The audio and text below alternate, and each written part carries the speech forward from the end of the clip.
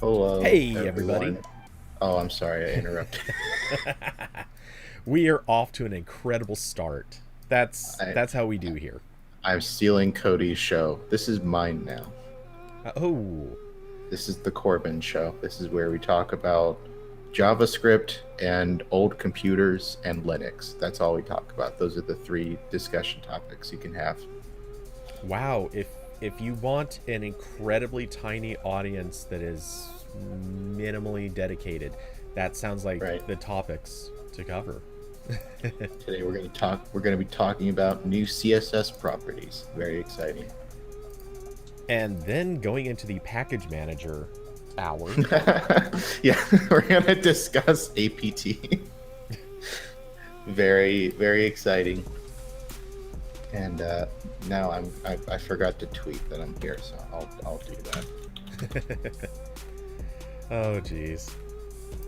The things that we come up with. So, anyway, yeah, and speaking of the things that we come up with, yesterday we recorded the 4th episode of Tech Tales: The Road to Mac OS X, and so that episode will be coming eventually, someday. Yeah, Maybe. prop sometime next week. Fingers crossed. I did start editing it today. Probably another couple hours of editing on that, and then I'll be done. Yeah, once Corbin re-records all of his incidents of saying raspity. Yeah, yeah. Actually, you did really good after you got those first few out of your system. After I got it out. Yeah, yeah. And that one's gonna be that was just a lot to edit because I'm doing all the normal cutting out of the stuttering and me failing to say simple words, and then I'm also putting in like those two segments of videos we watched and trying to trim those and not. Yeah, so it's a little bit of a lot, but it'll be nice at the end. Yeah. Will there be an EV1 Part 2? No. Okay. Yeah, no, that was it. I got everything. That was one of the topics where, like, I've seen other people who dive into like nonfiction topics on YouTube or podcasts or other stuff, where they run into the issue where if you're not careful, you just you dump in every little bit of related information. And I almost did that with this because the EV1 was so tied up in the legal requirements for EV cars that California and the US wanted to do. And I almost went down the road of like, let's just have the entire like history of these arguments intertwined with the car. And no one cares. I know probably no one cares. So that one was that one was just one. I do have a couple ideas for other series I want to do in addition to just the one-off episodes that I'm doing with like the EV1 and the Xperia Play. Like I'm thinking maybe do a series on like one episode for each space shuttle. That might be fun. And then while I was researching that, I found out that there were 2 space shuttles that blew up. I thought there was only one. So that might be a little bit that might be 2 sad episodes, but also like I want to do something, maybe a series for OS2. There might be enough there for multiple episodes. That if something is expansive enough, I like splitting them up. Partially because it's nice just to have a buffer, so I'm not going a month uploading nothing and then here's a 2-hour episode, enjoy. But also just I think people might get a little bit intimidated if they see like a really long episode and like it's fine. Like when I see a really long YouTube video, I'm like I'll watch that later. Never watch it. I always forget. Yeah. Austin brings up a good point. Outro sound or music or something, because if you can't tell when one thing ends and another thing begins, it is very confusing. Yeah. I haven't listened to the produced episodes, so I hadn't noticed that yet. But yeah. Yeah, there's no outro or anything. I was thinking about I was gonna wait to do format changes until after all these episodes were edited, and I was gonna reevaluate. But I haven't really found like music I kind of want to put in there. Oh no! Don't use music. Dead serious. Take something like the sound of Windows crashing. Not physical Windows. I mean the OS. Yeah. Take like the OS crash sound, or the error notify, anything like that, or from Mac, anything like those. I do use those sounds.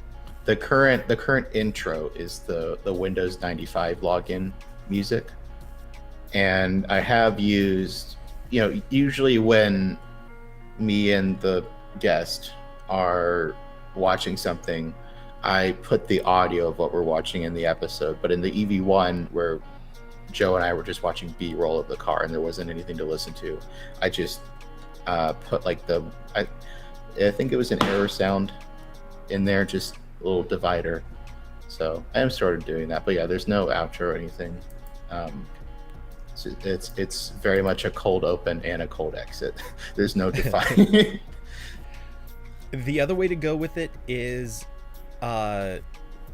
give some sort of vocal, like thanks for listening or something like that, and then play an outtake. That's also a good way to end an episode. Drop the outtake at the very end of like us laughing at something or someone saying something goofy. Well, that's usually the intro. Like I'll just sneak in like an audio clip that I took out and put that in, and then plays the Windows sound. Yeah. So yeah, no outro yet. Maybe I'll do that at some point, but it's fine. I've got all the Twitter links in the show notes, so it's whatever. Yeah. But yeah, no, the podcast is still fun. I've still got the list of what I want to do keeps getting longer. I need more days in the week, and yeah, maybe one day. Yeah, that's how it always works. Yeah, anyway, so trying to think what was something else I was going to say, and now I'm totally blanking on it. I've got too many things on my screen at once, which is throwing me off at the moment. Anyway, and speaking of... real quick, can you hear this fan that's next to me at all? Well, I can't, but that might be because, one, I have a fan playing in my room, or not playing, but running in my room right now, so speaker. I might be... Yeah. Alexa, play fan noises. Oh god, that'd be so terrible. Also funny. Anyway, so yeah, I have a fan running in mine. I may just not be hearing sound that matches. Okay. And then bonus point, I have music playing for background, which I'm piping into my headphones. I don't know why I do, but sometimes you need your own soundtrack. Pretty much. Though it would be sad if this is my soundtrack. I don't think this music is the best. Carson said he can barely hear this. Okay. See, this microphone is so weird because it picks up so many things, but this fan that's pointed directly at it, barely anything coming through. Very weird. From which side? It is almost directly behind the mic, and I do have it on that. I think it's like the cardio mode where it's only cardoid. Okay, yeah, where it's only recording what's in front. So like it's working as intended, but also like it will still pick up little quiet noises way over there on the other side of the room. So I don't know why, but well, the quiet noises the reason those are picked up is because they're bouncing off the wall behind you and into the microphone. Technically, I mean, it'll pick up, even if you have 0 surfaces around you for sound to bounce off of, it'll still pick up sound from behind it, but very, very minimal. But with a wall directly behind you, sound bounces, which is why if you watch certain YouTubers, especially the talking head YouTubers, they always have some sort of they got the subtle panels sound everywhere. treatments. Yeah. Which I really would like to actually do in this tiny little office, but I don't think it's necessary. The thing is, I have so many things in this office; they're already absorbing a lot of sound. Yeah, I'm debating on rearranging this office space a little bit. Like maybe if I'll have to measure stuff out, but maybe I'll put this standing desk in between these 2 dresser things, or not dresser stands, and then keep this corner desk where it is, and that way all the cords for this desk I can hide easier. And also that means if I wanted to later on, it would be a little bit easier for me to do sound padding for audio recordings, because I could just, instead, like right now, this desk is sort of just in the center of this area. It's not touching any walls, but if I put it over there, then I could do the soundproofing on that wall, and then do the temporary like blanket fort thing when I need to record something. Yeah. I mean, I could even just hang it from, hang the blanket from those poles, but yeah. So I don't know. I might do that. I'm trying to figure this out. I didn't anticipate having 2 desks. That's just how it ended up. So. Yeah, but in my experience, if you do enough stuff with multiple computers, or just have like a lot of gadgets lying around, 2 desks is the way to go. Or like in my I've got desk. Yeah, like I've got stuff on these desks too, but yeah. So I'll figure something out. I also still have to hang like posters and garbage I haven't done yet since I moved. Yeah, I'll tell you honestly, when I lived in Vegas, I had what was basically a corner desk, or kind of like an L-shaped desk, and that was fantastic because I absolutely used that much space. And then my desk here in this office is, I've mentioned this before, it's not even a desk, it is literally a door. And not like a thin, flimsy apartment door. We're talking like actual full thickness, tall wood door. And I swear it's taller than a door should be, but it is huge. A barn door. And it's literally just resting across 2 like kind of short bookshelves or whatever. And yeah, so having this much space, I right now it is 100% filled with stuff.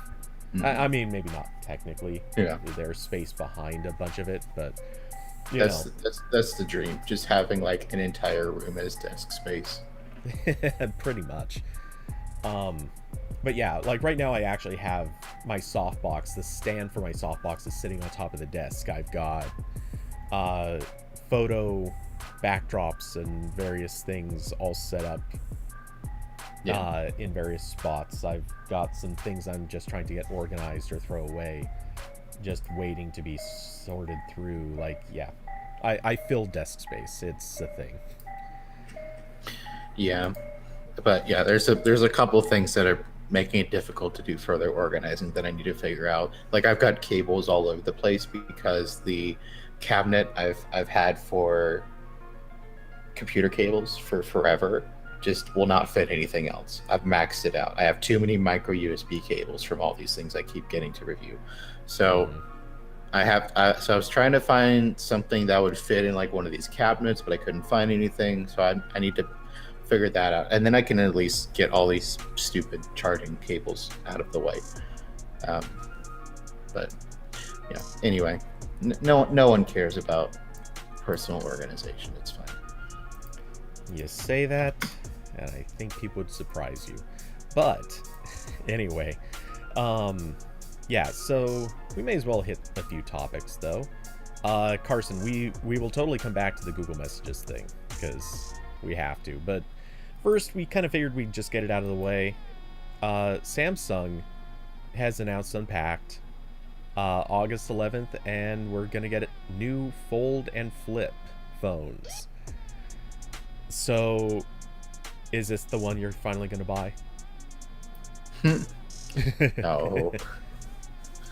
Like I'm pretty sure I've said this verbatim on here before, but I know for an absolute fact that if I bought a foldable phone, I would use it all the time at home, but I would be too deathly afraid to take it anywhere over fear of it breaking. And I'm not at a point in my life where I can dump $1,500 or $2,000 on something that will lose most of its value if I just drop it by like 3 feet. Yep. So I'm kind of there, and also just because I've gotten so used to how durable normal phones are. Just like I dropped the S21, doesn't really matter. I can I've got it like next to me in the if there's rain or something, I don't have to worry about it getting wet at all. So that would be a regression for me, the durability and the weatherproofing and everything else. So yeah, like it's neat, but I need it to be cheaper. Yeah, I need it to be cheaper, and I need it to be durable enough that it'll put up with the crap I'm gonna put it through. Yeah, and I'm generally very careful with my stuff, partially because every phone I use as like my normal phone gets a case and a screen protector. So like all my stuff looks pretty good. Like I've only like catastrophically broken like one phone maybe. But shit happens, and sometimes someone bumps into you and the phone drops on the ground and shatters, and there's nothing you can do about that. It's funny, I've never actually catastrophically broken a phone. I've never had a cracked screen, in fact. Well, on a phone, I've never had a cracked screen. I had an old PDA back in, I think 2004 was the only time I've ever actually cracked a screen. Wow, that is actually a crazy thing to think. I'm at almost 20 years, closing in on 20 years of smartphones. The entire history of smartphones, and I've never cracked a smartphone screen. Yeah. I think that's pretty good. The most damage It's doubly good because, in all seriousness, a thing I do all the time, and I don't think people can understand how much I do this. I pass my phone from one hand to the other all the time by just tossing it. This is so normal to me. I mean, not usually at this elevation. That's for demonstration purposes, but when I'm getting up from a couch, like if I'm lying down on a couch, I'll lift myself up by the hand that is holding the phone.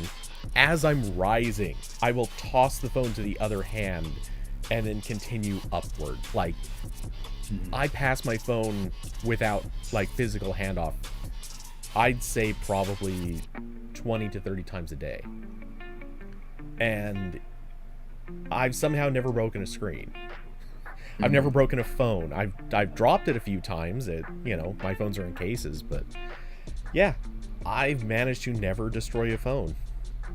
But I feel like if I got a folding phone that is not pretty durable, those days, that bragging line is probably going to come to an end. Yeah. Austin said Samsung is letting you trade in 2 phones, and I'm sure they'll give me at least $800 from the S21. Yeah, but I just $800. It's still going to be probably half of the price of that phone, and I don't think I have another spare phone that's worth anything that I can trade in. I've got stuff from XDA that I'm reviewing, but I'm not gonna trade in. Sure, you. If they want that back later, I'm gonna be it's somewhere. Well, no, you just give them Samsung's number and say, "Oh, Yeah. call these guys."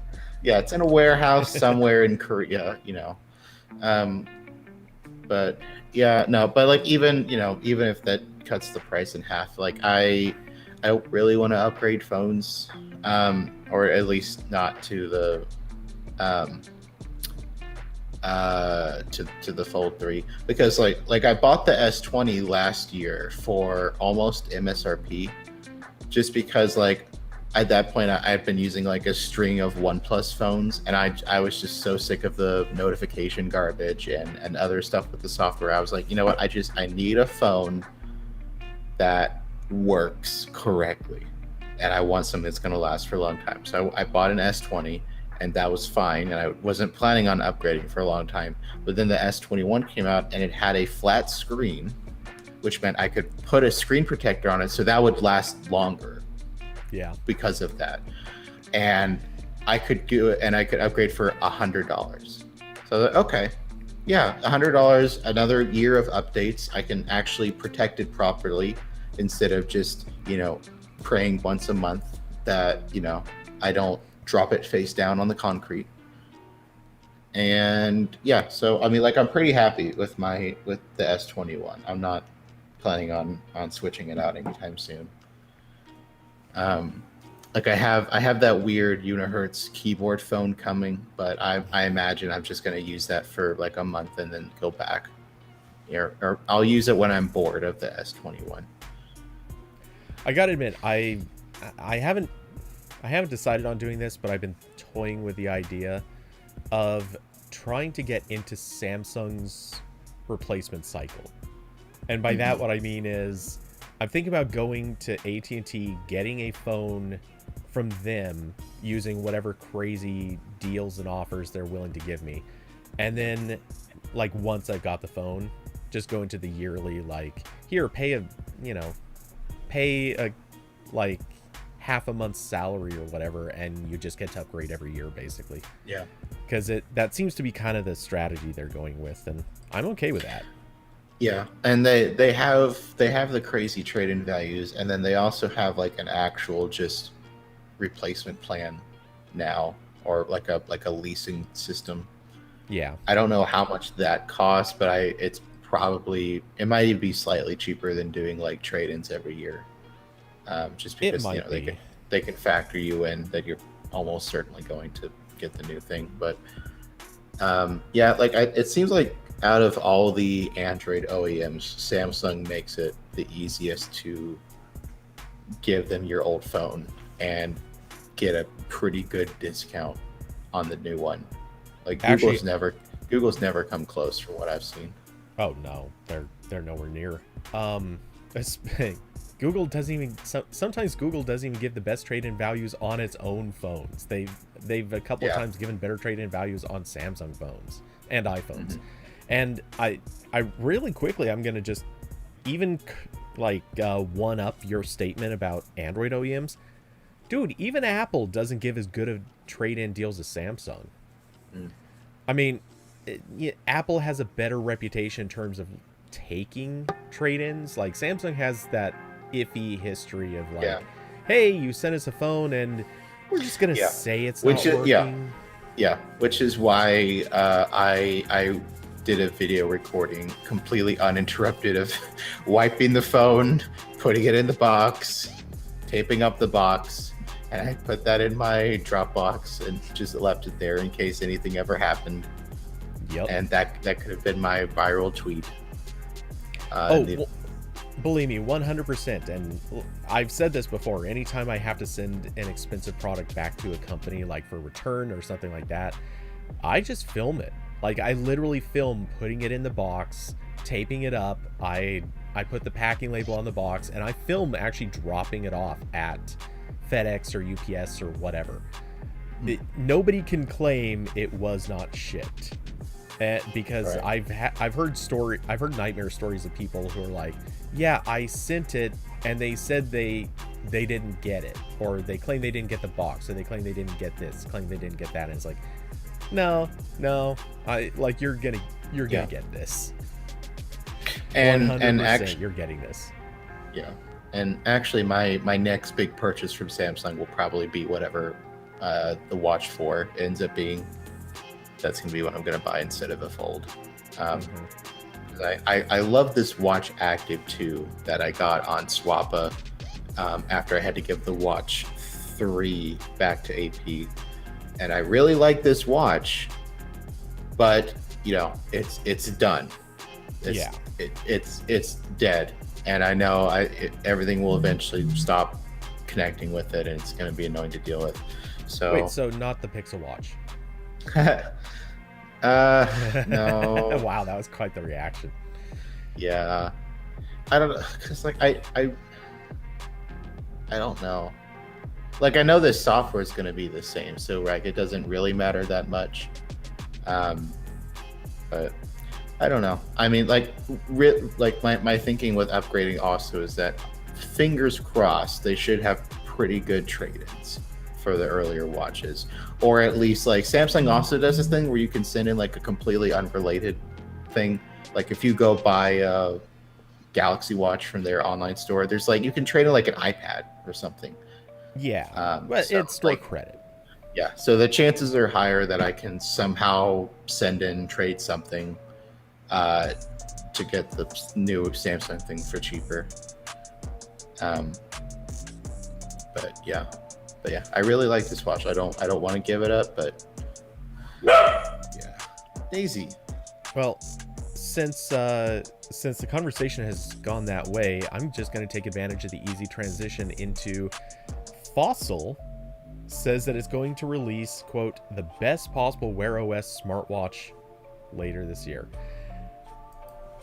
Did you read this quote or check out details of this? Can you dump it somewhere?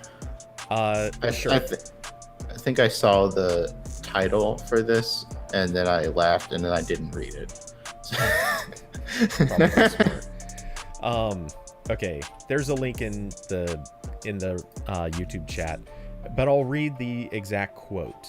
This was a response or comment from Qualcomm, or sorry, Fossil saying this, and they're talking about Qualcomm. Quote, at Fossil Group, we are always striving for new innovation and increased performance in our products. Thanks to our continued partnership with Qualcomm and the launch of our upcoming smartwatches later this year, Fossil believes it's bringing the best possible Wear OS smartwatch to the market this year. So, I mean, this feels like a pretty straight... The wording feels like a acknowledgement. We know that there's going to be a Pixel Watch. So we're kind of getting out ahead of this in some way, shape, or form. We're basically saying, no, for real, we've got a good thing coming. But like I said in Discord, this leaves room for interpretation. Does this mean Fossil is saying, no, for real, we've got the best watch there's going to be coming? Or does this mean we made the best watch we could? And, like, which of these is it? Yeah.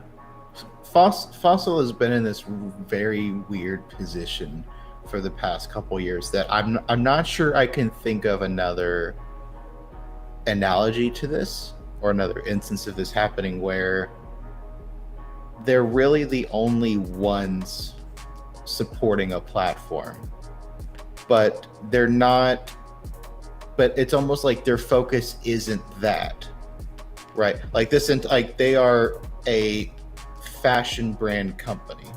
Right. And they've been making these watches, and like they're always like, okay, you know, there have been a couple times where they've sold a watch with like they'll be the first or second to market with the new chip or some other improvement to Wear OS.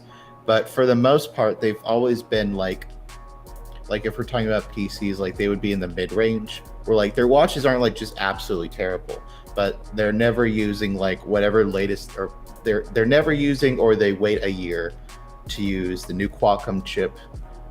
They always take forever to get Wear OS updates. Like Google will announce a new system, not like the Play Store updates that they can just roll out. Google can roll out, but like the underlying system updates, they always take forever with those. Actually, as I'm Which feels saying that, weird because that's one of the things Wear OS was never supposed to have a problem with. yeah, especially with Fossil, because it's very obvious that they make like their mainstream Fossil watch at a certain point, and then all the watches released around that are just they're using the same exact hardware, like it's the same chip and probably the same OS build, but they're putting different chassis around it. But as I was saying that, I thought of almost an identical situation, I think, which was NVIDIA with Android TV, where they were the only ones really kind of trying to make a set-top box with Android TV. The only difference was NVIDIA was also had the best hardware. Yeah. Whereas Fossil, that was never like a high priority. Like they would eventually get the new Snapdragon Wear chips, and they would eventually, they were really slow with NFC. They were really slow. They've only had one LTE watch so far, which I don't care about personally at all, but I know other people do. Some other people do. It's funny because as you were talking about that, the first things that jumped to my mind as possible exceptions were Windows Mobile, which technically, yes, there were other companies making it, but it was really just HTC making it almost entirely themselves for other companies. And then, of course, HTC kind of went out on its own, made a name for itself, and rose up. But and then Windows Phone, which basically just became Nokia. But Microsoft really shoved individual companies into those corners. And also this article kind of guesses that there's supposedly a better Wear chip in development, and maybe Fossil will use that early, but I'm just based on previous history, I really doubt that would happen, just because every single time there's been a new Qualcomm chipset that comes out, it takes Fossil like at least one generation to adopt it. Yeah. So I would put money on whatever Fossil comes out with this year. We'll just have the 4100 that was announced last year. And also like it's funny, we're talking about an upgrade. There hasn't been a single Wear OS watch shipped with the best version of the 4100. There's the 4100, and then there's the 4100 Plus, and the Plus is that one that has like the dedicated core for like health tracking, so it can shut off like everything else and just track your steps and stuff. And that's also the only one that, again, like Qualcomm said it can do all this. We don't have an actual functioning Wear OS watch with this, but they said it could do like full color ambient display.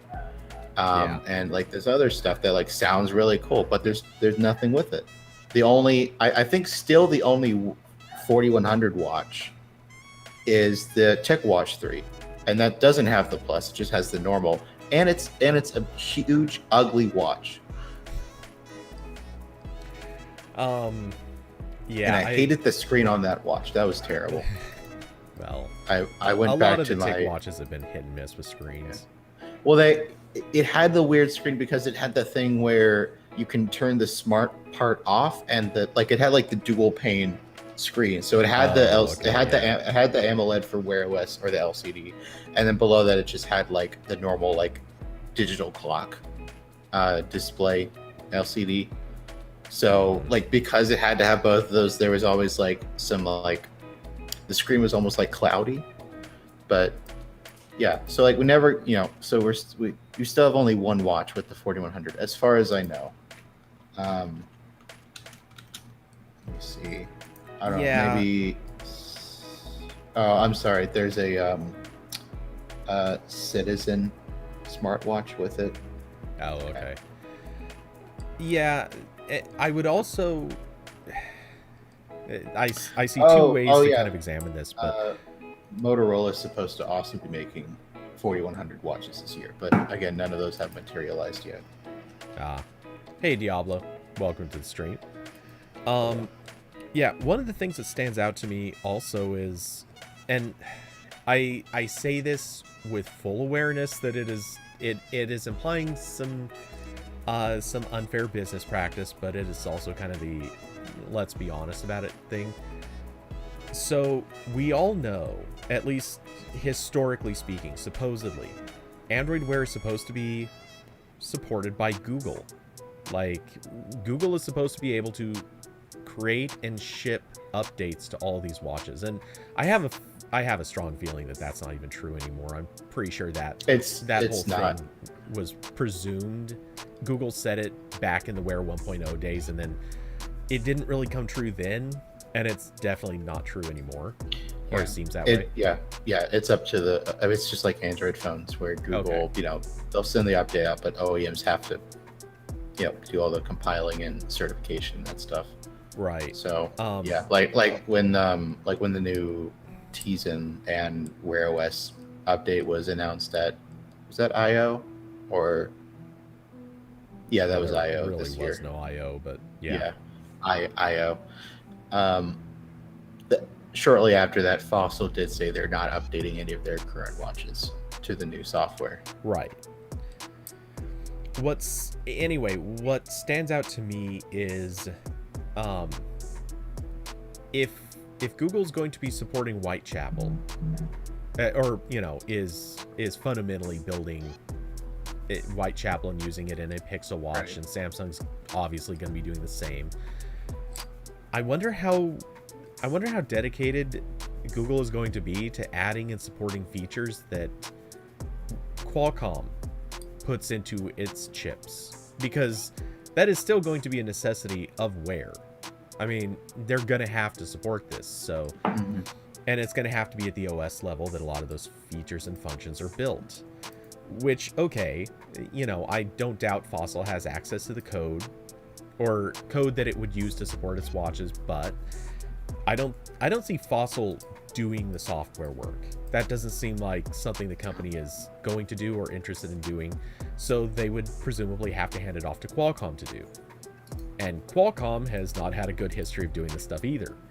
So yeah, I'm skeptical. I'm highly skeptical that even if Qualcomm does have a new chip coming, and I'd be surprised if they don't. It's just overdue. It's time for Qualcomm to have another chip. That being said, how long until the features that they build at the hardware level are actually implemented at the software level? Will they ever be? I mean, historically they weren't. There are still features that never got implemented back in the Wear 3100. Like, at this stage, actually, there may have been Wear 2100 features that were never implemented. Like, at this stage, we gotta be assuming whatever they advertise, it just may never happen. The counter to all of that is, how much do people care?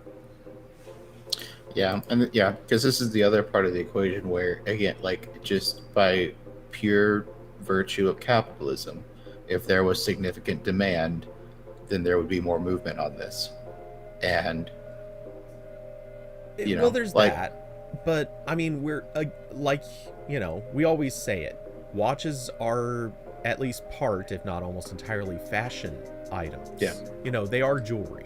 And yes, they can absolutely and should be used for more. I'm a firm believer that watches, it is a bad idea for a watch to only be a watch. There's no good reason you can't have it be more. That being said, fundamentally, a lot of people really don't need or care about a lot of those other features. So I don't think a lot of people are going to mind, like the average buyer, obviously not people like us, but the average buyer, I think, would look at most of this and go, oh, someone made a chip for this one and someone made a chip for that one. Now you tell me that one of them has some features that aren't done yet, but maybe someday they will be. Does it matter? Yeah. No, it doesn't matter. Okay, cool. I'm just gonna buy the one that's prettier. Yeah, and that's where Fossil probably wins. Yeah, because I'm sure, like, if I'm thinking what most people buy a smartwatch for, which is they want some level of health tracking, they want to see alerts from their phone without taking their phone out of their pocket. They want maybe the ability to, buy stuff with the watch by tapping it instead of having whatever's on their phone. And, you know, with just those, Wear OS has been fine with that for like 3 or more years. It's just the stuff that enthusiasts care about, where they want like the ultra smooth performance. They want actual app support. They want more independence from the phone, so they can, live out the dream of like, oh, I'm just gonna leave my phone at home and I've just got this thing on my wrist that does everything like in TV shows from 40 years ago. But yeah, like Wear OS, and that's what I've said, like every time I've written like an editorial or something about Wear OS, where like it's had the basics right for forever. It's just all the extra stuff Google keeps falling on its face for. It's Google Assistant has been a buggy mess on it for ages. App developers haven't been interested in making apps for it for years.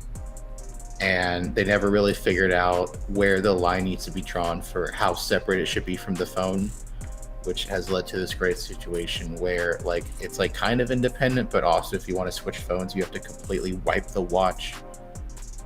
So like I think most of the people going into a store in the past, going into a Fossil store for the past couple of years and walk out with a smartwatch, I imagine a lot of them are probably fine with what they got. Although I know more recently Fossil has had issues with build quality.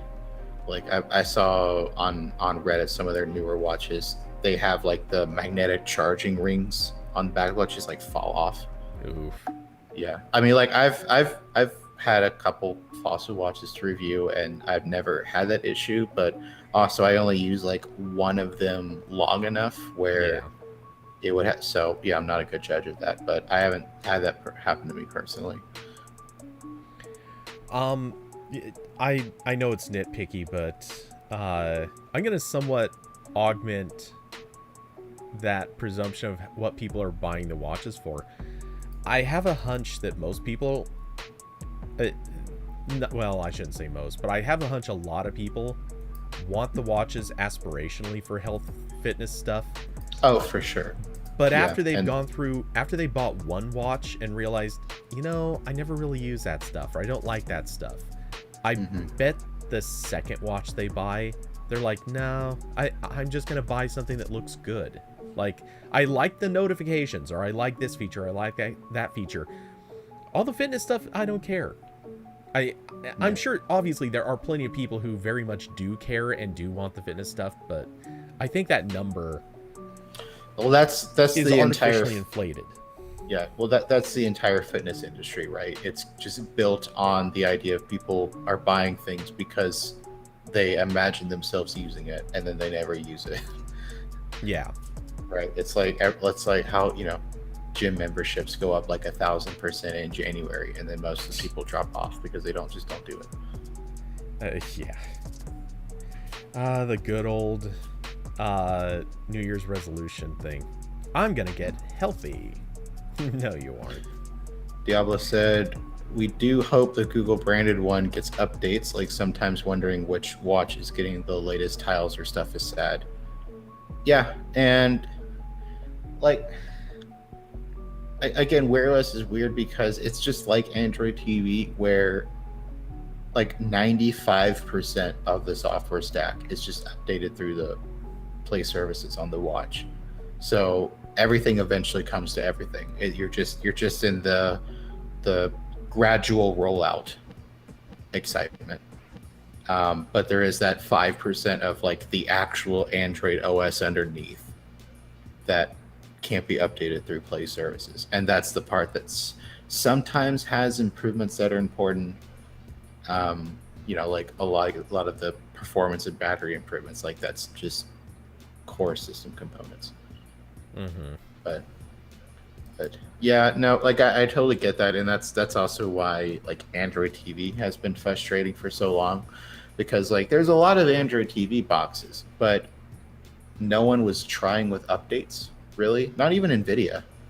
Nvidia always took forever with Android TV updates. I think I don't think the Shield has got 11 yet. Android TV 11. Nothing has. Yeah. Not even the Chromecast with Google yeah. TV that is better known as Sabrina. Yeah, but like even before, like I remember like Android 10 update took forever. Pi took forever. All the TVs shipping with Google TV were worse. Yeah. Yeah. Actually, as far as I understand, and I could be mistaken, but I think they're just going to skip Android TV 11 entirely and go straight to 12. Because they have released a beta of 12, so that exists, but there has, as far as I'm aware, never been a beta of 11. I think like Android TV 11 exists. It's just, I don't know. Maybe it's like, back when Android used to have point releases, and whenever the point releases would show up, OEMs would just be like, "I'll just wait for the next one." Yeah, but I'll even Google hasn't done it on. Yeah. Oh wait, no. There must be something, because there's a blog post introducing Android 11 on Android TV. So, what hardware has it? Because Sabrina doesn't, Shield doesn't. The only thing I can think of is the ADT3. Yeah. I think that. Yeah. Last paragraph. Android TV OEM partners will be launching and upgrading devices to Android 11 over the coming months. That's a lie.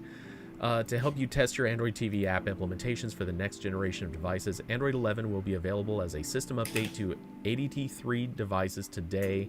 To learn more about getting your Android TV app ready for Android 11, visit our developers page. Yeah, None of that happened except the ADT3. Okay, so there was a version of it. It just literally never went to a single device other than that. Nice. Yeah. Awesome. Love software. I mean, you can't blame the software. You can blame the OEMs who are like, nah, we'll wait. Mm-hmm. I'm assuming there really weren't. Let's see. What did they say were features? Performance improvements, memory management, privacy features like one-time permissions. All right. Most of that stuff actually really wasn't that big of a deal. Yeah. This is the other part with Android TV where just most of what matters on a phone doesn't really translate to TVs. Yeah. So it's like, And like even Android on phones has had this thing where like, there's maybe like one or two things in every Android update that I'm like, okay, this is why I need this on my phone right now. And the rest like, it's fine. I was waiting for you to say that, like, every once in a while a major update comes out and you're like, you know what? I could do without that this year. I feel like that's the truth, though. Yeah. Major updates to Android in the last few years, I feel like I could skip just about every other one, and I wouldn't really miss anything. I could skip them all, except I really like the security changes Google is making in Android. Like, yeah. So like, if it wasn't for that, like, yeah, sure, give me the Oreo phone. I'm fine. It still runs Twitter. It's fine. But yeah, like every year there's like one or two big security changes in Android that I'm like, why didn't they do this 10 years ago? And I like need it yesterday. Okay, I will agree with you on that. And even as you were saying this, the first thing in my head is, yeah, but none of this would matter if they just actually got their crap done right from the start. Yeah. Because a lot of the changes that they make actually are things that people have complained about and brought up for years. And it's like, you're saying you now got around to it? I mean, we kind of assumed you were just never going to fix this because you didn't fix it before. Yeah, like the whole concept of scope storage. Like, it's like, oh, yeah, you're right. Facebook doesn't need to know like a complete list of the packages installed on my phone, or like what's on my entire internal storage. And for that matter, my computer doesn't need to either. but it's like, oh, okay, we're just getting around to this now. And also, like, Google has to drag every developer kicking and screaming to this new standard. But yeah, so if it was putting the security updates aside, like, I'd be totally fine with a phone running like a pretty old version of Android. Yeah, feature-wise, I mostly don't give a crap about any version of Android that has come out in quite a while. And in some cases, I would even argue I kind of want to stay on some of the older features, like I just need them to stop changing the UI every year. I need them to stop doing. Yeah, like, basically. Like growing up, I always kind of like, like rolled my eyes when like my parents or some other adult would complain about their thing updating, and then they have to like relearn where everything is. I'm like, oh, what? Oh, it's just weirdos, they don't know technology. I'm like, oh my god, I need my settings app to stay the same for 6 months, please. I'm getting so confused. I don't know where the Wi-Fi settings are anymore. Like, so, I still like my main thing that my brain cannot process with this on Android is there was a brief point in time where the contacts app on Android was called People. And like, I still search for people sometimes on my phone. Yep. Like, where is it? Where's my oh, it's called Contacts now. And it was changed back like 6 years ago, but I'm still searching for people. 100%. I'm definitely still doing that myself. Like if there was like a, like part of that is also a side effect of using OEM phones. HTC, I think, used to call it People too. I could be wrong. But I think one of the OEMs. I think that was in. I think that was in. That must have been in stock, because in those days I was using almost exclusively Nexus phones or like Motorola phones, and I don't know if that's something Motorola changed, but yeah. But it's stuff like that. Like I need like there's some software projects that have like long-term support releases, and it's just like the old thing, but they keep patching it. I think that's what I need for like everything at this point. I'm like, all right, just leave my phone alone. Make sure I can't get hacked if someone near me turns on Bluetooth or something, but I'm good on this older version. Yeah. And yeah, it's happening again with Android 12. Like this is like another like lollipop level UI overhaul in Android. I'm like, oh no, please. So I was thinking, all right, so news actually came out today. I'm going to kind of use this as a topic transition, and funny enough, also a relevant story. I'm gonna get water. You keep talking. Sure. Okay, so news came out today, and I haven't actually read this. I was going to try to read this while you were talking, but news came out today that about something called Backup by Google One. Basically, it's going to... It is Google's latest attempt to try to normalize, fix backup, or the backup story for Android. And one of the things that I heard or caught is that they basically buried this setting now into the app, or sorry, not the setting, but they buried the functionality into settings. And yeah, Corbin, your ice situation was surprisingly easily picked up. Anyway, so I haven't read this whole thing yet, so I'm not quite caught up on it, but they basically put the backup related stuff into the settings app, and my immediate thought is, how, like, if you don't follow this stuff as a normal person, if you don't follow this stuff closely, how the hell do you know it? How do you find out that these things changed?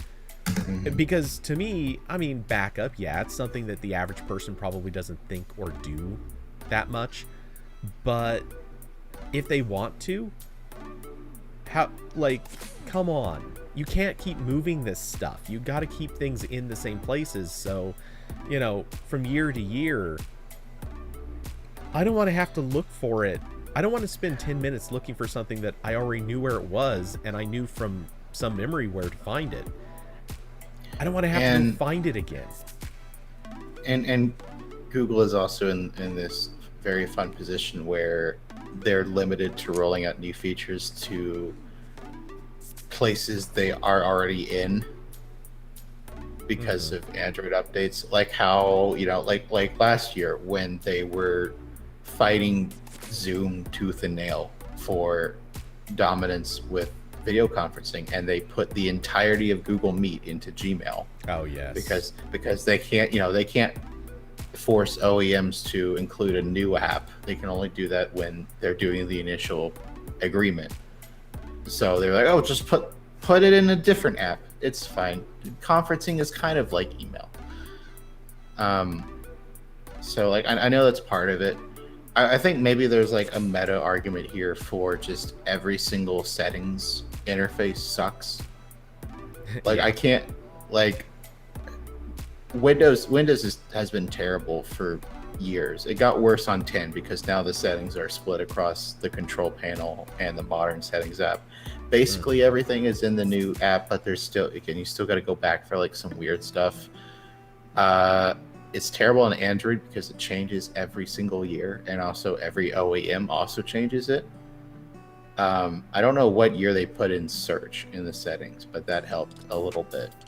Still not great.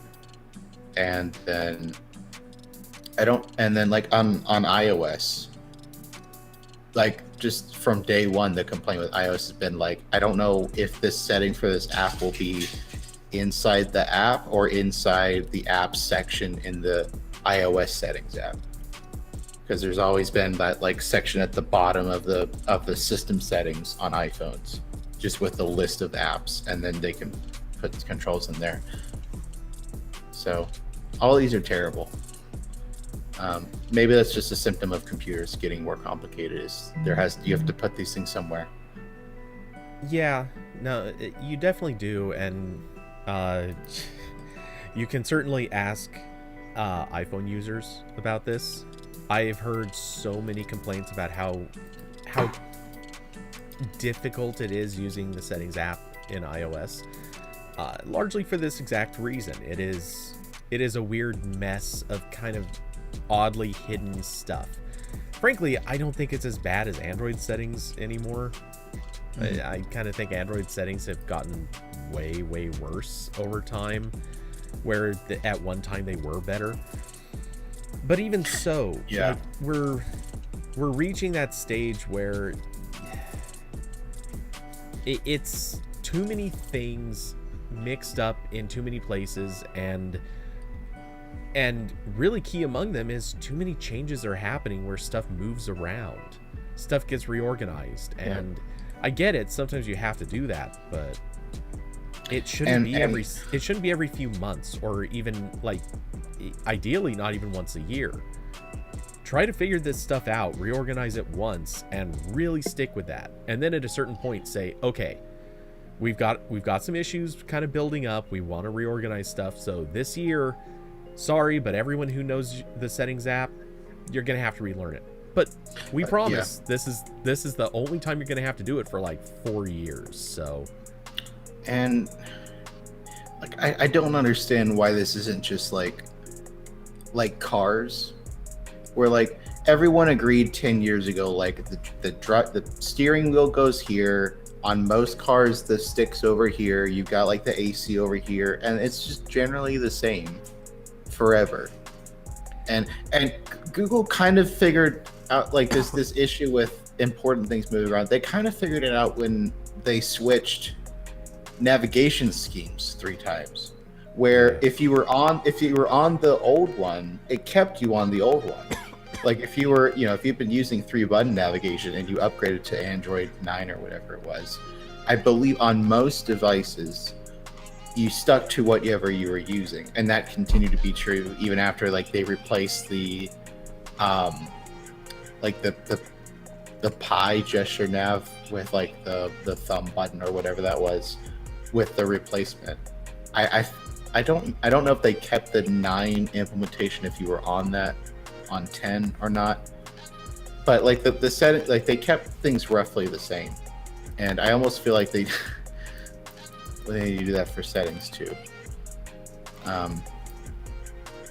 don't know. I know this is just a symptom of modern software development where people want the new thing, and an easy way to deliver the new thing is to revamp what you've already revamped several times, and it appears to be new.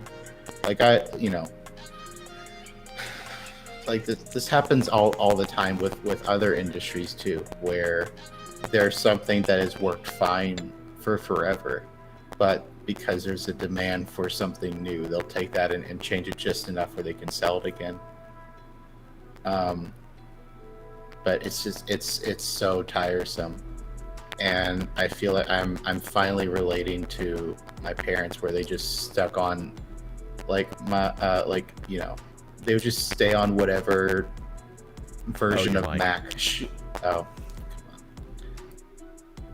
thanks Diablo for letting us know. Okay. But like I'm starting to relate with old people, where they just want to stay on their ancient device until it actually stops working, just because they know where everything is. Yeah, no, I get that, because, and I don't think it's really an old person thing so much as I've kind of come around to this thinking that it isn't about age. It's just about the point that you've relearned something so many times, you just got tired of it. Like, learning is cool when you're young. Sorry, I'm saying that in the worst possible way. When you're learning something for the first time, it's cool and exciting because you're gaining something new. But to have to keep relearning the same thing over and over again, to keep being able to do what you already could do, starts to feel like a massive waste. And that's the problem here. I don't want to have to keep relearning over and over the same process but different, because someone else decided we don't like the way it is, so we're gonna change it. Yeah. Like, and like I'm not trying to disparage like the designers who work on Android and these apps, because like, nah, go ahead, it's cool. Yeah, classic engineer shitting on the designer, but because like like when I look back at how much Android and has changed over the years, like it's gotten better. Like every time they change something, there's like, I could count like a couple things where they've changed and it's an obvious downgrade, like the pie gesture navigation. Like for the most part, like it's getting better every time, but it's just tiresome. And maybe part of this also is like I need like the phone to work, and I think that's why like I haven't used custom ROMs in like 5 years at least, just because I'm like, I need this to work. I really can't, like when I'm, like when I was like 15, I'm like, oh, I'm never more than 5 miles away from home. Like if the phone decides to randomly die, like I'm always around, like someone who, can help me, call my parents to bring me home or whatever. But it's like, okay, now I need everything to work now. It's like, I need to do the thing. I'm with you on that. I'm actually going to take it a step further, and I'm going to call out actually one of the guiding design principles that every developer is told to pay attention to, particularly if you're talking about Wear OS or technically Android Auto, though it's not like developers actually have control of that interface. But and this is entirely true, obviously, with mobile devices too. Part of what they say time and time again is action should be quick. Action should be very direct. You should put in front of people the things that they're going to need to do or use and make it easy for them to find. Now, here's the thing. Imagine for a second that you've been doing a particular thing a certain way for the last 3 years. You now have built up muscle memory. You know exactly where to use a thing. You know how to get to a thing. You know how to find it. how it works, where to press, how long it's going to take you.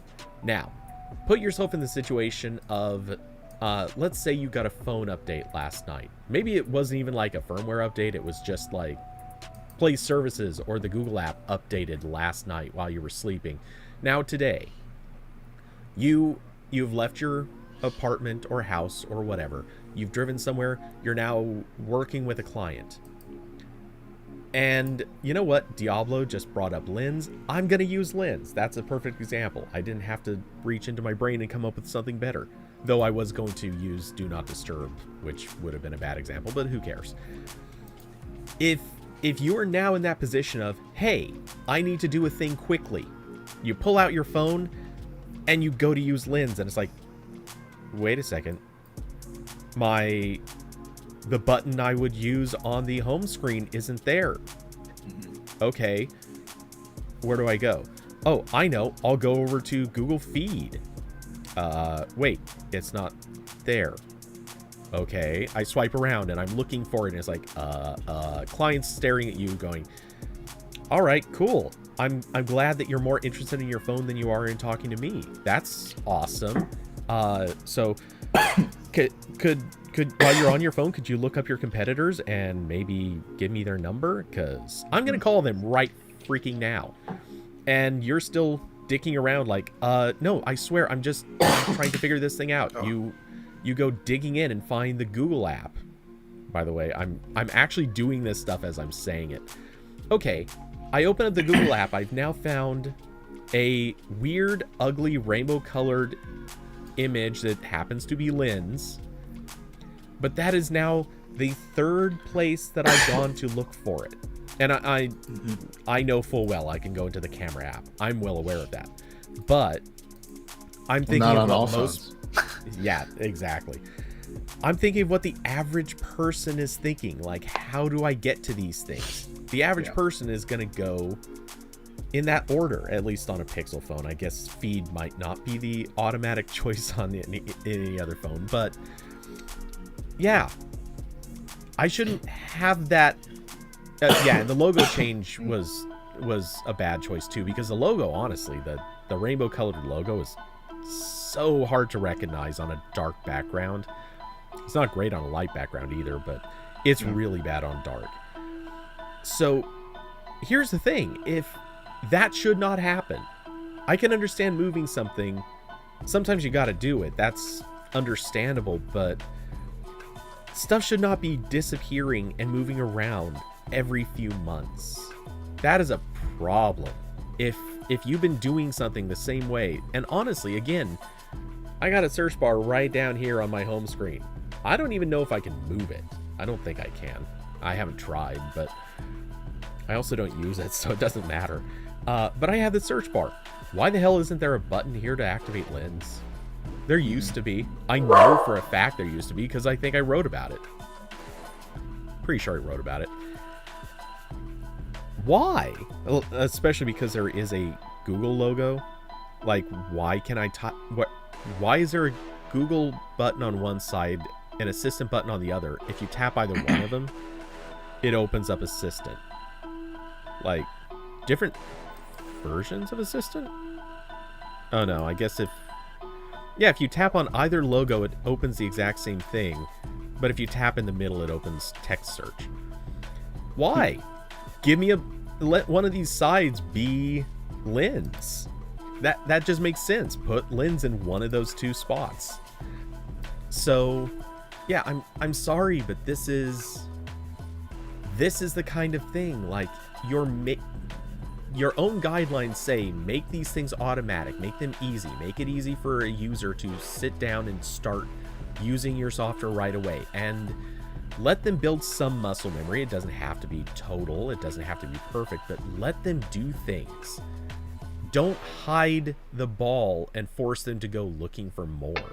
That is the worst possible experience.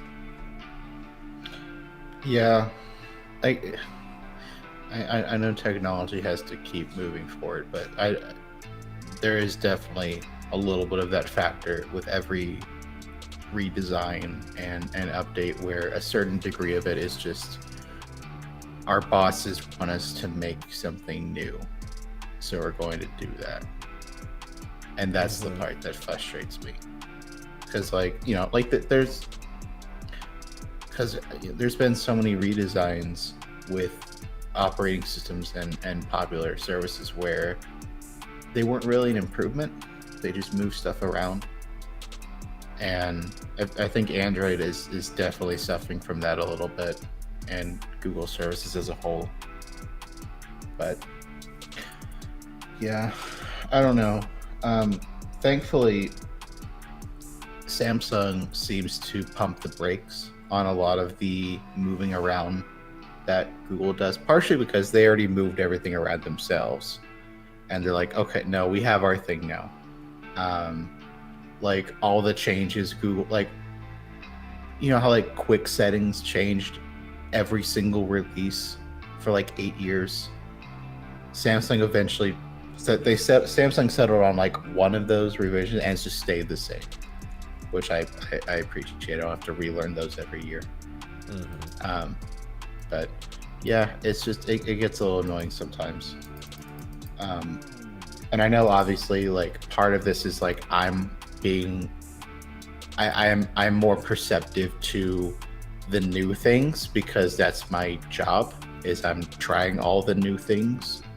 So I'm gonna try the different revisions of stuff that most people, you know, if they upgrade their phone every 2 years, like they're not gonna see, or they'll see, you know, they'll skip this, whatever this version of Android is, and they'll get the next one.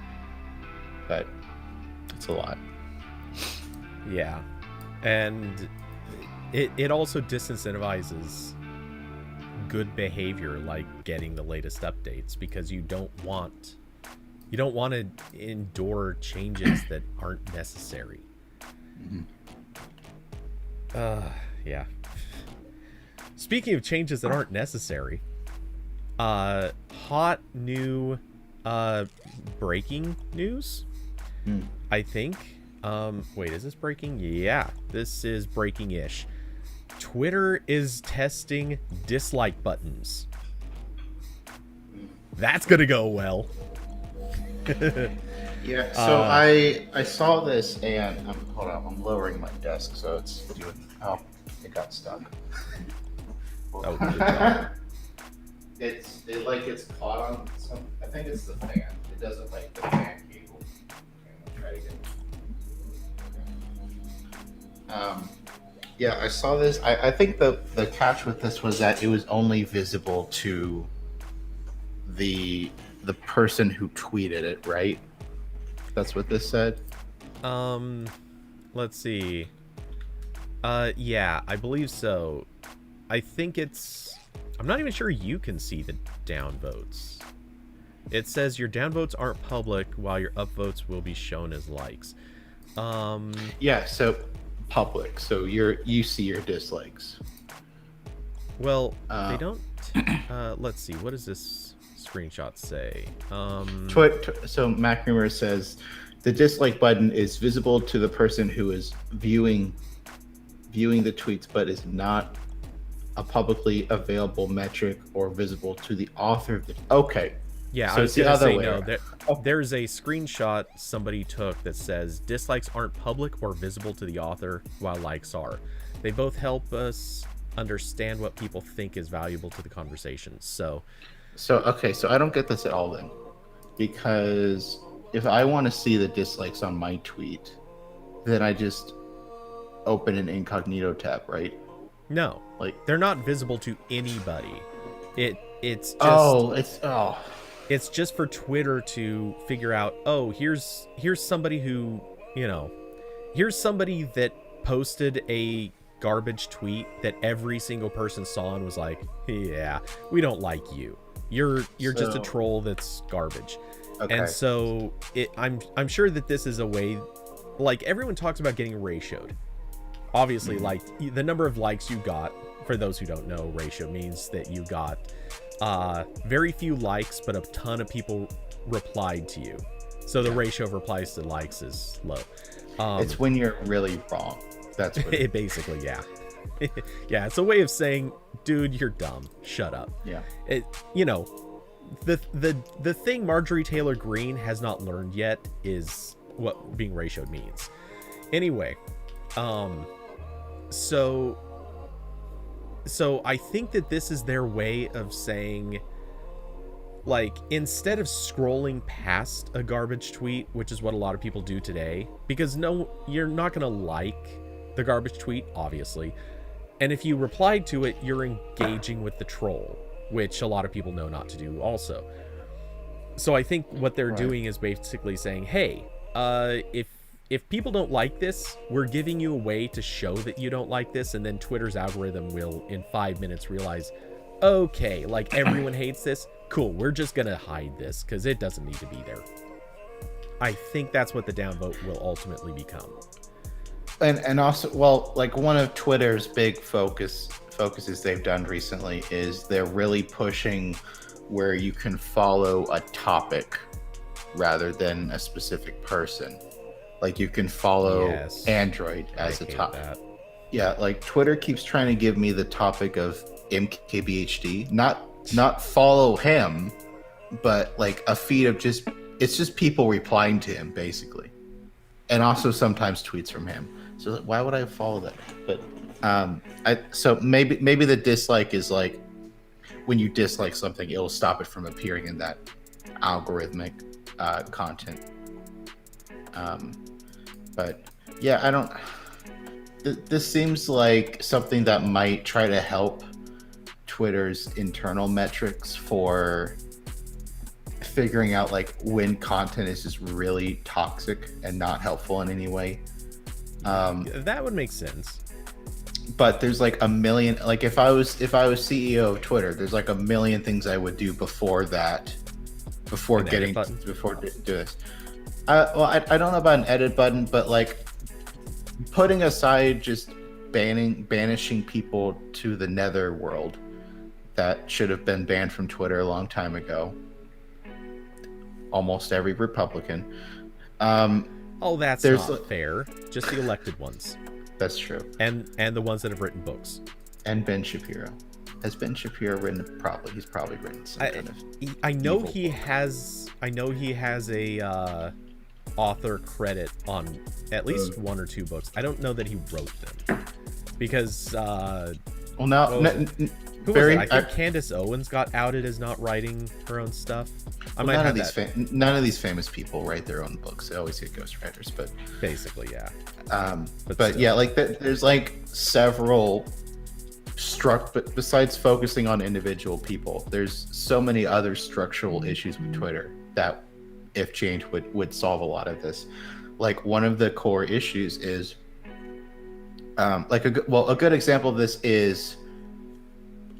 So I use Mastodon, which is kind of Twitter, but it's open source and it's decentralized and there's different servers. But the crunchy hippie version of Twitter. Yeah, and they've copied a lot of what Twitter's done just because that's the thing people use. So they want to clone it. But one thing that the dev has talked about he hasn't cloned is quote tweets.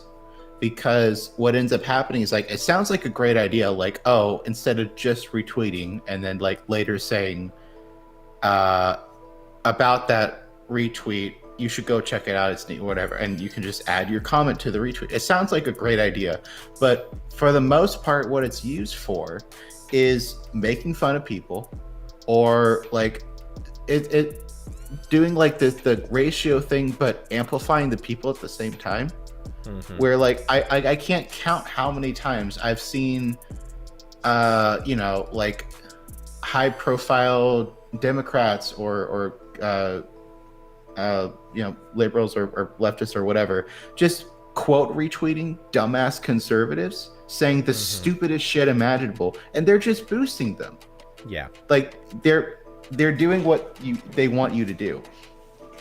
It's kind of the all press is good press kind of thing, but yeah, like, and again, like, Twitter has the same exact algorithm problems where outrage equals better engagement, and then Twitter's system recognizes that engagement and then pushes that content to others, because in the eyes of the algorithm, this is good content because everyone's looking at it and talking about it and doing something with it. Yeah. So like if I was CEO of Twitter, quote retweets are gone, dead, throw them out. The bad there outweighs the good if we're trying to make Twitter a good platform for anything. The only catch to that is to me, I get the impression that quote retweets, the thing about them is they're so good at maintaining context. And that's the whole issue. I want to be able to have the context of a conversation, and a lot of times the way that the structure kind of works, it's hard to follow context without that a lot of times. That being said, there are many other ways you can fix that, and not saying otherwise. And also, like, you know, like you're not for that use case where you're like outraged quote retweeting something. If Twitter took that away and the only option they gave you was to retweet it, you're not going to do that. I think like you're not. People used to do it all the time, so I'm not sure about that. Yeah, but I don't know. It seems like to me that's a little bit different now. Where like you're not going to usually retweet something you're like really hate. Okay, I'm going to reframe this. Instead of taking away that feature, why not add a different thing that accomplishes a similar-ish goal, but it's not quote retweets. Like, quote retweets could then actually become what they're kind of meant to be, which is, we'll say, boosting the original thing but adding your own comment. Right. But what if they added something else that was basically the, hey, here's a stupid thing somebody said, here's my take or my response. The thing is, honestly, these are two still almost identical concepts. I'm not sure how you get rid of responding to somebody and saying you're stupid, like without sort of still giving them a boost. Yeah, there's just not a way to do this on the internet. There's not a way for you to call someone absolutely stupid and without not giving draw them attention. Yeah. Right. Like there's just no way to, like I've seen what a lot of people do where when they're trying to discuss something that like a stupid Republican said, they will just screenshot the tweet. So that way at least like you're adding another layer of difficulty for anyone who wants to retweet that or you know, something like that. Yeah, the screenshot does seem to have a little bit better effect there. The problem I have with screenshots, and it is consistently the thing I've actually, so me and my somewhat tenuous association with Nextdoor, the thing I have railed against, at least two of the people I've had many complaints about, to the point that I've actually almost reported one of them for this problem. This one woman has posted so many things that are out of context or like manipulated. Like, she changed the text. She literally just copies and pastes crap all the time. And we've seen it done before where somebody screenshots something and then changes it. The thing is, I want a link to the original so I can go check, did this person actually say this a-hole-ish thing, or is, like, what is this actually true? And given that has become such a massive problem in the last few years, we have to double check everything, and I need a link. But that may be the point. You know, take away the ability to easily follow back to somebody but still verify that it's real. I mean, Twitter could do that, and that would remove the need for screenshotting. That might be the way to go, is don't give an actual way to follow back to somebody. But I feel like that's still giving that person an up. Yeah. No matter There's what, yeah. you can't call somebody out without also giving them the up. Yeah. You're giving them attention. It's like every time you look over at the trending list and Twitter trending list, I'd bet anything Ben Shapiro has been on that list at least, I'm gonna guess, 60 times this year. In 2021, I'd bet he's been in the trending list 60 times. He doesn't deserve to be there once. Well, it's him, and then all these other all the other dipshit conservatives who have figured out what the left and so many other people don't seem to grasp yet, where you just have to say one thing that gets you stupid attention, and then Twitter dogpiles you on, and they use your name and everything, and then that boosts you to the trending, and it's just a never-ending cycle. Like most of the stuff in that list of trending topics, it's always just like it's reactions, but so often I see things where the thing that caused the trending just isn't relevant anymore, or it's not the actual topic of discussion. It's just people commenting that they see it. Like I'll click like at the, let's just say the topic is like dinosaurs.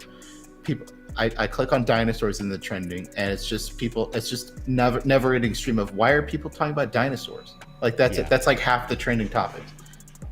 So this is just like human behavior. They're doing it because they see a trending topic and they're like, I want followers. Yeah. The only way I'm going to get followers is if people see my tweets. And the only way people are going to see my tweets is if I make sure I'm posting something to a trending topic. I mean, that's kind of 101 with trending topics these days, which sucks. I would love to see that go away. Yeah, but just like amplifying stupidity, like this is just a fault with humans that the internet has made worse, because it's now much easier for your stupid comments to have a wider audience. At least in the back in the olden days, like you had to get like a newspaper probably to print whatever stupid thing you said, or you had to go find someone to publish a book for you. Yeah, but it's just like I think that there's things Twitter could do to mitigate that, but they're not doing it, and instead they keep trying to do these UI experiments where it just like gently tries to convince people to do something, and that just doesn't work. Like they're trying to set up guardrails made of like paper straws. Like it just doesn't do anything.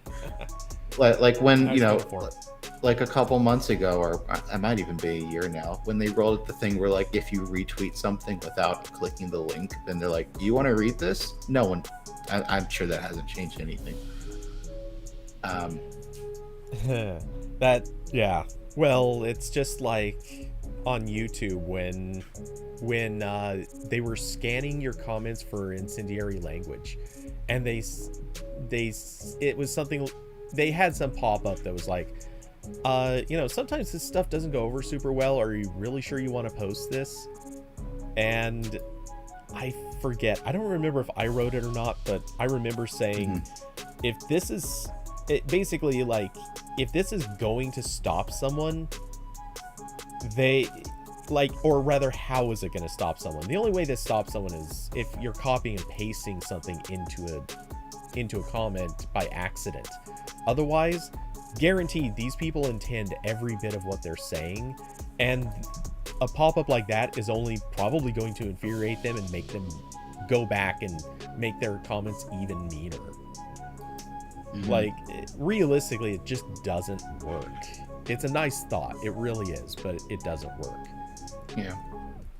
But yeah, this is just like, again, this keeps coming up where it's so obvious, the bad faith arguments and the constant just dredge of stupid shit that certain groups of people like to peddle, and it's so easy to plug in those human emotions of like, this is terrible, I need to tell someone about it, and social media just makes that worse. And Twitter, and again, like this is, and the issue with Twitter and especially Facebook and YouTube maybe YouTube is the best example of this, where the exact measures you would do to mitigate this behavior are counterproductive to what shareholders want, which is growth and engagement, right? Yeah.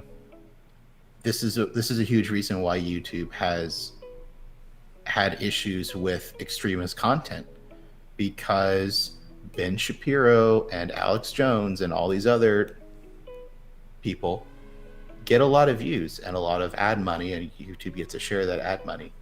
And I know part of it also is like, part of it is also inaction, and part of it also is like anytime they do anything remotely cracking down on these people, they get more threats of being regulated by the government, or conservative government. But it's frustrating. Yeah. No, Also and it's high curving. And yeah, the problem is, it is, I'm the problem is there's too much value in attention. Like, we've demonstrated beyond a shadow of a doubt, there is a massive amount of value in just having as much attention as possible. And social networks, I mean, I don't want this to turn into a social networks bad sort of thing, because I don't believe that. I think there's a lot of value to what they bring. But the notion that we're going to give so much attention to someone or something or a message or whatever that almost raises the people who are talking about it more than the actual event, it's a problem. It is giving too much power to random voices. And it's not that voices shouldn't have power, it's that we shouldn't necessarily be catering it to the people who are just seeking the power of having the loudest voice. And that's, I mean, Twitter has been one of the biggest contributors to this. As much as Twitter, I think, has, I mean, if we're comparing Twitter to Facebook, I tend to think Twitter is at least trying to be more ethical. But Twitter's design caters to this way more than even Facebook's. Facebook, if a bad message kind of takes hold, honestly, it can disappear in a couple hours just in the weeds as people sort of lose interest.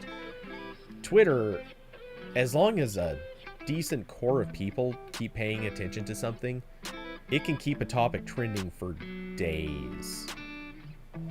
Mm-hmm. Yeah. So, anyway, Twitter's terrible.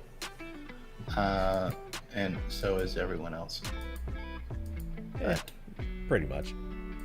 Yeah, but I don't really know what these dislikes are going to do. I really wish social media groups were less hesitant to have like dislike buttons and that sort of thing, because it seems to work. I don't think it works for like comment sections or like replies to something. I don't think a like dislike function works well there, just because if you look at Reddit anytime, replies are always terrible because it's just people trying to game it. Yeah, right? And I was actually about to bring up Reddit, so much so I was even pulling up an example post. Like any thread on any popular post is just going to appeal to the general audience with like some joke or something, and usually it's very rarely that like the helpful discussion is elevated to a point where people see it. But I think it works really well for like top level posts, just because it's a helpful way to figure out where something is, and Twitter recognizes that with this, but they're afraid of making it visible to everyone, because I think they see the memes about getting ratioed and stuff, and they're trying not to duplicate that. Well, by not showing it, I think that's they're indicating a clear sign that they want to make the ratio thing kind of vanish. Yeah. That being said, I see this. I think it just depends on community, how the community already treats a thing. If you have sort of let's say the nature of the community is to use the downvote button one particular way, it becomes a hostile. Not, I don't want to say cruel, but it doesn't serve the intended purpose. Then there are other communities where they're using it exactly the way they should be. They're, it kind of depends on what the purpose and intent is going to be. I've seen some websites where you go down into the Discus comments, and it's funny because people use the downvote button almost exclusively to say it's not about disagreement, it's about we don't think you're offering useful commentary or feedback. We, all of the people on here are downvoting you because we think you're taking away from a good discussion. Then you go to another site and it's like someone says, oh hey, here's my interpretation on this thing, it's it's this and it's that, and people are going to downvote you because they don't like the side of a thing that you're on. Basically any political site. If you go to a site and talk about anything that Democrats like, every Republican is going to downvote you because they do. Likewise, total opposite happens too. And likewise, your own team is going to vote you up. That's kind of the problem that occurs in some communities. So the downvote is a good tool, but it depends on how the community uses it. And I don't mention this too often, but I always think back to good old Slashdot. For those who don't know Slashdot, aren't old enough for this archaic thing, Slashdot was basically Reddit before Reddit came into existence, but it was good. And their comments section was fantastic because you could downvote something, you could upvote something, but basically community kind of moderators would go through and identify, hey, here's a thing, it's getting upvoted because it's funny, or it's getting upvoted because it's insightful, it's getting upvoted for this, upvoted for that, and they would kind of tag it that way. And that made a lot of sense. It basically was it was a good way of sort of filtering, here's a comment that's useful, but it's useful for this reason, and here's a comment that nobody wants, and no one wants it because you're being a troll, or no one wants it because they just disagree with you. Like that distinction made a big difference. Sadly, no one uses that concept besides Slashdot. I really wish they did. Slashdot was so good. Yeah, like I remember when I used to manage Google Plus communities, and I really wanted an upvote downvote system in Google Plus communities because they would always be filled with spam and only I would be able to remove them. Whereas on Reddit, like usually the spammy stuff gets voted down and very few people see it after those initial vote downs. That never existed for Google Plus, and then all the made it really difficult to do any kind of moderation thing. Yeah. So for no particular reason, there is 100% a particular reason. I'm actually pulling up my account on Slashdot because one of my very last comments I'm actually going to pull up. If I can find it. But go on and talk for a second while I dig. This shouldn't take too long. I'm gonna take off here probably. As I said, I was gonna leave at 6 and it's now 7. I did it again. Yeah, I had a feeling you'd notice that eventually. Yeah, I see that clock. and you get me started on Twitter. I think you know exactly what to egg me on about. That was actually pretty unintentional. I'm sure. It really was. I honestly, totally honest. I clicked on. I saw on Twitter there was a trending topic about dislike. I literally clicked on that, saw what it was about, and it's like, huh, we have breaking news. So I dug that up. So this was a genuine, honest, coincidence. It just worked out perfectly. I bet. Yeah, I bet the more if I start taking off earlier, you'll bring out the heavy guns. You'll be like, hey Corbin, you see this new Linux distro that came out? You see this new Chrome change, Corbin? You realize you're accusing me of being Facebook. Here's some engagement, Corbin. Or arguably YouTube, I guess. I don't know. Yeah. Here's the next Mostly video, Facebook. Corbin. Here's autoplaying. So, I mean, did you hear about the thing that just happened in Georgia? Oh, that's too vague, Cody. You're not gonna reel me in with something like that. Ooh, now you're accusing me of clickbait. I'm BuzzFeed. You won't believe what just happened in Georgia. I would believe it. We've got a list. You won't believe number 7. Come to Engadget.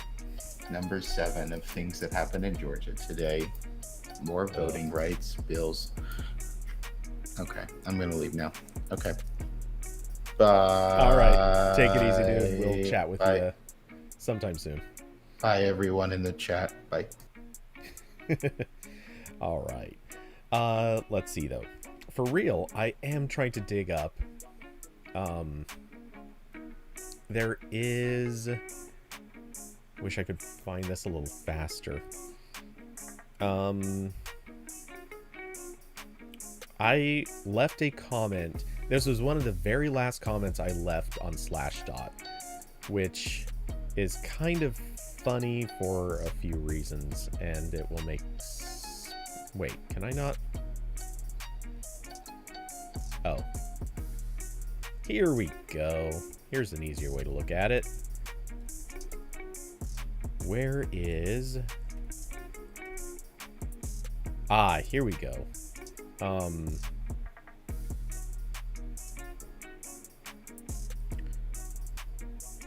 Alright, is this the right one? Google said many times the thing is,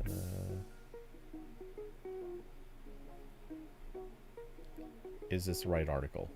I think it is, but doesn't seem likely that they would. Okay, yeah, this is the right one. At least I believe it is.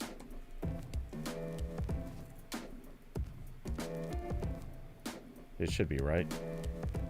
Okay, every service you know if the following speculation begs a bigger question: could they possibly be changeable chips that would make it possible? Oh wait, no, maybe this isn't it. Damn it. Okay, what I'm looking for, just for context, one of my last comments on Slashdot was actually about the rumor that Google was making a phone. Or a phone OS. For real. I made a prediction, and I'm digging to see if I can find it. I made a prediction that basically it would be an ad-funded operating system, or largely ad-funded. And it would be very obviously different from what Apple was trying to do with the iPhone. Needless to say, I guessed pretty well.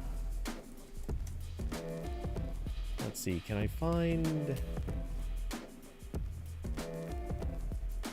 I know I've linked to it in the past.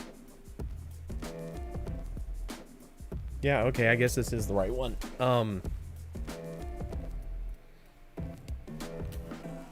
Okay, so I'll paste it into the chat. But yeah, the original article was, let's see. Somebody had posted a link to, wait, where does this go?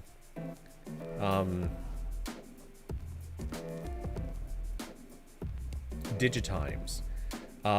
Apparently, Google will be launching its own branded phone. This is an article from, wait, what year was this? 2007. Yeah, end of 2007, or nearing end of 2007. Basically saying that Google was working on an operating system. They were going to launch their own branded phone, blah, blah, blah.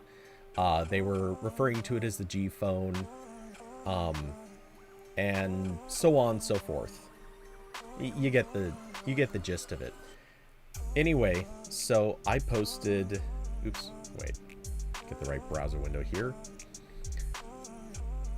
So I posted this comment that, let's see, the person before me had, let's see, can I get this to actually show up correctly?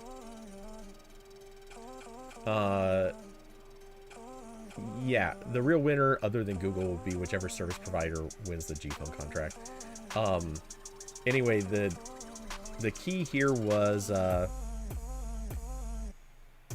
okay, the final paragraph, quote, "I've yet to understand all the people who claim that Google would make a mistake by playing in the hardware market. It seems those people don't understand that Google's business model isn't at all related to that of the carriers or other handset producers." Sorry, I did not write quite as eloquently as I do now. Google will focus on making money from services and content delivery, i.e. advertising, not from constantly selling new handsets each year and pushing customers to make regular updates. Google has the money to fund a venture like this, and they are counterculture to the approach that the existing carriers and handset makers have used so far, which could ensure them solid footing in this market if they play it right. As a side note, I feel that playing it right will also mean playing friendly with carriers at first and not including voice over IP at first, since it will be welcomed to the market by carriers, or not be welcomed to the market by carriers. I wrote this just before the first Google phone came out. I feel like I got pretty spot on with that guess. Maybe I'm wrong, but I think that was a pretty solid guess. And looking back, yeah, Google decided they want the whole pie. But looking back, this is one of those moments where I honestly feel stupid that I didn't invest in Google. Like, I should have thrown so much money at Google after coming up with this prediction, because, man, though the counter to that is, I don't think at the time I probably would have looked at this and said, the catch is we all know that Microsoft is going to be pushing hard into mobile or smartphones, so, you know, I would have assumed Microsoft was going to win this fight, not Google. If anyone said at the time that Google was going to have the world's most used operating system, they would have gotten laughed at.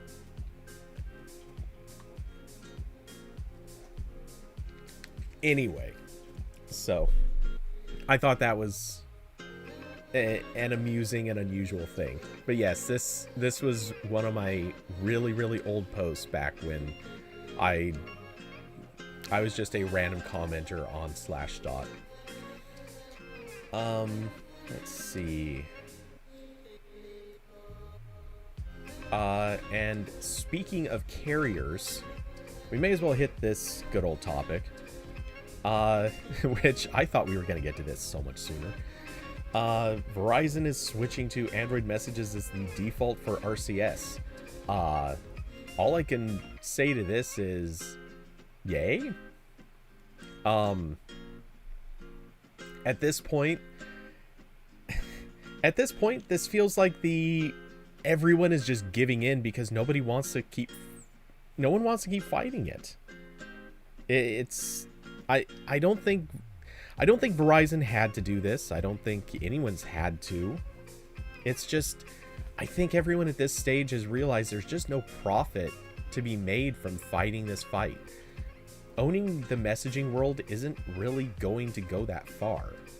So, you know, handing it over to Google may not have really been that big of a compromise.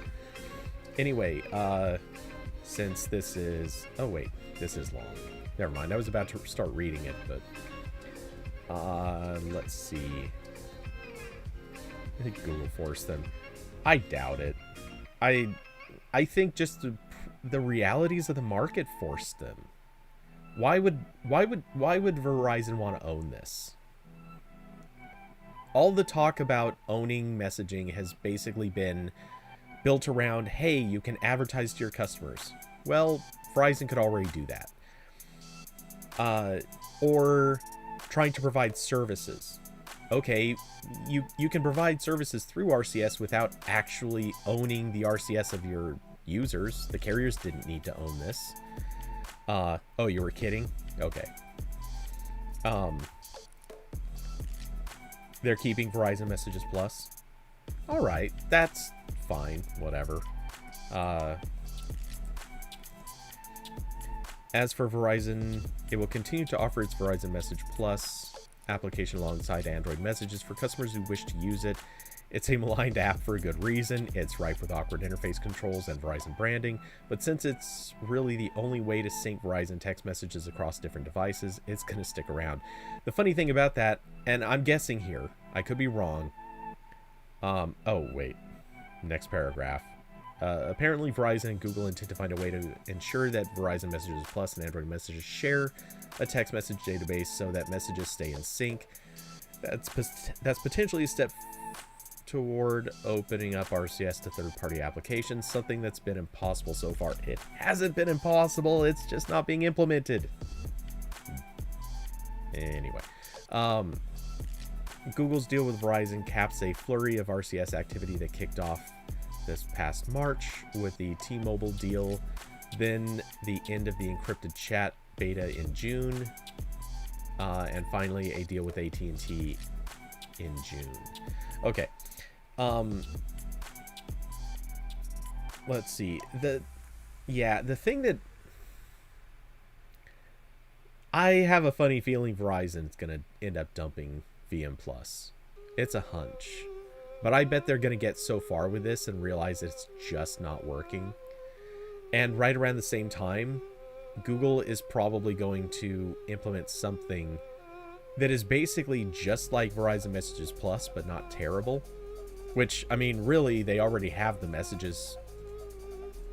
The web service messages. Being that they have that, I'm not really sure that Verizon Messages Plus even makes sense anymore. Because people can just already use a thing that supports some of this. If Google just fully rolls out... I knew I was going to trigger something eventually. But if Google can roll out something to their messages web service... For those that don't know, I'm talking about this. Let's see, will this pop up my message history? Hey, it did. Okay. That's insane. It never keeps me signed in, and I haven't used it in like 2 months. This is the first time it's kept me signed in that long. But yeah, at a certain point, there's not going to be a purpose for Verizon Messages Plus. It's just going to be a thing you can pay for if you want to pay Verizon more money. I think that's a charge service, isn't it? Maybe I'm mistaken, but I thought it was. Let's see. Diablo, just do the operability better at least. Where's universal profile updates? Yeah, no kidding. Awesome. Verizon loves to burn money. Yahoo, Tumblr, Verizon 3D audio. Look, I think buying Yahoo was a poor idea, but not... I don't think they were buying Yahoo to get Yahoo. I think they were buying it to get AOL. Which I'm not saying that was a good decision either, but I think they at least got something out of that. Selling it the way they did was a stupid mistake. Or rather, maintaining Yahoo the way they did was a stupid mistake. They they bungled that completely. And then as far as Tumblr goes, everything involving what happened with Tumblr was stupid. But hey, Tumblr was pretty stupid by itself, so it is what it is. Or rather, became a stupid thing. And I don't know anything about Verizon 3D audio. Not a clue. I've got no familiarity with that topic. Kirby, texting is for iPhone degenerates. Oh, leave them alone. Just because they use the inferior OS, it doesn't mean that we should pick on them for it. Where's David to respond to this? But no, anyway.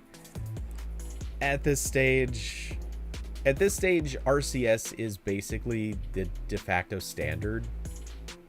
Everyone is going to have it by... I'm gonna go with this assertion, such as it is. Basically, everybody, at least in, we'll say, the developed nations. I know that's a little bit of a stretch, but basically everybody in the developed nations effectively will have RCS, except for iPhone users. You could argue almost everyone's going to have it by the end of 2021. And I would say that by the end of 2022, basically literally everybody will have RCS except for iPhone users, possibly. The US is still about 50-50 iPhone to Android, with it kind of surging up in one direction or the other from time to time. The rest of the world, it's definitely a dominant Android situation. There are a few places where iPhones pull a pretty significant portion, but I believe Android is dominant everywhere else. Diablo, can you link to the security jab? I know I saw it, but I don't quite remember it. Just link it in the RambleCast chat room and I'll pop in. Or if you can't, I could probably find it with a quick search, couldn't I? I feel like someone said, hey, there it was. Oh, wait, is it in this post?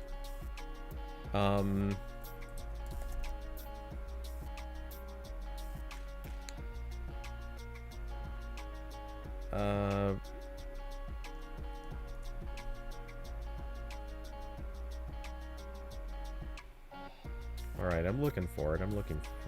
Wait. I opened this page from... Right? I did. Yeah, I opened this from here. Did they maybe remove that tweet? Or am I just skimming over a link to it? Oh. Okay, it wasn't embedded. Alright, it's default intent. Have I ever met Hiroshi? If I remember correctly, I think I shook his hand during one of those, like, quick... Okay, so there were a few people who... Okay, well, let me back up. Every year at Google I/O, the press area, there's a short time that they have a few Google execs or Google people come back into the press area. They basically glad hand the press for... I think it's supposed to last like an hour, and they're supposed to kind of be there for questions, not like hardcore on the record stuff. It's more like, honestly, they're just there to basically be friendly for a little bit and then kind of like scurry out as quick as they can. So you know, you get like Sundar coming back there for a little bit. A whole bunch of people would crowd around him. And a few other Google execs would come back there too. People would crowd around him, try to talk to him. No one would really be able to get in a word edgewise. They'd kind of answer a few questions, and they'd kind of say, you know, hey, you know, we're really happy you're all here, so on and so forth. And then they would take off. It was a very short thing. I think it was supposed to last an hour, and it usually was more like 30 to 40 minutes. It was not.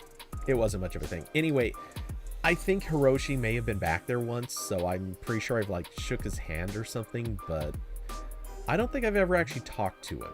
Like actually, well, I'm sure I've never sat down and had a conversation with him. Let's see. Nice, Diablo. Okay, I'll look at that in a second. But yeah, so not really. Like I've never had that like conversation with him. I've briefly chatted with Dan Sandler. Let's see. Oh no, wait, sorry, I'm mixing up names. I've actually talked a fair amount with Dan Sandler. I've talked with a little bit with Dave Burke.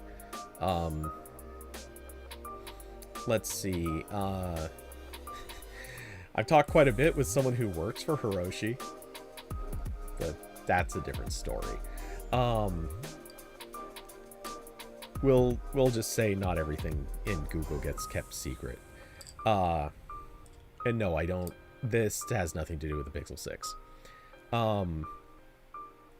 But yeah, there's so many people at Google, and some of them you cross paths with, some of them you don't. The press area just kind of gets people from time to time, and that's about it. Believe me, I'd actually like to have longer conversations with a lot of these people for one reason or another. Let's see. All right. So Apple's Messages app offers encryption if all users are on the iMessage system, and it has shown no appetite to either offer iMessage on Android or nor to adopt RCS on the iPhone. Google, meanwhile, is happy to take the opportunity to needle Apple by openly inviting it to use RCS. Going forward, the default messaging experience on Android is going to be more secure, says Lockheimer, who has previously invited Apple to adopt RCS. The fallback messaging experience on the platform will not have encryption if it's still SMS. I think that this is a pretty interesting dynamic, and I would hope that as everyone focuses on security and privacy, it becomes an important part of the discussion. Lockheimer wouldn't confirm if Google is in active discussions with Apple, but it doesn't seem as though RCS is likely to come to the iPhone soon. Look, I'm still going to say what I've said so many times in the past. I think this is one of those things where Apple is going to wait until the last minute. At a certain point where the Apple users, where iPhone users are vocalizing the fact that they're basically saying, hey, Android has this, why don't we? The moment that those people are saying something, I think Apple takes it seriously. Not to say Apple won't be planning and working in advance, but realistically, I think they're going to look at they're waiting for that moment that they have to do something, at which point they will expand. Otherwise, they're going to keep holding on to this notion that iMessage is the superior option as long as they possibly can. So let's see. And actually, I would even take this part as significant. So right here, The Verge says currently there are 473 million monthly active RCS users around the globe. Adoption in the US is likely to boost that number by quite a bit. Google has no plans to try to introduce a messaging app that supports RCS on the iPhone. okay. Here's the thing. Let's quickly look this up. How many active iPhone users? And in theory, this probably would be a question more for the US, because outside of the US, text messaging has kind of gone the way of other services. But, sure, we'll just... Actually, that's old. 2018 and 2017 stats do not interest me.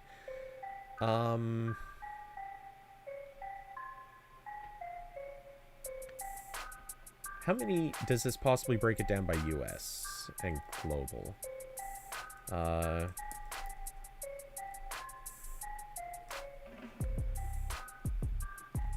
It does not seem to.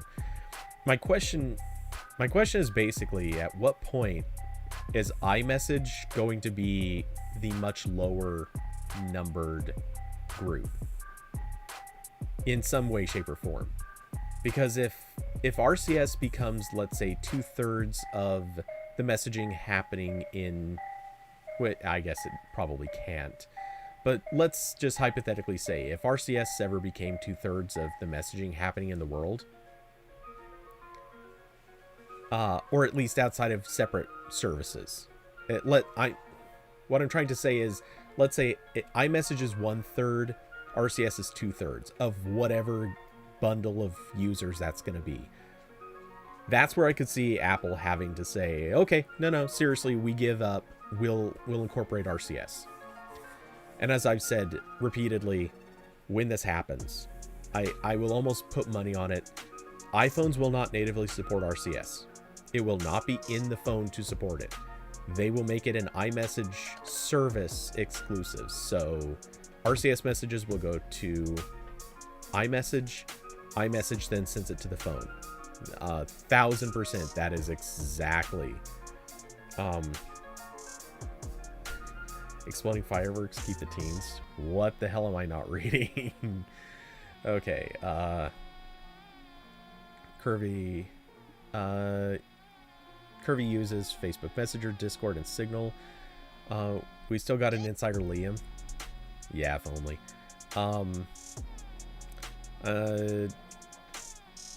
You're sure you've seen the new Google, or the new designs for Google apps like Lock? Yeah, I mean, most likely. Come on, Cody. Exploding fireworks keep the teens. Not sure what that means, but okay. Anyway, yeah, I'm sure Apple, there's a threshold where Apple will give in on this. They will support RCS once RCS gets big enough. But they're going to hold on to this as long as they can. There's still people, we know them. There are still people that use that only use iPhones so that they can have iMessage. You factor that in, like it's a given. If the thing Apple is using to keep people on iPhones is going to be iMessage, plain and simple, you keep offering, or you keep this thing an exclusive as much as you can, and RCS would erode that exclusivity. If they make it support both sides of this conversation, you're basically locking, or you're giving up that advantage, and Apple's not going to want to do that, not in any way, shape, or form. So they're going to keep holding on to iMessage, which I think is a mistake, but I get why they're doing it. I just think there are better ways that they could do this. Not least of which is find a new thing to lock in your users. Messaging is a dumb way to lock in users, because you're bound to lose that fight someday.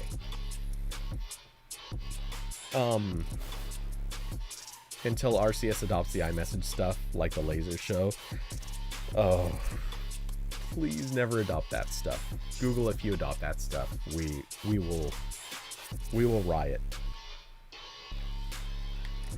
That being said, probably true.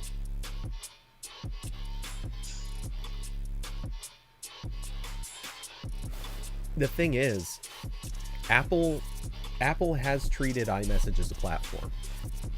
So I think they're always going to be able to claim some degree of superiority, and that's fine. I don't think anyone really cares. Go ahead, treat it as a platform. There's so much more stuff you can do through iMessage than you can do through RCS. Not saying it's all good.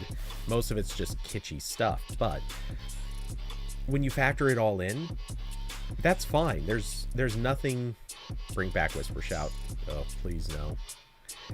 Go ahead, bring it back, but let me turn it off on the reception end. I don't want to have to squint to read a message. That should never have to happen. My eyes are already crappy enough. But yeah, I don't see a future in fighting this. I can understand why Apple, and I expect Apple's going to hold out as long as they can, but I just don't see a future there. They have to get in eventually. Let's see. The pinch to zoom on our own messages is second best. You're wrong, it was great. Okay. If you say so. Oh god, no. No. Diablo, you linked to Gordon Kelly. So this article, almost guaranteed, has absolutely nothing in it that's serious.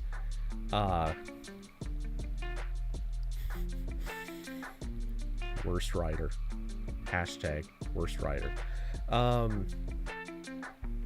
Let's see. So, is there actually anything here?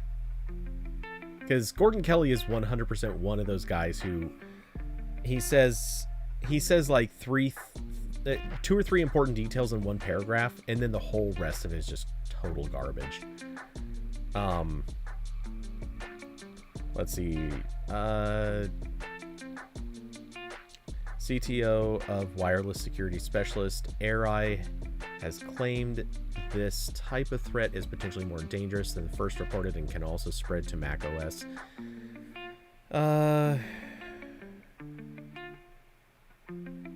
Alright, our response research on the format string flaw revealed that the vulnerability is not only restricted to the iOS operating system, it also has the potential to affect the macOS operating system used by many corporations for employee stations. I mean, that's only kind of true, but whatever. The nature of the format string vulnerabilities is that when carefully crafted, they can be used to write arbitrary code into random or chosen parts of the machine's memory, so buffer overflow. And even eventually inject and execute code. Since it is possible for the vulnerable iOS and macOS devices to be connected to the larger corporate network, this code can eventually be used for lateral movement, even if it only stemmed from an employee accidentally joining an unknown SSID. Once the malicious code has infiltrated the device on the network, it can exploit corporate data without the need to access the network first in the typical ways. Alright, so nothing in that is different. Okay, so it's just a buffer overflow in the Wi-Fi system. Yeah. Something fell down, but okay.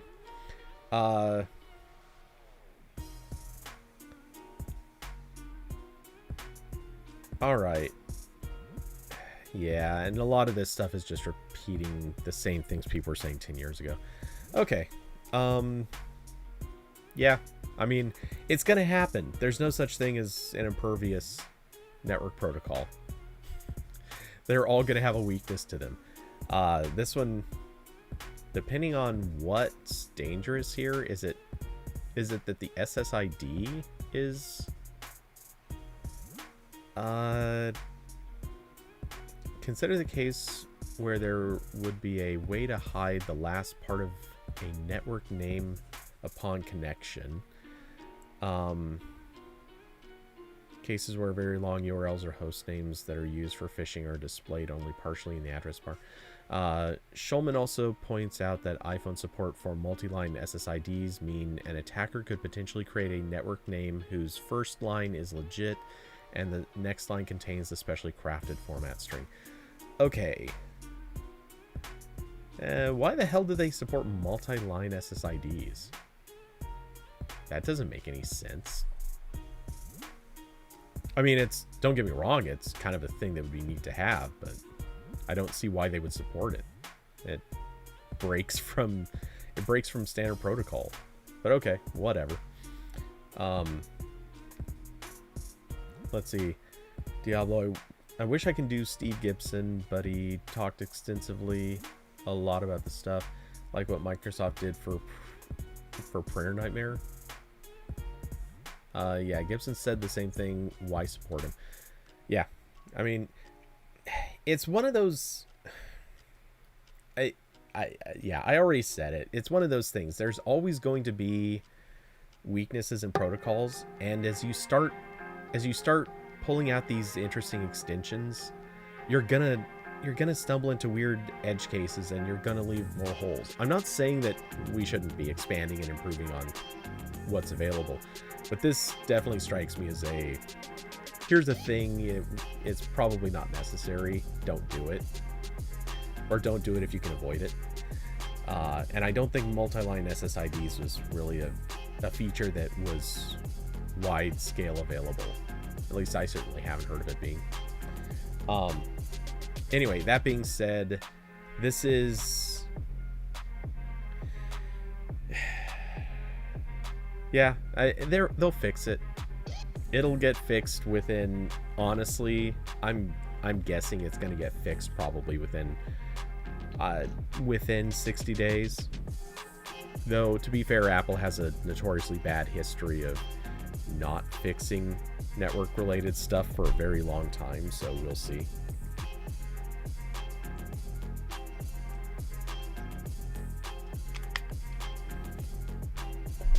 I know that this is completely unimportant, but my eyes keep going up to this weird little dent I have in my reflector.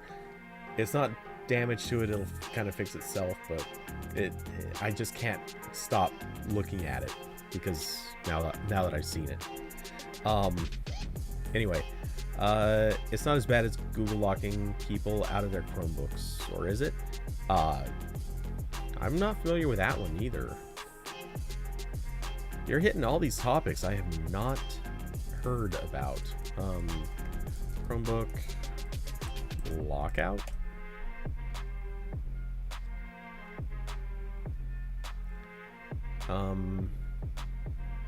Figured that one would be easier to find. All right, I'll let you link to it or reference it if there's something recent. But I mean, if this is just a case of something that's exploitable only if you try to connect to some other network, this isn't as bad in that sense, but it's also worse because this opens up the possibility of malicious code execution. It's two different problems. Oh great, this is from today. Tried to make things right after a stupid typo messed up so much. Yikes. Okay. It's no secret Google really screwed up or screwed over Chromebook users with its botched OS 91 update. When it released 91 point blah blah blah on Monday, it locked many people out of their devices, forcing them to power wash and lose their valuable files.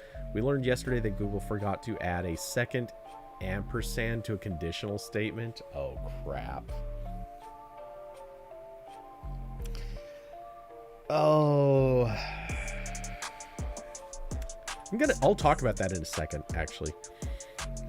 Which broke its ability to decrypt login information required to sign you in.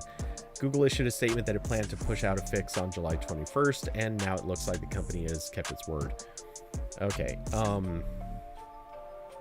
blah blah. Not gonna. Yeah, I don't need to read the rest. Out of curiosity, how much are they gonna show? Oh, they actually show the code. Okay. So for those that don't know, I'll show you this right now. In programming, there are they're what's called operators. Just think of any mathematical operator or symbol, like a plus, minus, multiplication, division, any of those symbols in math. Well, programming languages have a bunch of those. Obviously, they use the same ones math does, but they also have a bunch of others that are kind of like either shorthand to accomplish certain features and functions, or in some cases they are, well, we'll just call them shorthand for accomplishing certain things. And obviously the mathematical ones make a lot of sense, naturally. Well, very specifically, and they also have what's called conditional operators, which are used for things like, well, this'll make more sense in a second. Anyway, one such operator happens to be the ampersand. Well, one operator, we're actually just going to pull this up so maybe I have an easier way of explaining this. Pull up operators. Sure. Yeah, here we go. Here's a good list of the operators that get used fairly often. There are several different types. Mathematic, relational, bitwise, logical, assignment, increment, and miscellaneous. Okay, so as we scroll down here, we get into the bitwise operators. These accomplish what's called bitwise math. Just for demonstration purposes, bits in a computer look like wait, why can't I select? Okay, anyway, this string of zeros and ones, those are representative of bits. I know I'm probably explaining this to people who all know this stuff, but just in case.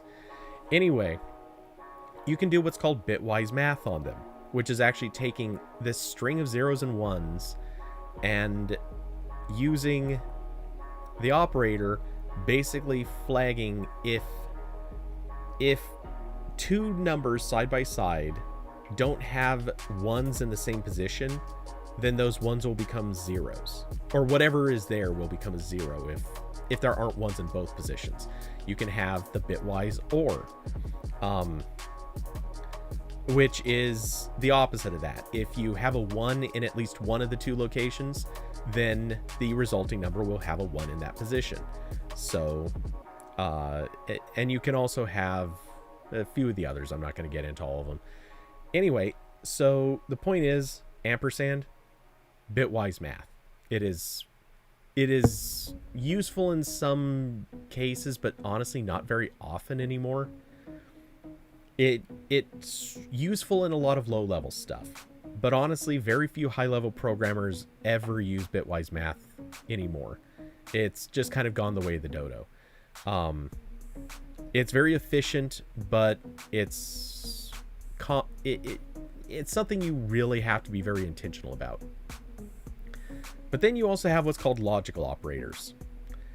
It kind of works the same way, but on just a more true or false notion. It is used for conditions.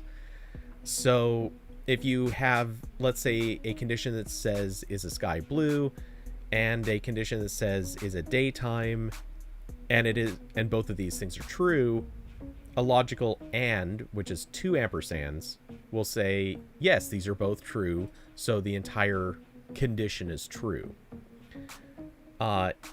You can also, and the verses of that is the sky blue? Yes. Is it daytime? No, it's actually night. That would mean the entire statement is treated as false because you don't have both conditions meaning is true. That's what a logical AND is about. The problem is there are so many freaking typos where people screw up and accidentally only type one ampersand. Awesome. This is why I only code in binary.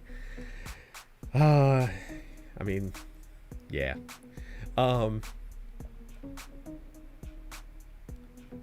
Imagine it was Grammarly that messed them up or something like that. Have you read Google's PR statements? I don't think they use Grammarly. Honestly, I'll say this. A lot of people at AP use Grammarly. I don't. Dead serious. There are fewer complaints from the from our like grammar Nazi room. There are fewer complaints in there about bad grammar for me than there are all of the people that use Grammarly. The people who don't use Grammarly have fewer issues. Grammarly makes sense. It's good for catching some stuff, but oh my god, it gives so many bad recommendations. It's ridiculous. About every other week, someone is posting a screenshot of a thing that Grammarly suggested to them, and they're going like, "Why was this suggested? We don't understand it. The sentence doesn't even make sense by the time Grammarly is done." So, it's not a good service. At least they shouldn't be charging as much for it as they do. So anyway, moving on. Getting back to this code, the mere fact that one little character left out of this operator completely tanked an entire OS update. I'm just saying, honestly, I genuinely cannot believe that nobody has decided to change the operators in programming languages to get rid of this one, because we don't need it. We do not need this one in standard programming languages anymore. Or rather, it shouldn't be identical. It would make sense if it was a different operator, like change how it's typed, but it makes no sense whatsoever to have just this thing where it can completely bork your code because you accidentally typoed. Because kind of like spell check, you could be typing the word where and typing the word where. Different spelling, sounds the same, but you screw that up, any spell check is going to 100% think that is correct. Grammar checkers might not, but spell check is going to see that and go, nah, you wrote a word that's a word. We checked. We're sure it's a word. And that's what a compiler is going to do in this case. A compiler is going to run over this, say, yep, that's an operator. It makes sense. We're going to let you use it. And it breaks.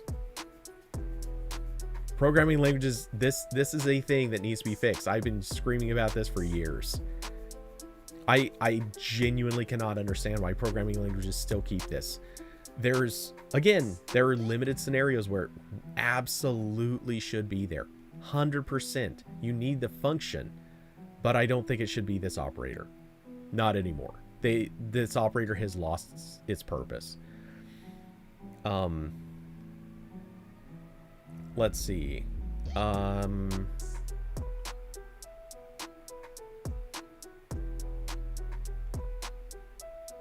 All right, just read through, making sure I was caught up on comments. But yeah, so that's what the screw up here is. It is mind-boggling that they still have, or that this has to be a problem all the time. Honestly, if I was writing a compiler at this stage, I would throw warnings anytime I see a bitwise operator like this. Just like automatically, I would just throw warnings and then require developers to add something to signal, no, we really intended this. For real, we intended this. Also, just as a side note, in code review, someone should have noticed this, I think. Let's see. Vault key set. I wonder if...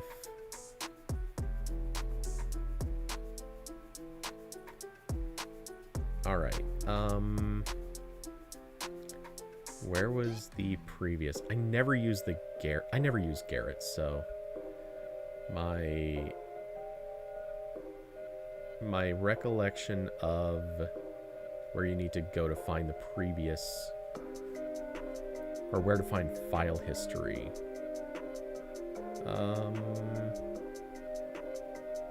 Where the hell is file history on this? I do not remember. Okay, show blame did no good. Carson, I also don't understand why Google would start with the stable channel for this update. Yeah, it's a pretty fair question too. Okay, Greg, you made that change. Wait a second, why is...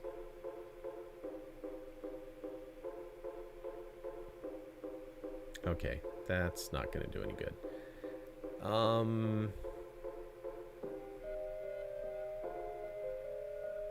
Okay, I feel like there has to be...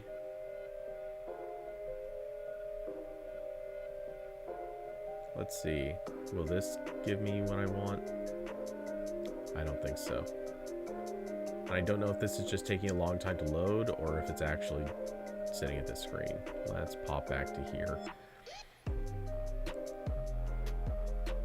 Oh, screw it. I don't care enough to look.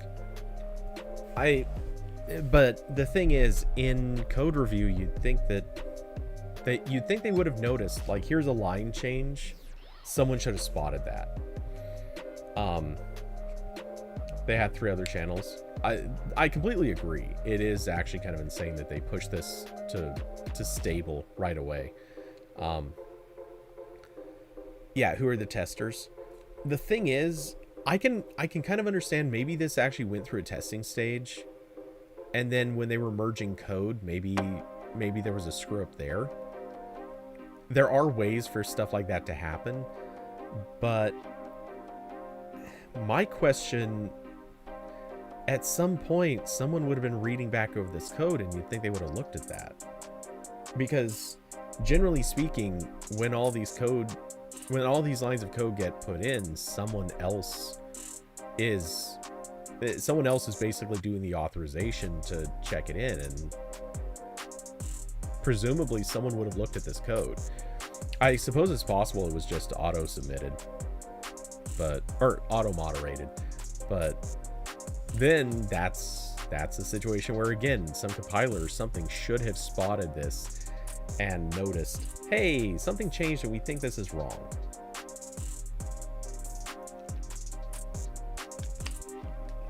I truly do not understand it.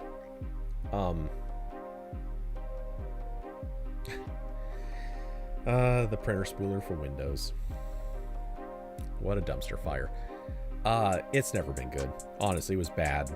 It's been bad for decades. Oh, before I forget, I need to double check something on my phone. Just to make sure this isn't broken.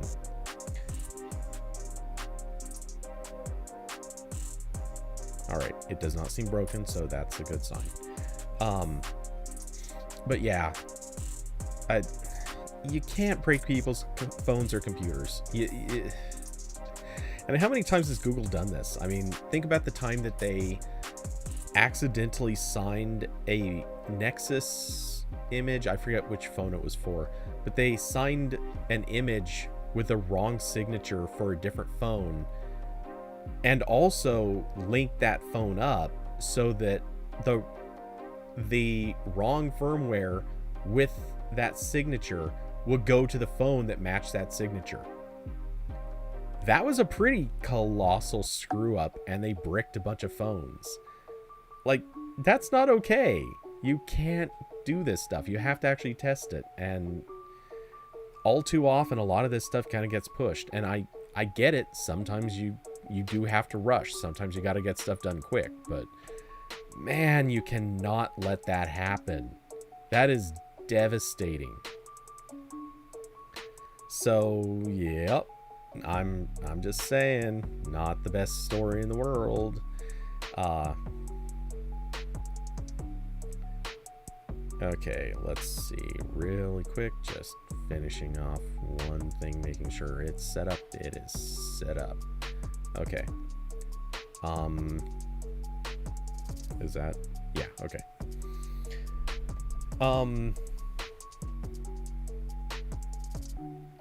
Let's see. Even for Pixel Beta 2, I think Artem tried it for the images uploaded. I know there was an instance with one of the Pixel images, at least one, probably more. They signed something with the wrong signature, but in that instance, it didn't cause any real problems other than the fact that people tried to flash it and the signatures didn't check, so they couldn't install it. But yeah, that's the thing. You can't do this stuff. You have to have a good, clean process. It's got to be treated as mission critical, because for someone it is. There are people out there who, if these updates bork their phone, that's like a game over situation. That ruins things for them. You can't make emergency calls. You might lose business over this. You might, any number of things could go down horribly, and then you're like, what am I supposed to do? Blame my phone? That's like blaming the dog for eating my homework. So you can't break computers. Also, by the way, Microsoft, you need to hear this message. Don't break computers. Let's see. The Google Mini, good thing it happened to him. Oh yeah, the Google Mini situation, which it was dumb. That was a hardware fault. It is what it is. I think the side effects of it were overblown, though. Yes, that's the thing is, realistically, if it had happened to other people, it would have looked bad. It would have looked really bad. But Google would have ended up doing the exact same thing, pushing a software update that made that particular function. What was it? You had to. It didn't let you hold your finger on it to activate it, if I remember. I think it was just auto triggering by itself. Yeah, they would have just sent the same software update that they ended up sending anyway. I don't think much would have really changed with that.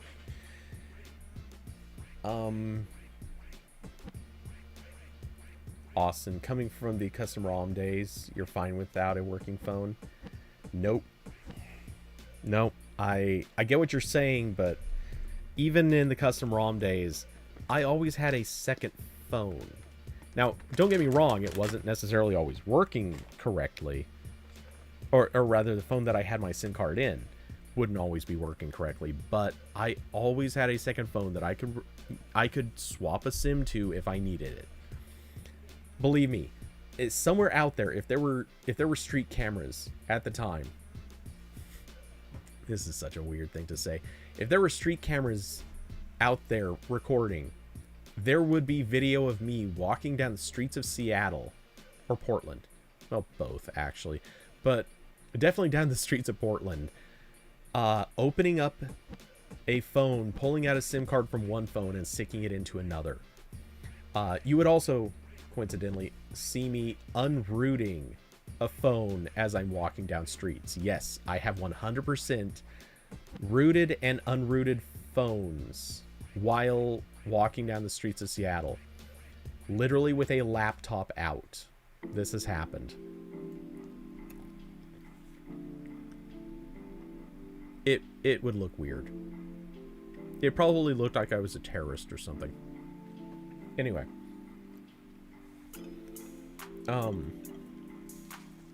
Windows vulnerable by design. I mean, annoying by design. But yeah, I kind of miss the custom ROM scene, but I also don't miss it at all.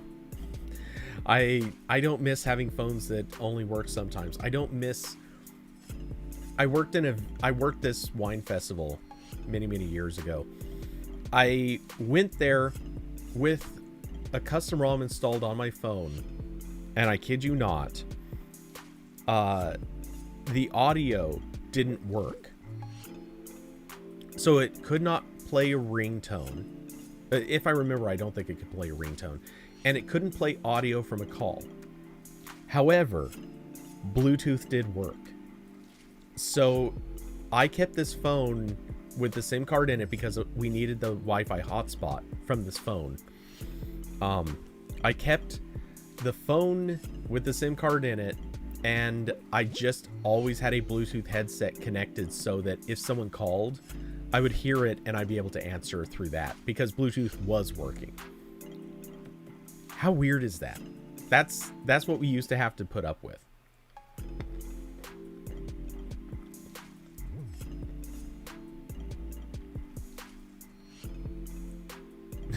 He must be testing stuff for Amazon. That would almost be believable in those days. Hold on. I just heard the cat yell. I will be right back.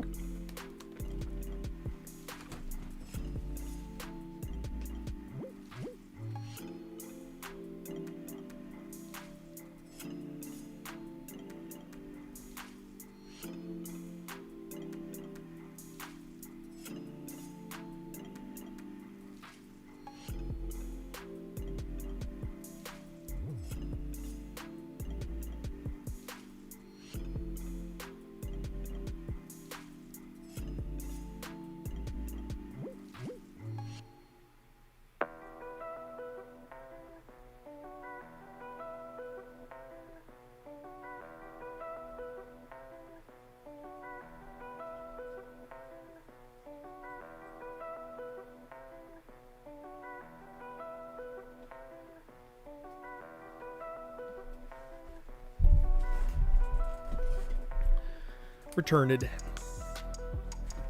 Okay. Actually, screw it. Headphones off. They're crushing my ears. Okay. Anyway, so we've examined those topics. Oh, hey. Yeah, that's right. WB Strimmer? Explain. I'm not familiar with this.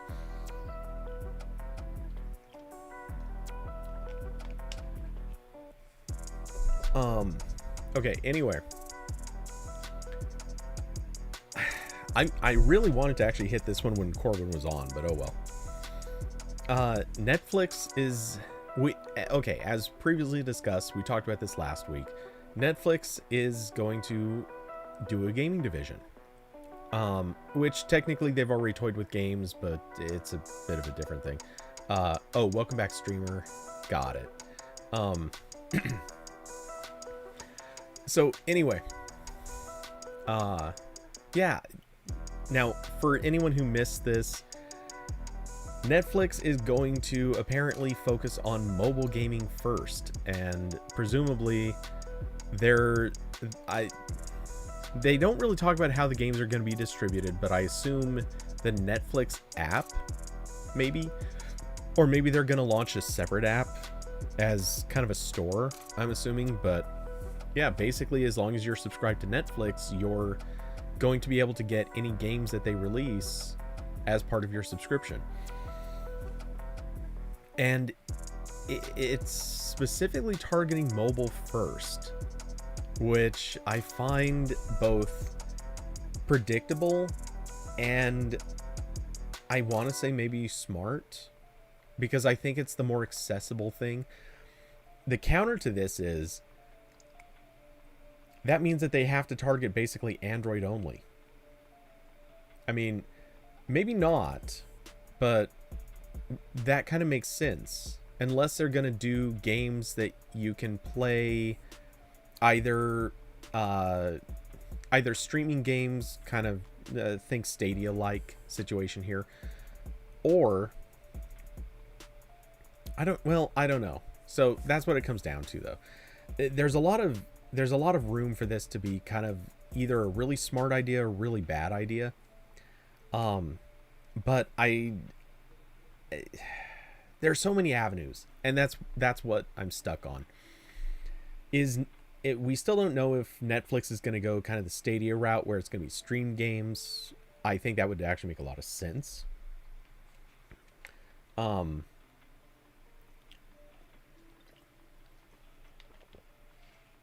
I agree. No, I think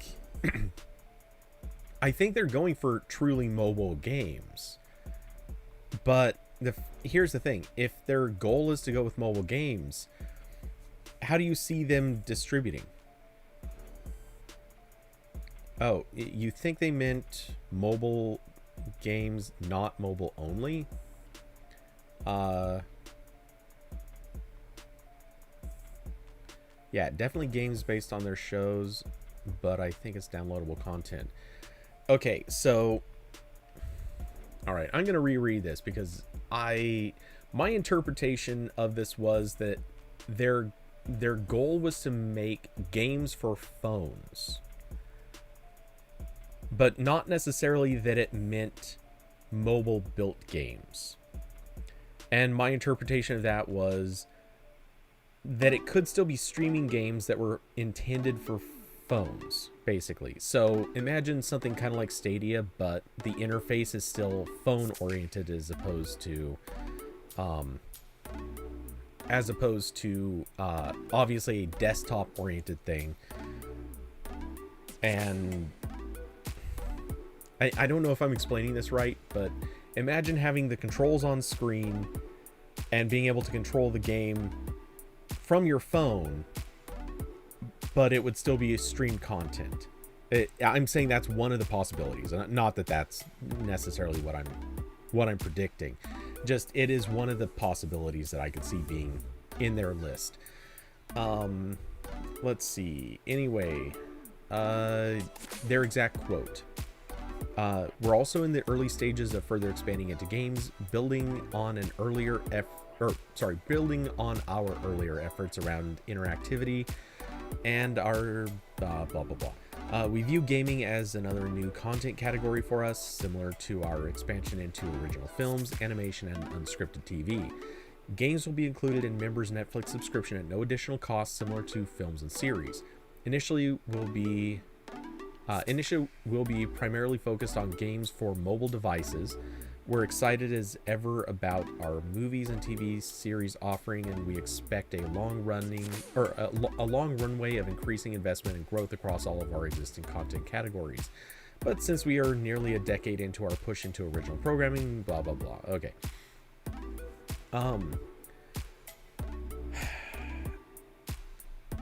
So it's just that one sentence we have to go on. If we're picking apart phrasing, to say games for mobile devices, to actually to have the word devices in there does imply, thin though it may be, it does imply that it's hardware focused. It's a stretch, I'm not gonna lie. And if it were streaming oriented, I would think it doesn't make sense if this would be mobile only. There would be no good reason not to have that on the desktop, so streaming seems unlikely. This does seem like they're going to make games oriented around like actual native games. As I think back though, I also realized something I said was completely wrong. I was thinking in terms of distribution, common sense that they'd be distributing this stuff through like an on-device store. Kind of think Amazon App Store, but no, as I think back, it's like you could 100% just publish these games straight to the Apple App Store, and they just connect to your Netflix app to determine, hey, are you logged in? Are you a valid subscriber? Oh, you are? Awesome. Now you can run the game. So they can do that. I don't know why I wasn't thinking about that a minute earlier. But anyway, yeah, I do think this is interesting, and I completely agree with part of it. Diablo said definitely games based on their shows. That part completely agreed with. What I think they're going to end up doing is in the same way that you get like the movie tie-in games, like the Avengers game, or that one's a bigger franchise, but the same way that you have games that are tied into movies, I think that's what this is going to be. I get the impression that Netflix has probably been working with a lot of people. They do mention Shonda Rhimes, of course. But I think I have a feeling that they've worked with so many different people who were like, you know what? We could do a game with this. And we could even make a game that is part of the content. We could expand into having interactive experiences that are beyond just basic things. And I'd bet almost anything that after having enough of those conversations, they probably said, you know what? Yeah, let's do this. And now they're just committing to actually doing it. I have a feeling we're not going to see truly like original games, like totally out of nowhere, no association with their existing shows or upcoming shows. I don't think they're going to do that. I think all of the content is still probably going to be tied to stuff you can watch a movie or show on Netflix. Those franchises. Though I'd bet anything if this works well, I'd give it like 2 to 3 years and Netflix will be like, nah, we're just gonna make games. Like, we don't have to have it all be tied to content. We can just make games and everyone will be happy. Carson's Facebook streams mobile games. Wait, for real? I didn't know that.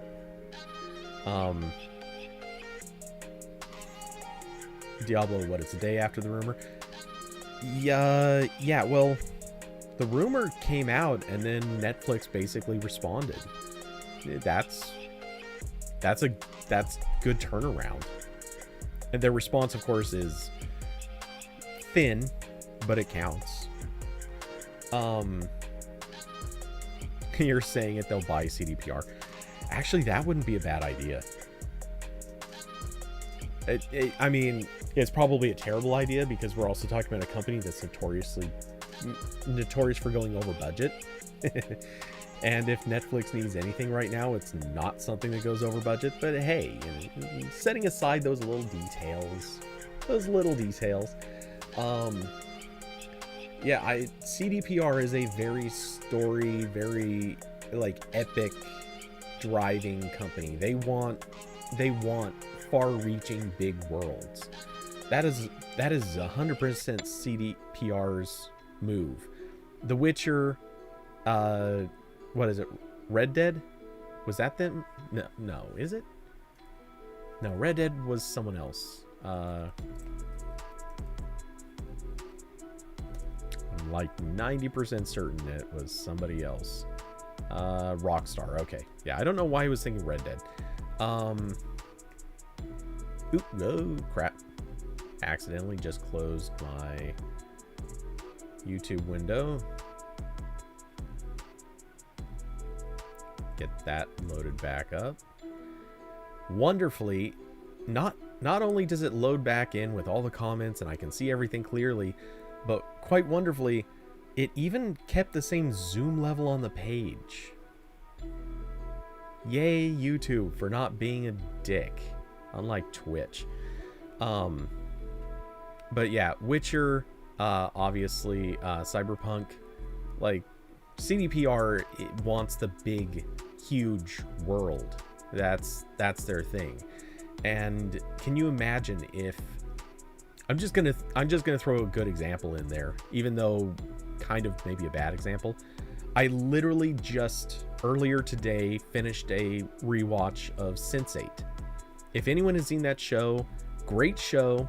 Sad that it didn't get its 3rd season, but can you imagine Sense8 as a video game? They absolutely could have built an entire world around what happens in that show. It also would be a wildly rated R show or game, but hey, it is what it is. But can you imagine the breadth of how much they could do if they just said, yeah, we've got this franchise, it's prime for video game, let's do it. And it's something Disney is going to be doing. I mean, obviously Disney is all aboard for making as many Star Wars games as it can.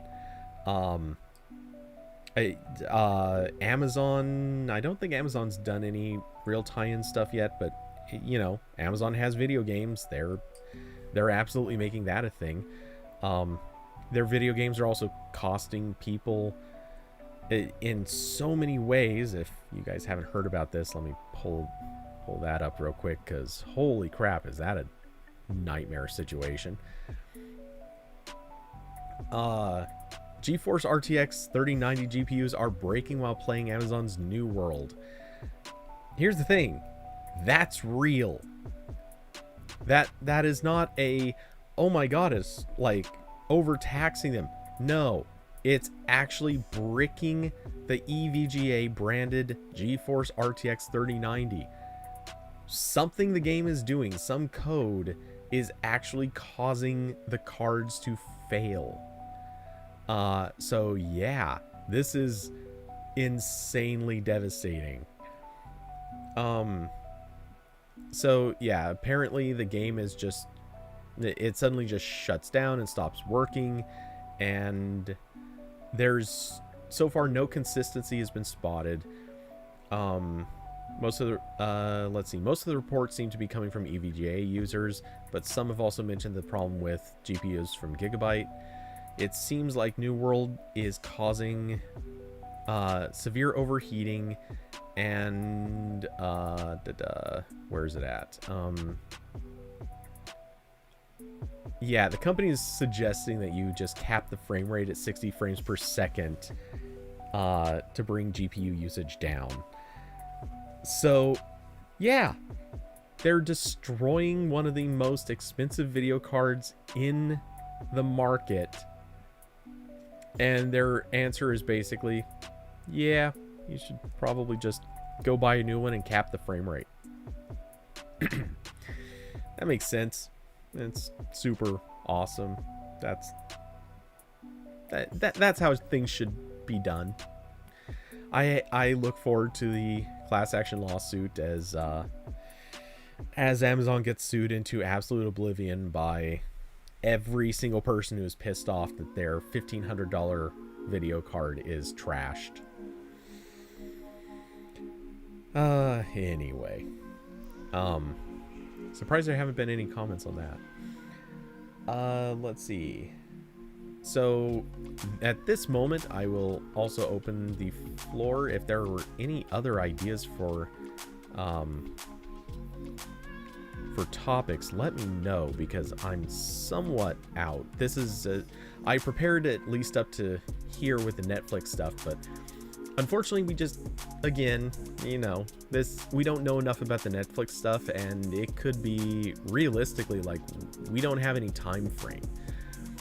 To me, I'm less interested in what it's going to be and more interested in what their time frame is, because I want to know kind of like how much of this they built, how far this can go. I feel like there's a lot of room for this to become an interesting thing, but I want to know what I want to see something come from it. I want to know, are they planning this for like later this year, or is this going to be like, hey, in 2023 we're going to come out with our first game? You know, we look forward to someone caring until then. That'll be awesome. But yeah, in the meantime, we just don't have that much to go on. Let's see. Anyway, trying to think what else is there. For quick reference, not that this is super exciting to anyone listening, but maybe. I looked up, or sorry, not looked up, but I actually managed to get in contact with that Chinese company that is making the camera that runs Android. I did mention this during my game stream this weekend, but just for anyone else who may be curious, I managed to get in touch with them, and I kind of needled them a little bit for a few details. I was also trying to get a review unit, and they confirmed basically that the camera they just launched does not currently have any plans for global distribution. It is basically just going to be for China for now, and in the future things may change, but at the moment nada. So, yeah, I won't be reviewing that in the immediate future. Who knows? Maybe someday.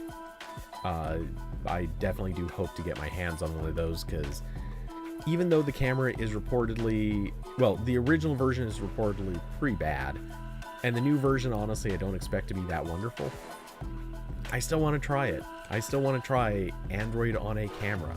I like real Android on a camera. I think that would be a lot of fun. Not to mention also possibly just useful. We'll see. Man, comments are just completely quiet now. I'm surprised. Also, I see Kirby posted memes. I'm not... there's too much in those memes for me to quickly skim, so I'm gonna look at those later. Trying to think what else is there.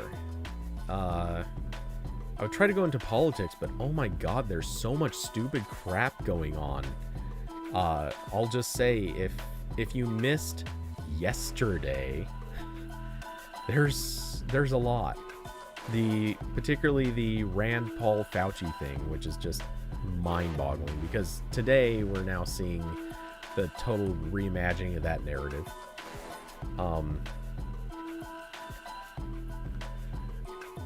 Let's see, Austin. I wonder how the average Chinese consumer feels about tech, given the insane and poor products that are sold to them. You know, I'm very confused about what the Chinese market is like, because when you see some of the products that are available to them, it's really interesting. They have some phenomenally well-made products, and right beside them will be some absolute dumpster fire products. They have knockoffs that only make sense in the context of the global market, and then they have other knockoffs that obviously are totally rational. They have products that it's such a weird mixture, and I would love to see kind of how this... I'd love to see how this is actually handled. Like, if you walk through a market in China, and I say market, I should say like a mall or something. If you come across a store that's selling, let's say, camera lenses, I genuinely wonder, like, what is the market for when it comes to buying camera lenses for a camera that, as far as I'm aware, doesn't really get sold heavily in China? That's a thing. This particular company, Yongyo, actually sells camera lenses for a mounting system that I know that the camera is available in China, but as far as I'm aware, I think it's like purely imports. You aren't going to get it like sold there. So selling camera lenses that are literal copies of the lenses Canon sells with a Canon mount on them. I'm curious, like, how does that work? Do they sell those locally, or are they just selling them with a different mount? I don't know.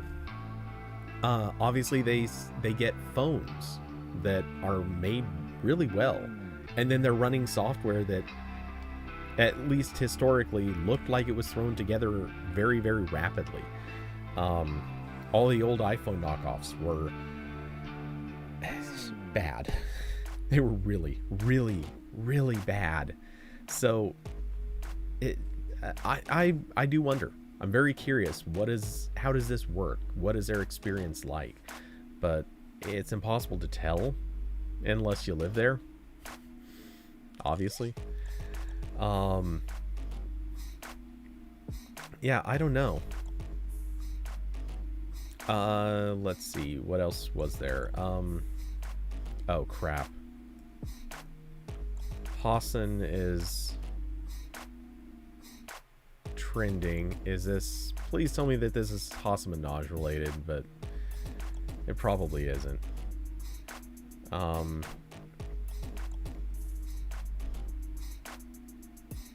Alright, I don't think it is.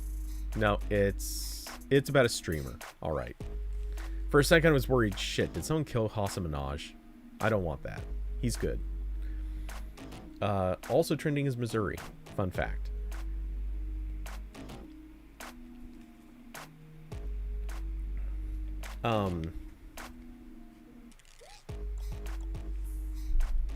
Okay. I was going to try to avoid, but I'm just going to share it. So, a surge in COVID-19 cases is prompting agencies across the St. Louis region to contemplate their mask policies. Statewide, Missouri reported its highest new case count since January.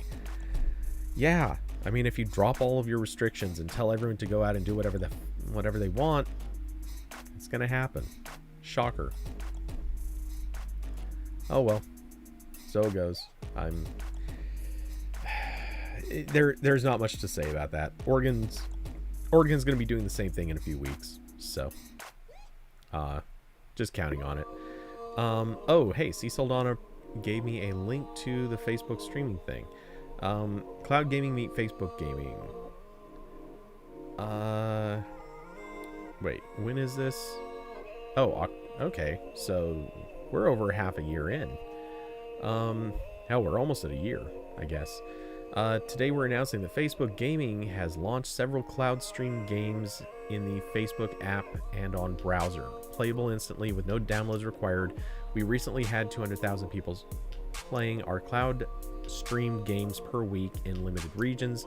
So while it's not exactly a secret, 200,000, no it isn't. Okay. Promises to deliver unprecedented access to games across every screen, and while we're thrilled to play a part in that future is a ways off. So before we talk about our aspirations, let me start with what we're not doing. Cloud gaming announcements are prone to hype, so I'm going to speak openly from the outset. It's weird to read anyone come right out and say that, because Google has set such a bad precedent for this. Google is the ultimate overpromise, not even bother delivering company. With Stadia, holy crap, think of how long it took them to get any of the features that they promised out to Stadia, and I think they're still missing one or two. Nothing big anymore, but I swear they're still missing something. Okay, so they believe in the long-term future of cloud gaming. Let's see, but we aren't going to try to wow you with the wonders of our data centers, compression algorithms, resolutions, or frames per second. Wow, that's a straight slap across Stadia. Cloud game streaming for the masses still has a way to go, and it's important to embrace both the advantages and the reality of the technology rather than try to oversell where it'll be in the future. Not going to replace gaming hardware. They love console PC gaming. Both formats will be around. Believe cloud gaming will increase, not replace, the options to jump into great games. Not trying to replace your phone either. I don't think anyone thought that was going to happen. Let's see. Okay, we're going to start with what we do best and expand from there. Oh crap, okay, here's the paragraph that probably should have included. Cloud gaming is about expanding the types of games we already offer, so we'll start with the format people enjoy playing on Facebook, free to play games. That's one of the reasons why we're starting with games typically played on mobile devices. In the future, our systems and infrastructure will improve to deliver more types of games, possibly all types of games. Until then, rest assured that the cost of trying our cloud games is $0. We know better. Microtransactions, Facebook. Microtransactions. That's what you're good at. And you're not good at them, actually, but whatever. Let's see. We're not launching. Not launching on iOS for now. Well, we already know why that is. So, yeah. Even with Apple's new cloud games policy, we don't know if launching on the App Store is a viable path. Blah, blah, blah. Okay. Obviously, it would be. It's entirely possible for them to launch a streaming service on the App Store technically. They don't have to just use a web player. But I get why that's their solution.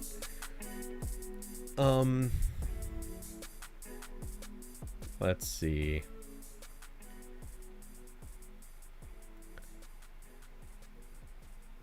Alright, and the rest of this is all just going to be whatever. They mention a few games. They mentioned that some of them require ads. Cloud playable ads launching on Android and iOS in the US. Yeah. So they'll just pump ads in. It's exactly what makes sense. I didn't realize that this was as mobile oriented as it is. That they're actually doing basically mobile games in this case. That's a little bit more than I thought they were going to do. They would need to make separate App Store listings for each game. That's currently true, but here's the thing. I don't know that that's actually true. Because, and bear in mind, this is an iffy statement, but I think it is technically arguable that it fits within the guidelines. The reason, to my understanding, well, okay. So there are two factors here. One, Apple says that, and to address this one specifically, because this is the one where it is a credible argument-ish. Credible-ish argument. Apple says that the reason it wants separate game listings, or separate listings for each game, is because they can't review them separately. Or they need to be able to review them separately. So a game intended for kids, Apple wants to make sure it can say, conclusively, this can only be played, or sorry, this one can be played by kids, while this one that's only for adults can only be played by adults. Apple wants to technically control that story and that path. Apple doesn't do a great job of it. That's a separate issue, but presumably that's their excuse. They're saying that they don't trust Stadia or Microsoft, or in this case, presumably Facebook, to make these limitations. So they're basically saying you have to have separate listings so that we can judge each game individually. I get it. The logic actually makes sense. I think their decision making is wrong, but the logic makes sense. The other reason, and this has come up so many times in other cases, is because they don't really have a good in-app payment system to support saying, hey, you want to buy this game over here or that game over there. You control your own store. You control what's in it. And Apple doesn't make in-app purchases necessarily a flexible enough option to deal with a store that has potentially thousands of products. I forget what the limit on in-app IDs is, but it's a fairly tight limit. So at a certain point, these stores would actually exceed the number of in-app purchases that they're allowed to charge, and that would be the issue, or an issue. So buying games separately would be a problem. Facebook, at least currently, doesn't mention purchasing games, so that issue would not exist.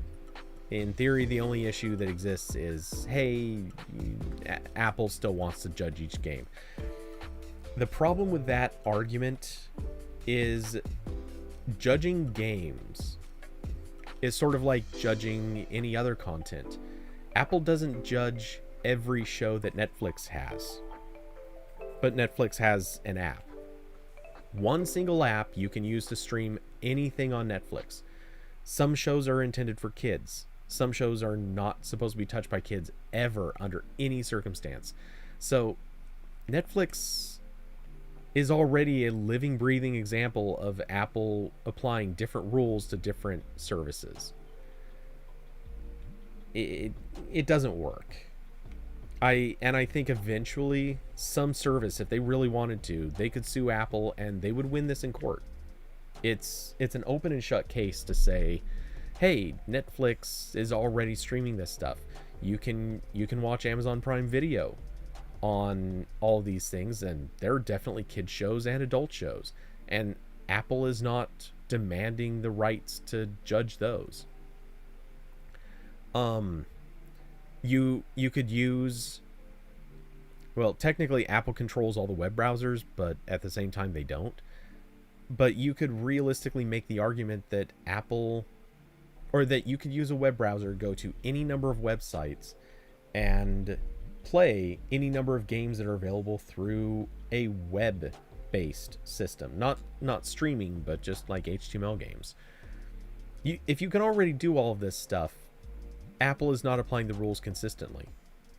So, logically, somebody could win at this being basically a case of Apple applying unfair practices. I doubt it's going to come up. I'm just saying it's a possibility. So, let's see. As a side thought, I just keep looking at this list of partners that are on there. 2K, which, shocker. FunPlus, Gameloft, Glue Mobile, yikes. Graham Games, Rovio, and Wildlife Studios. They definitely got some predictable companies, and they also got some mild surprises, but they definitely got the companies that really like advertising. But anyway,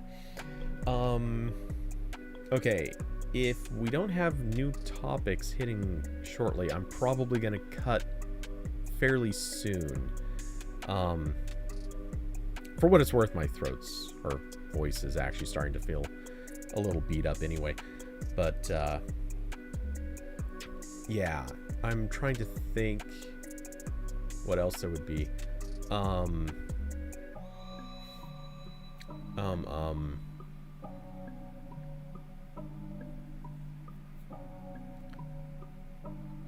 Just because. Trying to think of what other topics there are. Yeah, what other topics did we have? This did turn out to be a bit of a quieter week than I thought it was going to be. We didn't get any like mega big announcements. We obviously had a couple of oddball things. I'm still laughing at the fact that Venmo decided to, or just the coincidence that I said, just got an interesting email that I didn't expect. But I made a comment in Discord about how weird it was that Venmo has a public feed that just shows all these different random people's transactions. I still think that's weird, like having it at all. But the very next day they release a version that's like, nah, we're gonna get rid of that. It doesn't need to exist anymore.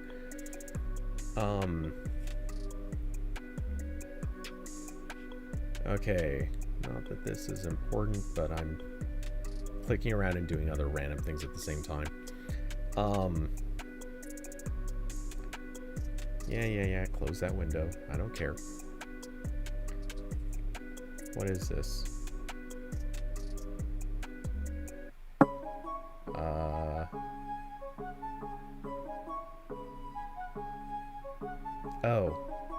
Oh, there, okay.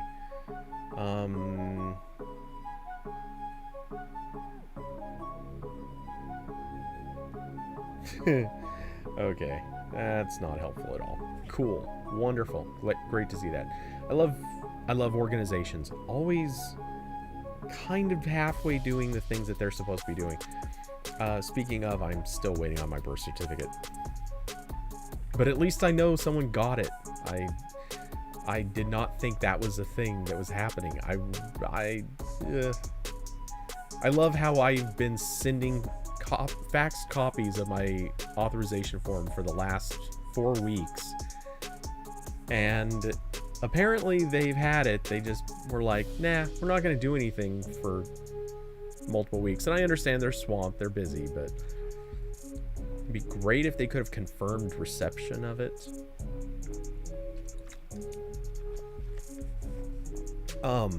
But yeah, anyway, let's see other things that are going on.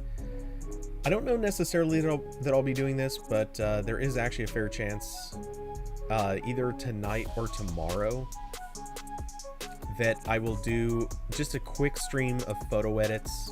I mentioned this before, and I kind of knew I didn't really have time, but I thought there might have been a chance. There's a better chance coming up that I'll take a little bit of time and do photo edits on those BMX jumps, and if I get around to it, I might also try to do edits for some friends' photos. But we'll see. That's very much as time permits, but I do want to get that done, and I don't see a reason not to do it on stream. Trying to think if there was any other thing coming up or happening.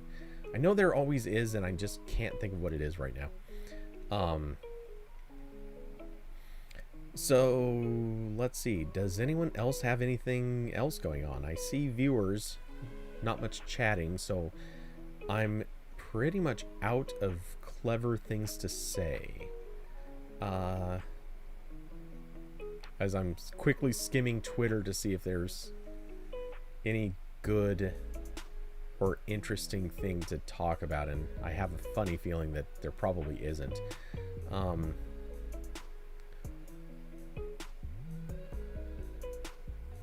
But yeah, anyway.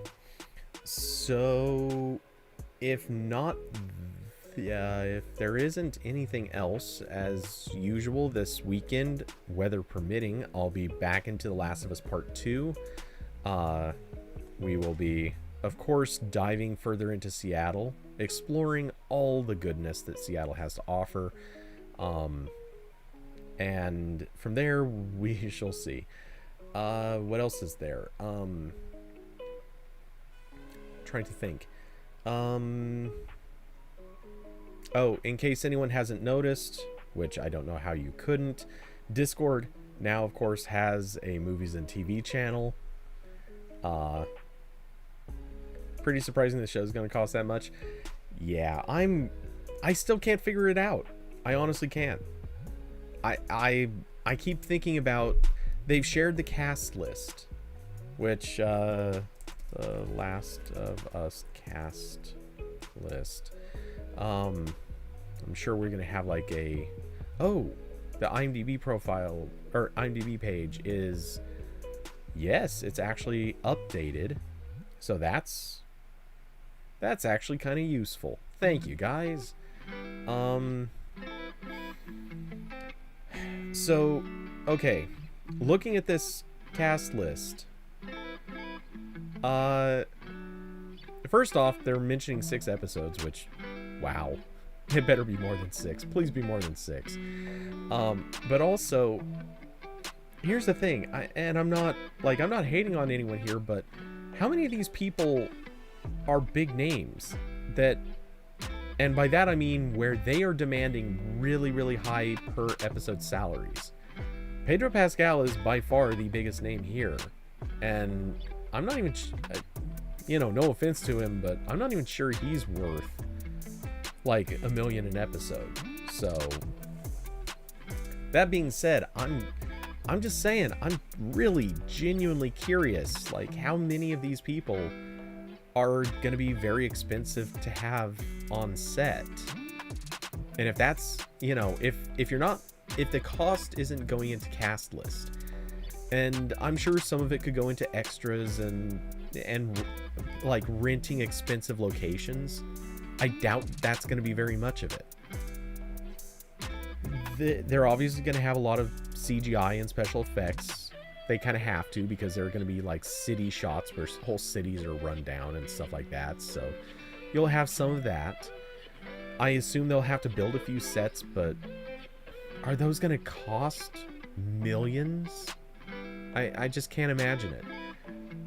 So how is this show going to end up costing however much it's going to cost. That their averages kind of were vague, but if it's going to be way over 10 million per episode, I can't figure out why.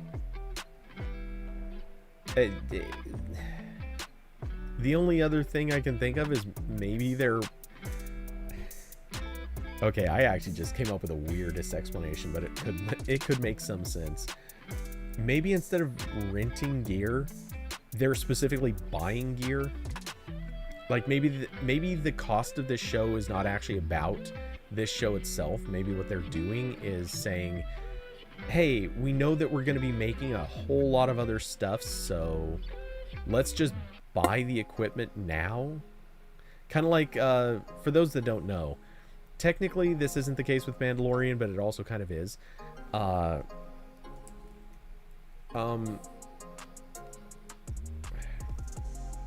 we go.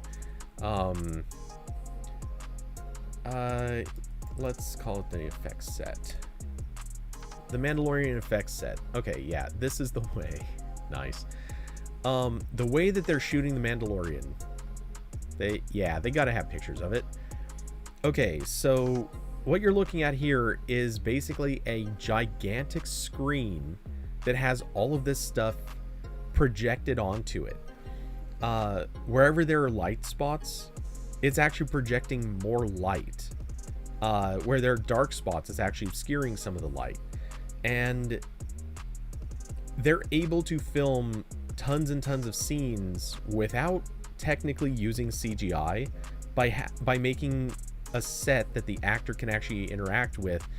And they have props and things like that, but the whole backgrounds are basically just on screen, and they're filming it that way, so they get a lot of advantages from doing it like this. And it's smart, it's really clever. The thing is, it also costs a fortune. It costs an absolute fortune to have built this thing and to do some of the 3D effects that they're doing, and all of this stuff has to be built in a 3D program. A lot of that stuff they literally had to build on their own. Now here's the thing. I've heard, I don't know that this is true, but I've heard that most of that stuff is actually being billed to the show. Yeah, post is now pre, exactly. So yeah, I'm sure a lot of this stuff is being billed to the show. So the show is being shown as, or is being treated as a really expensive show. But realistically, I bet that's not the case. I bet if they already had all this stuff built, making The Mandalorian would probably cost way less. So I think more and more I'm wondering if maybe that's what HBO is doing. They're calling The Last of Us one of their most expensive shows, but in reality they're doing it as like a investment into stuff that will be used later. Because they obviously have a lot of their own projects going on. They are obviously getting more and more, deeper and deeper into original programming. Making those investments only makes sense. And they don't have the virtue of owning ILM, or whatever it's called now. Let's see.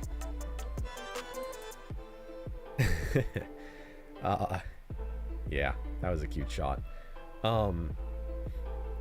But yeah, I mean, look at that. That's an actual picture taken of their stage. All you have to do is go through and clean up that split line between the wall and the roof and get rid of those lights in the background.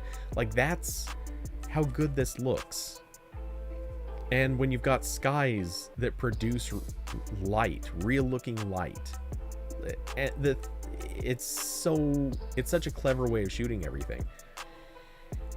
All that said, again, super expensive to build, super expensive to design, and currently kind of expensive to actually make work, but they're streamlining that process too.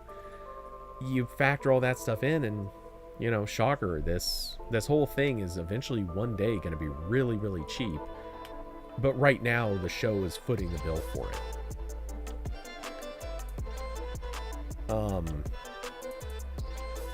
Yeah, and you don't have to green screen, you don't have to cut anything out, you don't have to deal with like weird color reflections.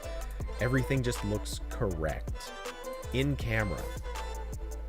How much do all of us wish we could have that in our homes? Yeah, this would be insane. I want this so much. Let's see. Oh, we'll scroll down and at least get the next shot. Let's see. They probably own the special effects studio. A lot of it is moving money around. Oh yeah, 100%. I mean, this is Disney, so it owns ILM. It owns all of Lucas's old projects, as far as I understand. At least I'm pretty sure it does. ILM should still be. Let's see. Oops, I should have just gone to... Well, that practically answers it right there, but... If I search for Disney... Oh, doesn't say Disney on the page. Okay, let's... I meant to hit the Wikipedia, or not meant to, but I should have hit the Wikipedia article. Yep, the Walt Disney Company acquired ILM as part of its purchase of Lucasfilm. So yeah, that confirms that. So yeah, you know, and I'm pretty sure that this is effectively being stagecraft. That's what it's called. Let's do a quick search on stagecraft. Yay, Wikipedia, thank you. Nope, we're going for this one. Okay, visual effects technology composed of a video wall designed by Industrial Light and Magic, ILM. So yeah, this is... I would almost guarantee that is the reason why The Mandalorian is one of the most expensive shows being made right now, because all of the money going into that show is being funneled into helping develop stagecraft. Tax evasion for the win. Honestly, I don't think that's... maybe, but I don't think I would equate this to tax evasion. Maybe there'd be something to that. There probably is some tax advantage. But I have a feeling that this is more one of those where...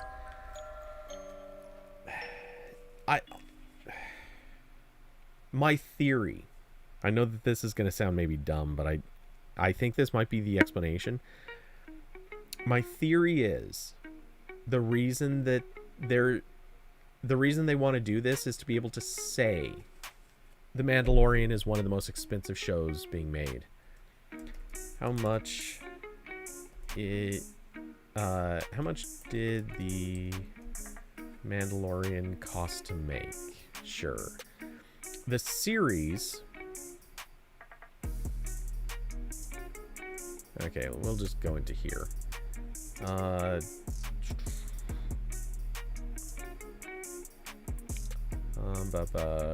Production.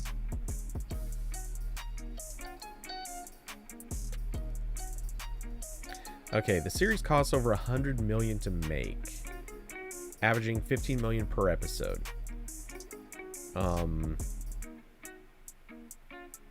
Here's the thing. Again, if you've watched the show, how many actors? How many characters? There aren't that many.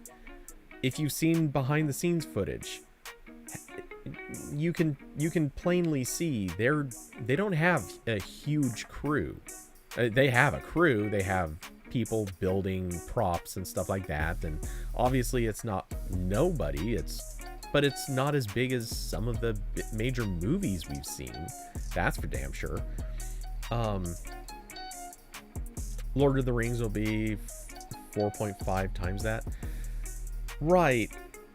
But Lord of the Rings was also shot entirely in New Zealand. This, they're shooting in a stage. And I know that might sound like a, well, sure, but both of them cost a lot. Consider this.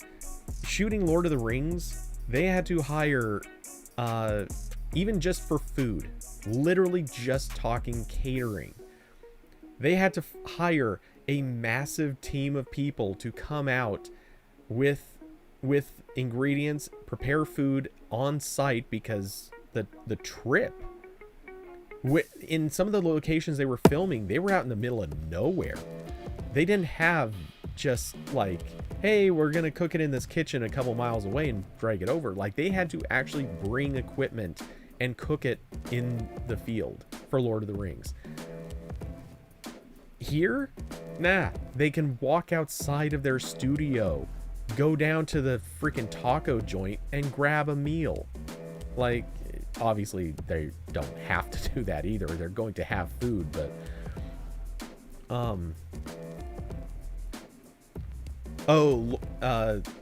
wait. The Amazon TV show? Amazon do you mean Lord of the Rings, or do you mean that Amazon is doing a Lord of the Rings TV show? Please tell me I'm misunderstanding that.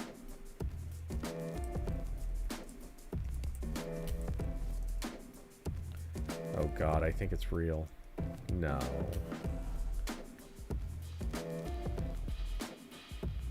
Ugh. Ew. I object. I so object. How did I miss this? Well, I know how I missed this. I ignore all Lord of the Rings stuff. It was already ruined. Okay. Hey, maybe they'll fix Peter Jackson's work. I'd be okay with that.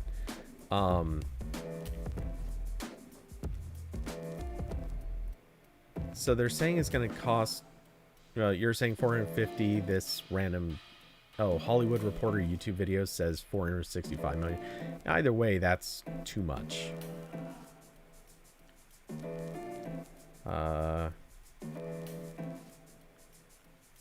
Okay, anyway. So, getting back into what I'm saying about stagecraft, though. I'll hit the next picture just because.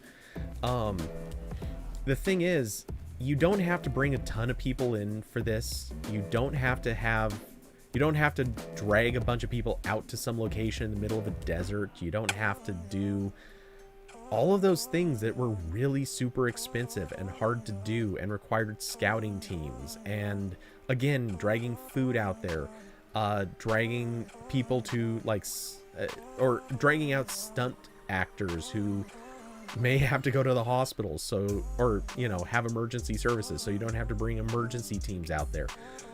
All of the things. Oh, hell, insurance.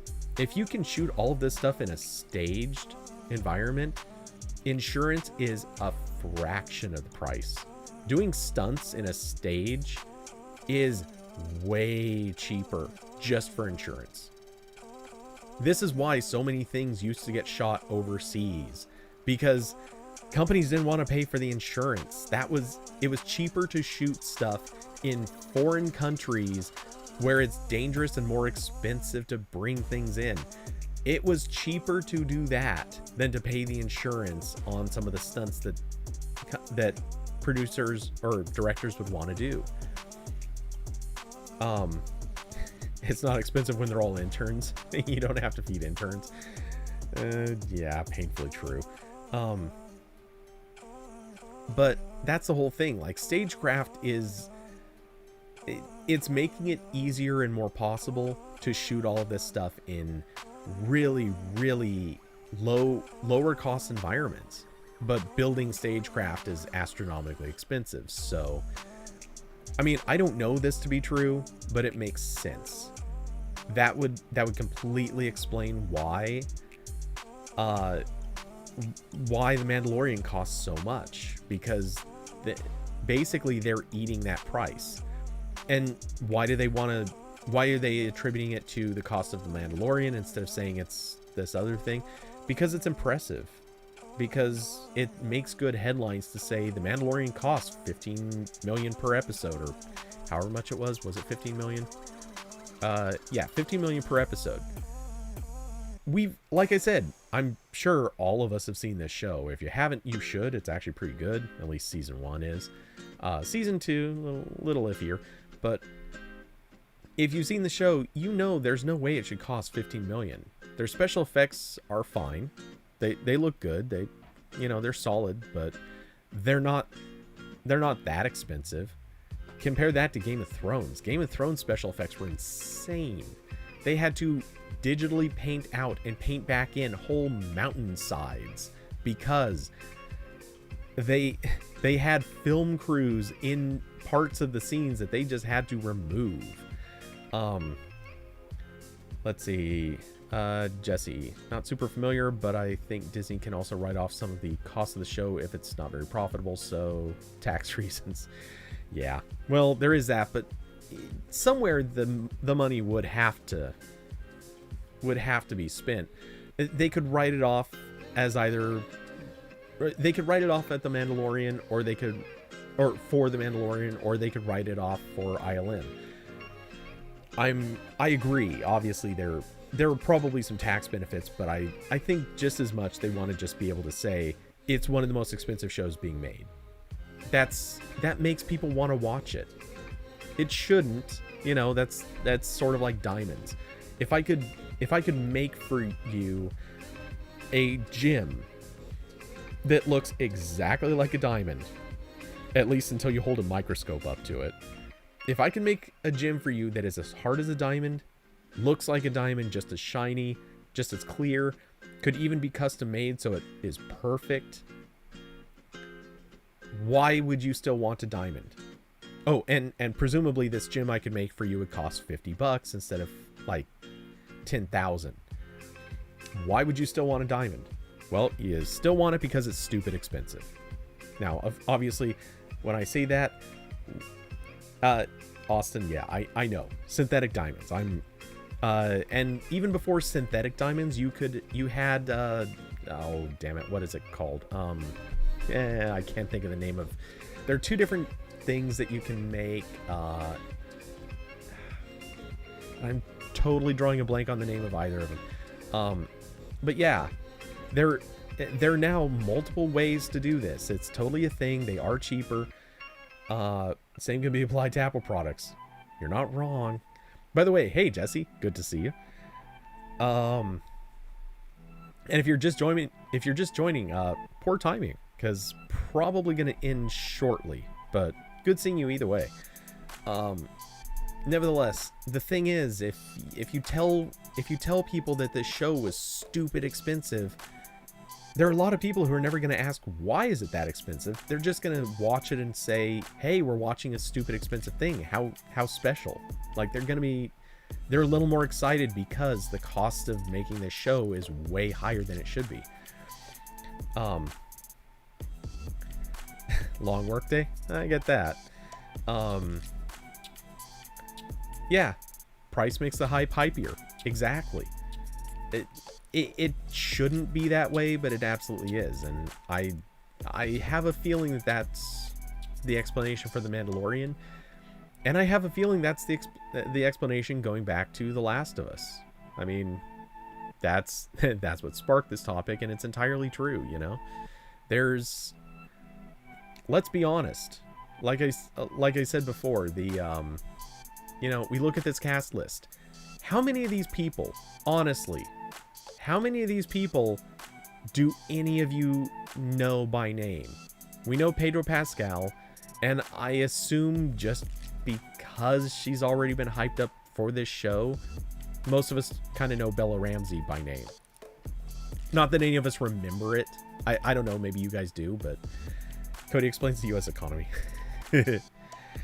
Oh, if I could explain that, I'd be rich. That's why the Pixel 6 Ultra will cost $1,500. God, I hope not. But yeah, I mean, you look at these people. At least the show's not being made by Peacock. Oh God, I don't even want to think about Peacock. They're not doing good things. But honestly, most of these people I don't even recognize. Legitimately. I'm going to quickly open and skim through the ones I don't know, because I feel like by now I should be able to recognize some of these.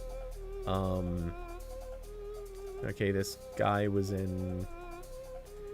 I at least recognize the names of some of these shows. I don't think I've watched anything he's in. We're getting far enough back. I'm not going to count it. Okay, so I don't know this guy. Let's see. What has she been in? A lot of video game voices.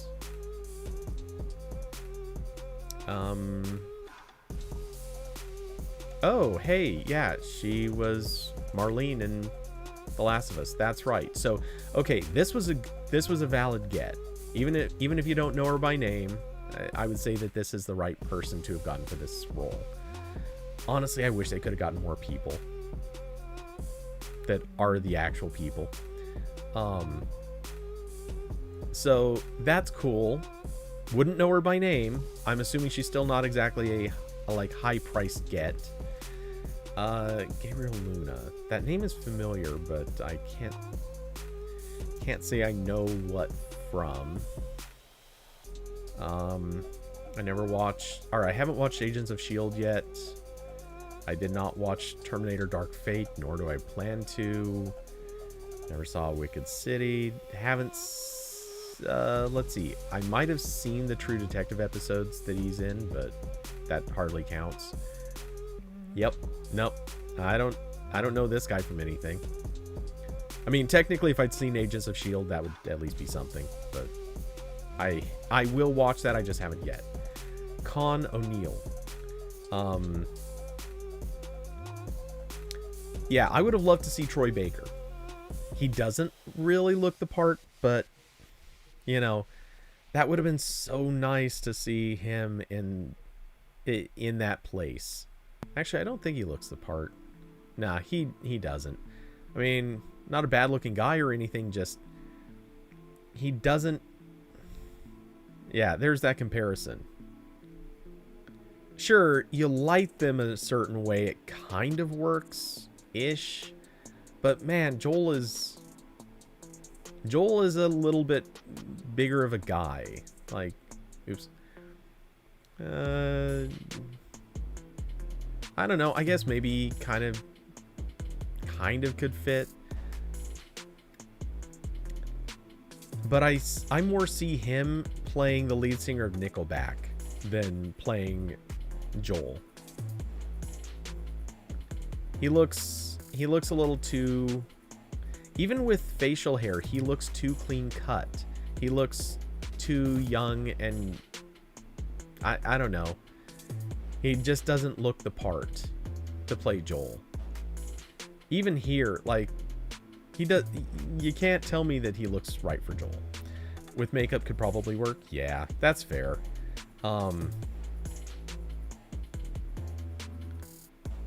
Oh, Jesse, that's actually a good point. What was the licensing cost? Would they be wrapping that into the cost per episode, though? I mean, I assume they must be, but... because that would also help explain it. Yeah, you're right. They could be basically taking the licensing fee and saying, hey, if, you know, you're going to be making this much, we want $1 million per episode or something like that, which I doubt it's that high, but they could be. I mean, with 6 episodes, a $6 million licensing fee, that kind of wouldn't sound that insane. And you know HBO is going to make it back, like, no question. HBO is going to make it back. Real easy.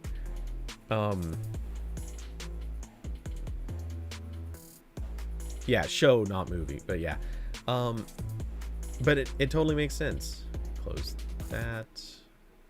Let's see, who else was there? Con O'Neill.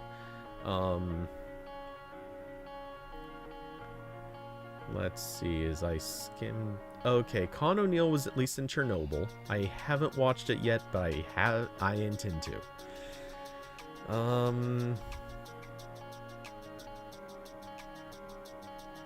Wait, Class? Is this the show I'm thinking of? No, different show.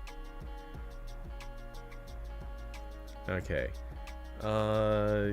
Yeah, I don't think I've seen anything this guy's in. Again, I would be able to say one or two things, but I just haven't actually watched them yet. Okay, this girl is from The Last of Us and Dumbo, and that is it. All right, she should not be an expensive get. And Jeffrey Pierce. That name sounds familiar. I think this one might be the one where there's a chance. Oh, wait, is he actually Tommy?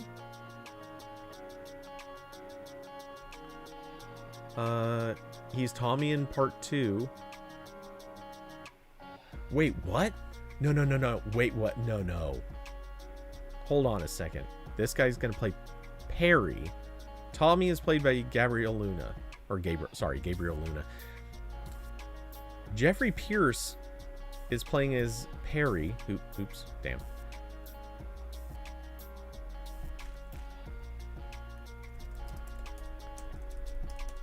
Okay.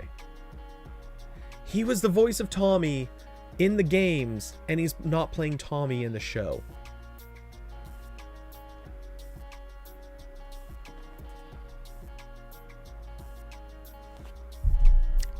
Boo. No. What? Damn it. Okay, I need to close that. I keep clicking on it by accident. Why? I mean, he looks like Tommy. Maybe not exactly, but he looks like Tommy. He can 100% play Tommy. Let's go back to Gabriel.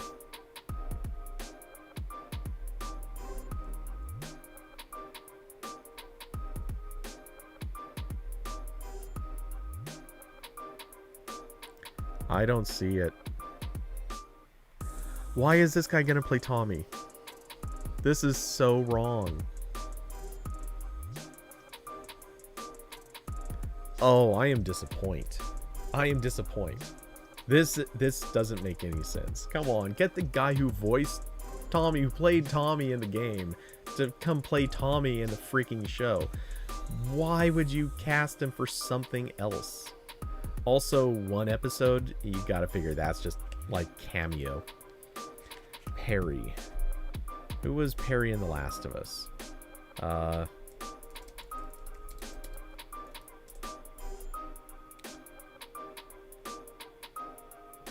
Alright, maybe Kotaku will at least show us. Oh. It's that guy?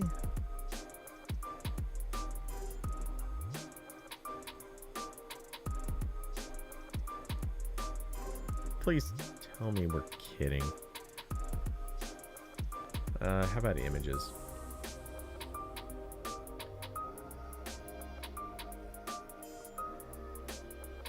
Alright, I searched for Perry. I kind of thought that would be an easy one.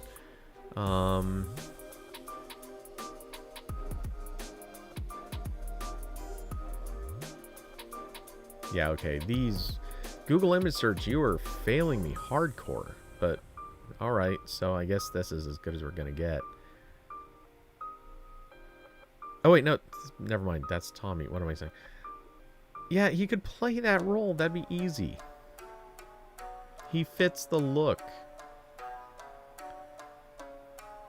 I guess he's probably not an actual actor, so maybe that's why, but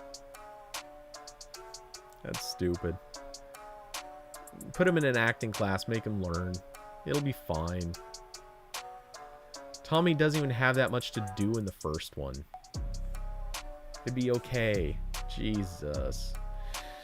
Okay, I'm kind of mad about that. Okay, I just closed a bunch of tabs. Okay, anyway. So yeah, they basically brought him on for a bit part.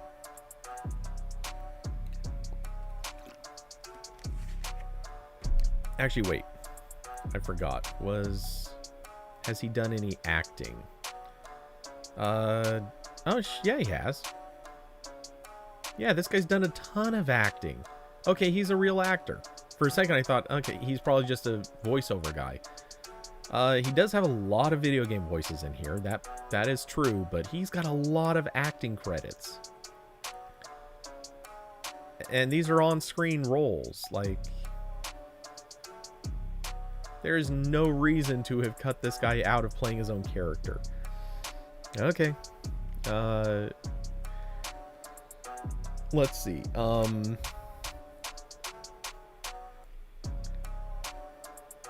Okay. Carson should have just used a deep fake. Honestly, yeah, that actually, to some extent, I know that this might sound harsh, but I'm wondering how much they're gonna have to do to damn it, as I blank on a freaking name, Pedro Pascal. I'm wondering how much they're going to have to do with makeup to make him look the part. And if they're already going to be doing that with makeup, like, what are the odds that they're just going to have to do, like, special effects to make it work?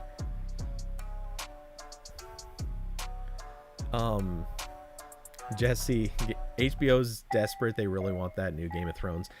It's for real. I mean, I don't know if you watched, or if you watch, not like a single episode, but if you watch Last Week Tonight with John Oliver, I can't count how many times he made the joke that now the Game of Thrones is ending, HBO needs to find like a new thing or it's going under. For real. You gotta wonder, like, how much is HBO's like desperation level to get that new hot show that everyone is gonna hype over? And the thing is, The Last of Us deserves the hype. The problem is, it also doesn't have enough content. You could realistically, and I think very realistically, you could make, I would say, 4 seasons worth of shows based on what has come out so far. Very legitimately, you can make 4 seasons worth of shows. I would say they have enough content from the games, counting, I don't know if you followed the games or know much about them, but they had the original game. They had kind of a prequel with Ellie as a little kid, or littler kid.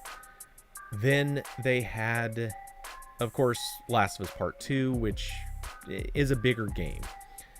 Between these 3 things, I think they could stretch it out to 4 seasons worth of stuff. That being said,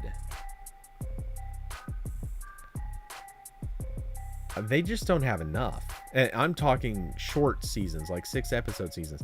I don't think they really have enough to get like an actual new Game of Thrones out of this. It's definitely not on, it's not to that point where you have big books full of like tons and tons of background and world and all the characters. This, you really have to make a lot happen with the characters you have. And sure, you could spend a lot of time in individual locations, but when I see 6 episodes for season 1, unless they're, it depends on how they're going to split it up, but I can only really see, thinking about how the game is, you know what? Actually, as I think about it, the first game, I don't think this is going to get through the first game. Season 1 is not going to finish the game. Because they're going to have at least, between introducing characters, giving background, Joel losing his daughter, that's going to be like the scene where Joel loses his daughter is going to probably be a good 10 minutes. Just practically speaking, because they're going to have to introduce Tommy, the daughter, have the outbreak occurring in the town, assuming that they do any of this stuff, but I kind of feel like they will. They may not do it even in the first episode, but they're going to do it somewhere. Having that whole scene have to play out, like, that's a good 10 minutes worth of scene. even if it didn't take, I don't think it even took that long in the game. But they're going to have to introduce a lot of stuff. They're going to have to play it up and really get that emotional strike in there.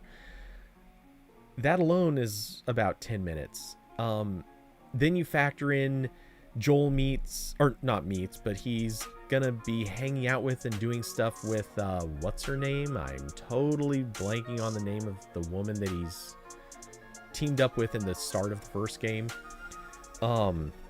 Then he's going to have to meet Marlene. He's going to have to meet Ellie.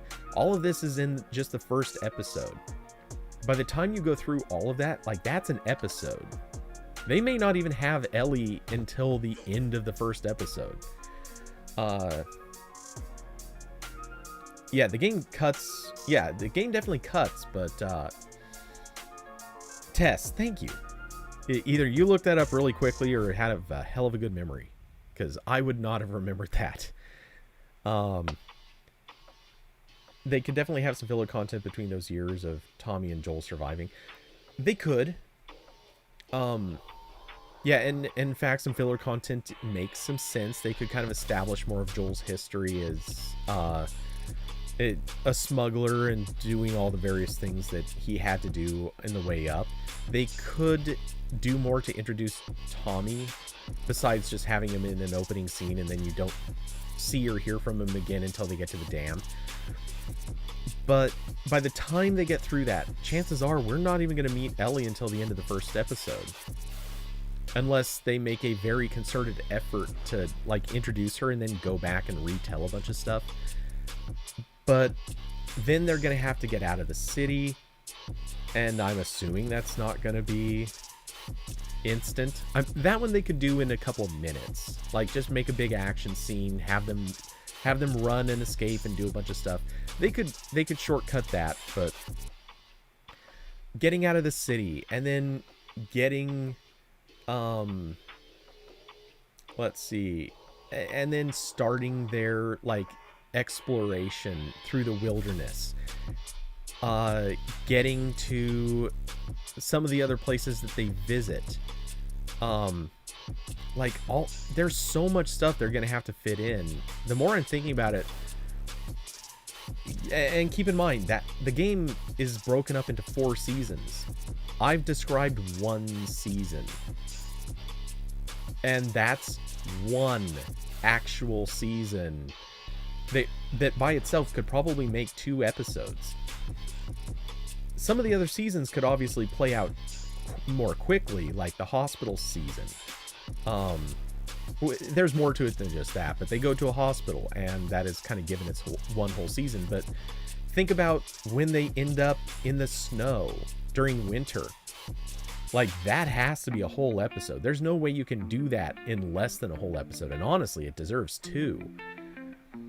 I've got a strong suspicion that these 6 episodes that they've announced, either this is going to have to, either the show is going to have more than 6 episodes per season, and they just haven't announced more, or they've got to be planning for a season 2 still based on the part 1 of the game. I cannot imagine that they can fit in that whole winter scene, because that is such a rich setting. That's got to be at least 1 whole episode. Meeting the characters and setting all of that up, that seems like 1 or 2 episodes. Traveling through the wilderness is probably going to really warrant an episode. Getting to the Fireflies, that's at least a whole episode. And this is funneling so much stuff into a 1-hour episode. They can do it, but I kind of don't see a reason to. They could split this into 2 and just be solid.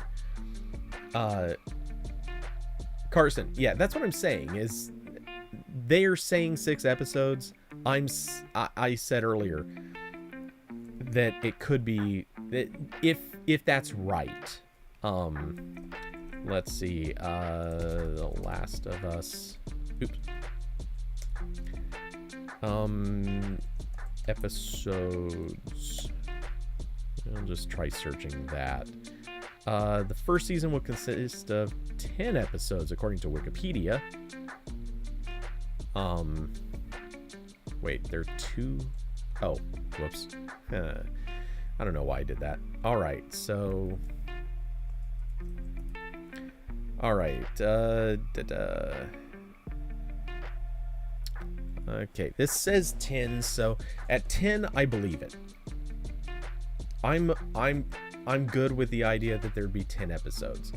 6 made no sense. Out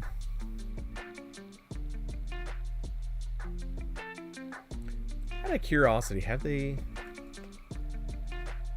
Other characters from games who will appear include Riley, Tess, and Maria, so we don't know who's playing Tess yet, I don't think. Let's, yeah, okay. They haven't announced Tess yet. Or at least IMDb doesn't have a Tess yet. Not that it matters, she isn't in it long enough to matter, like, who they cast, but I don't know why. I like Tess. I think the character, for as little time as the character got, turned out to be really cool.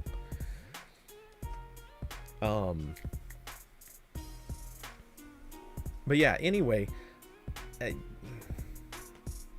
so my main premise, I just can't understand where the money is going on this. They don't have big name cast members except for Pedro Pascal. And I still maintain I don't know why he's... I mean, I get it, he's in a few things, but he doesn't seem like he should really warrant a big ticket thing. I feel like the territory they're going to shoot in should not be super expensive, though if they have to adapt existing buildings, maybe it would be. Extras, makeup, all that stuff, it'll cost some money, but that should still be less than the Walking Dead costs, or at least on the same level. I think, Jesse, you might be right that they're tacking the licensing fee onto the episode cost. That could be a big factor. Neil Druckmann probably taking all the money. I mean, we don't know. That could be it. Yeah, I just... Oh, they're shooting sites? Filming locations. Filming in Calgary, Alberta, on July 12th, 2021. Wow. Okay, so...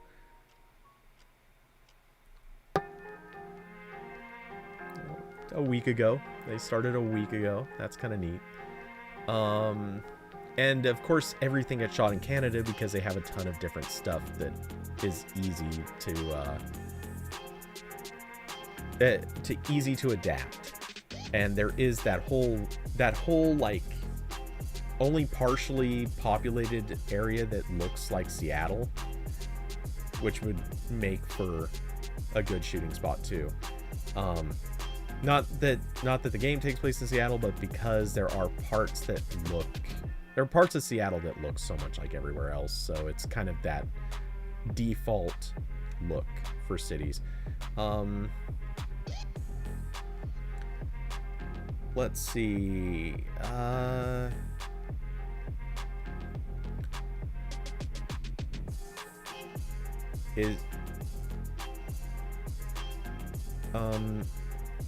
Okay, and they also shot in Fort McLeod Fort McLeod, originally named McLeod, is a town in the southwest of the province of Alberta, Canada. It was founded as a Northwest Mounted Police, blah, blah, blah. Okay, don't care. But, okay, that's in Canada.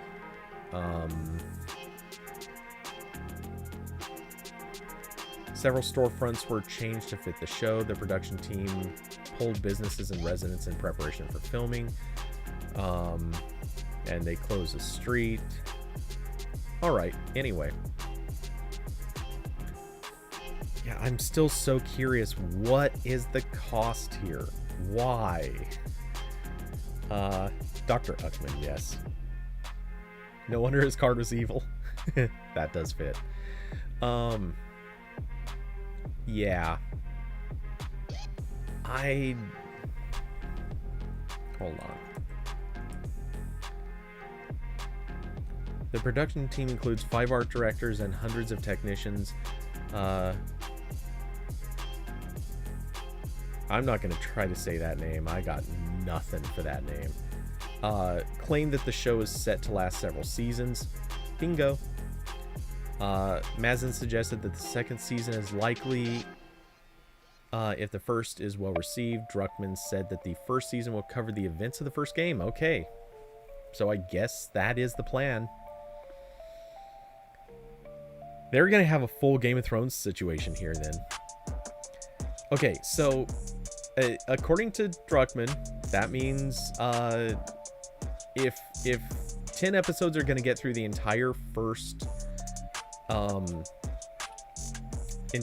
game, that means that they could probably make like a short spin-off thing based on Ellie's prequel. That would be kind of like a good... They could do that kind of in the middle of nowhere with no context. That would be a thing that would hold people over for a while they're shooting season 2. Season 2 could be drug out across 2 seasons because, again, there's so much content there. There's a lot that they can do with season 2. Funny enough, they would actually have to create some filler for it, I think. Just a hunch, but there's so much stuff that would have made sense if there's so much stuff that they could compact down from part 2 that they don't really need to give a lot of backstory for. But yeah, they could do a ton there. Also, I had previously missed this, but they offered the role of Joel to Matthew McConaughey and he turned it down. That makes me sad because Matthew McConaughey would have been perfect. He's the perfect Joel. Why did he have to turn that down? And then I still never thought Mahershala Ali was a good choice. He doesn't look the part, and that's not even a race thing. It's he doesn't look right for it. His Joel has to have that kind of like beaten down look, and I just can't see him pulling it off in the same way. He just doesn't have it. But anyway, let's see. So 10 episodes covers the first whole season. I wonder if for season 2, if they do that, would they do more episodes? Like just do a 15 episode season to cover all the content for part 2. And either way, no matter what, after that's all done,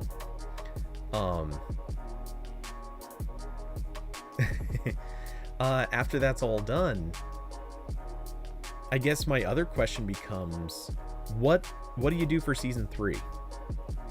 If this is expected to run multiple seasons, and ostensibly they would have to, well, assuming for a second that they don't have a season 3 that is like the second half of season 2, because they could absolutely do that. But whatever comes after part 2, basically, like, what do you do there? What is their solution to this? Do they pull a Game of Thrones and are like, hey, Neil Druckmann's here, we'll just have him tell us what's going to happen in the next game and we'll spoil it, before the game gets made, we'll go the next step. And at that point, do you have, I don't know, like, I'm very curious what happens after this point. Do you just make up all new characters? Do you go off in a different direction? And also, are they going to pull a Walking Dead with this? That's actually a fair question here, because we have the writer of the game is hanging around being like, yo, I can do what I want. Is Neil possibly going to sit there and say, hey, we can change what happens? Maybe Joel doesn't die in part 2. By the way, spoiler alerts in case anyone doesn't know this. Do we, maybe they change all kinds of things. Maybe they, I don't know. I'm not even going to try to guess, but yeah, they won't be able to wait for part 3 of the game. Because that raises a whole separate issue. As far as anyone has revealed, let's see, where is it? Okay, so The Last of Us, I actually wanted to find part 2, but yeah, here we go. Last of Us part 2. Okay, where is it? Development. Okay, early story concepts for The Last of Us Part 2 were conceived during the development of the original. Began development in 2014, soon after the release of The Last of Us Remastered. By August 2017, with the release of Uncharted: The Lost Legacy, the entire 350-person team at Naughty Dog had shifted to develop Part 2. Now keep in mind, they started development and went for 3 years with development moving slowly because not everyone was on it. And then they moved everyone over to start working on part 2 at the end of 2017. Okay. Now, here's the catch. Let's see. Where am I looking? Screw it. Yeah, so the game came out in 2020. So it took 2.5 years. Let's say 2.5 years, maybe 3, kind of depends. And that's not counting the work that they did in advance. That is a long lead time on a game. That is a hefty lead time. Now, imagine for a second that, as far as anyone has discussed, development has not started on a part 3 yet. At least none I've heard of.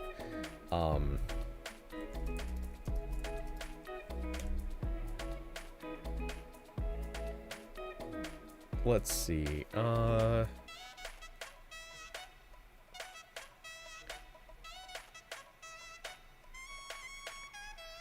All right. What does IGN's article say? 2.5 years? Yeah. Well, they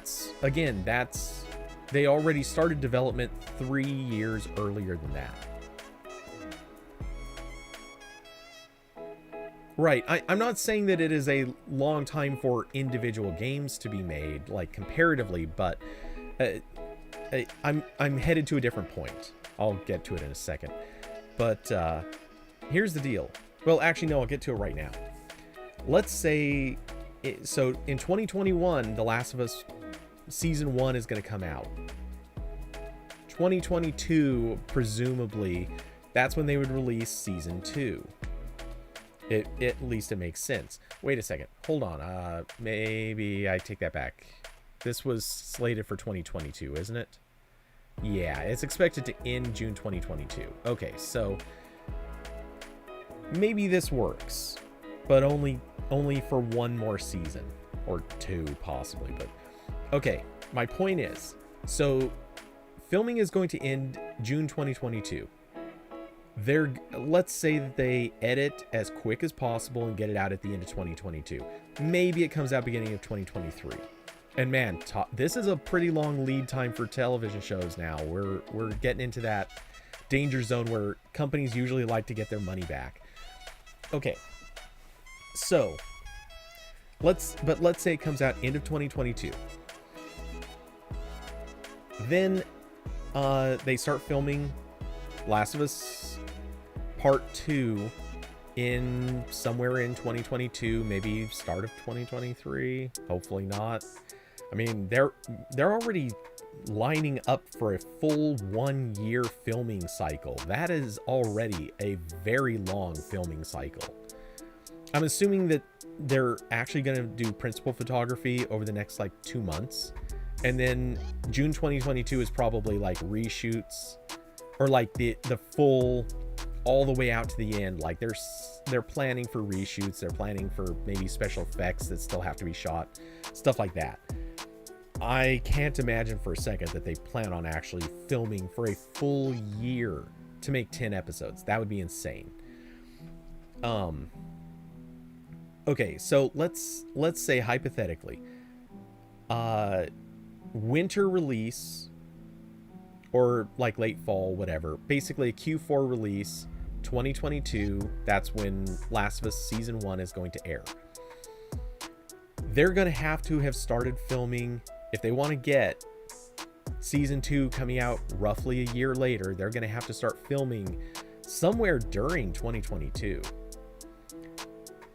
At which point, they're going to get through that and air it in 2023. If they even split part 2 into 2 seasons, which they could, you now have something you can air in 2024. Okay, now by then, if they want another season of this show, they're going to need another game, presumably, if they want the games to come out first.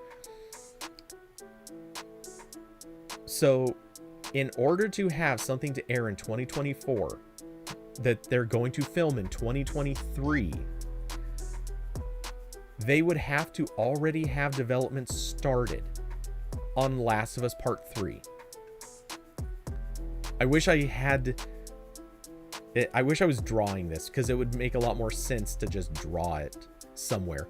But that's the whole issue. If they want to have a season 3 or 4 or whatever in time, they would have to have the game in development now. Last of Us Part 3 would have to currently be in development if they follow the same schedule. 2.5 years. Think about this. So again, I'm hypothetical. Oh wait, sorry. Did I mix up those years a little bit? I might have. Let's see. Season 1 airs in 2022. Season 2 in 2023. Season 3, presuming that it's a split, that would be 2024. That's as much content as they theoretically have right now. So to get something for 2025, which they have to film in 2024,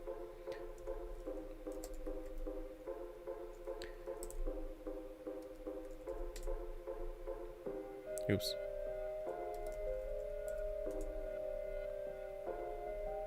Will this work?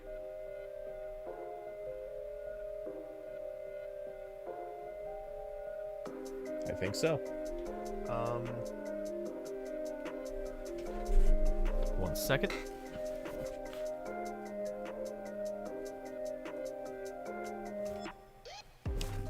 Stylus.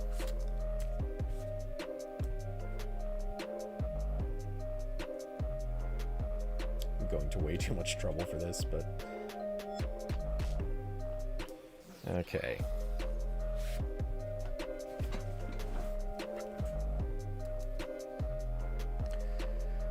Okay, looks like it's working. Schmancy. Okay, so let's see. Season 1. Oops. Come on.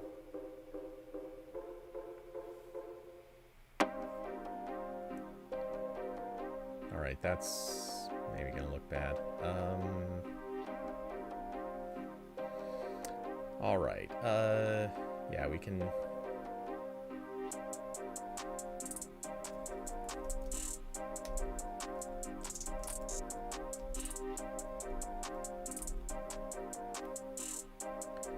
Can we, yeah, let's shrink this text a little bit too. Wait, where's line height, text? Seriously?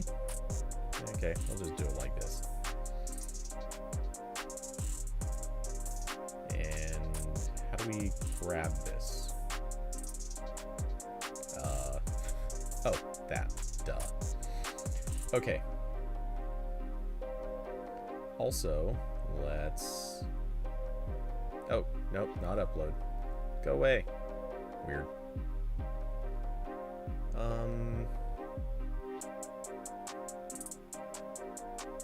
Hey, that's perfect. Okay. Pretty. I like pretty things. What can I say? Can I possibly... Nope. I was hoping I could just do a... Oh, right. I guess that would...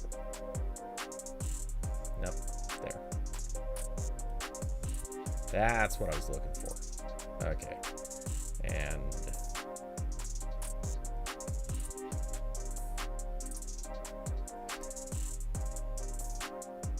Okay, so...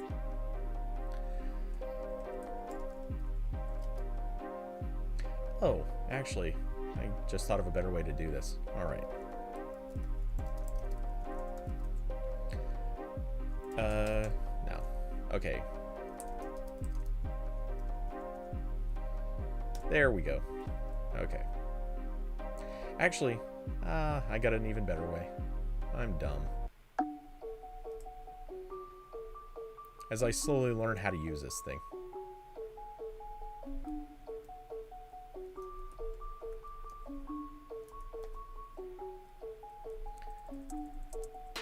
This will look better in just a second.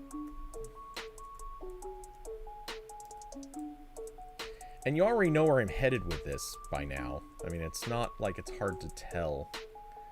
But,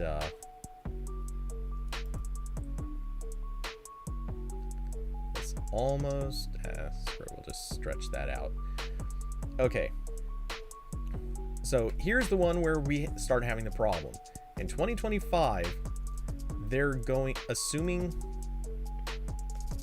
okay, so that one is going to be based on part 1. Plain and simple. Season 1, part 1, done. I'm theorizing they could do season 2 based entirely on the first half of part 2. And, you know, that works. We've got content for that. If you split it up, you can get a second season out of that too. So 3 full seasons done. Now, in order to get season 4 started, you need to have the content for the game. If you want that game to come out before this season airs, you're going to have the game come out in 2024. We are currently halfway through 2021 now. If the game takes a full 2.5-year cycle to actually get development, that game has to start last month, roughly, in order to have that content ready. Now, of course, Neil Druckmann's writing. He's presumably writing the game too. Naturally, common sense, he would very much be able to say, no, I know what's happening. I'm the one saying it, so we can fast track this. But that only gives them, I don't know, maybe another season. I guess we could hypothetically say season 4 and 5 could also be a split. Okay. After that, they're going to have to stop at season 5 because there's no way they're going to get another game out in time if they're trying to keep it to the games. It's either that or they're just going to have to go full Game of Thrones and say, you know what? Yeah, we don't need games anymore. We're not following a story. We're just going to make it up as we go. At that point, they can do a Walking Dead and they're good. That's kind of the whole point. So, yeah, that's my thinking.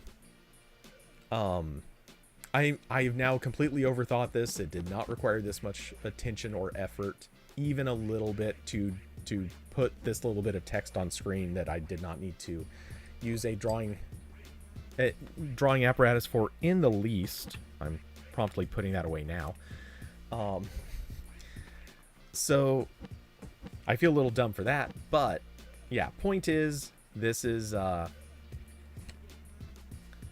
think the show, even if it is a wild Game of Thrones level success, they're probably going to have to cut it at either 4 or 5 seasons, and that's assuming the best case scenario.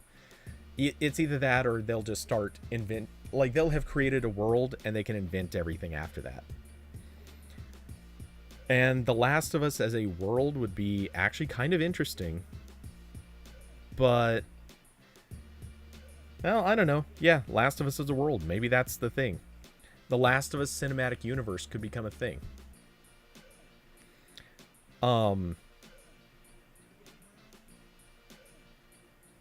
Honestly, I'm kind of picturing that, and it works basically for the same reason that The Walking Dead worked. People like misery in shows. It is very much a thing. Am I wrapping this thing correctly? Probably not words that I should say as I look down in the direction of my lap.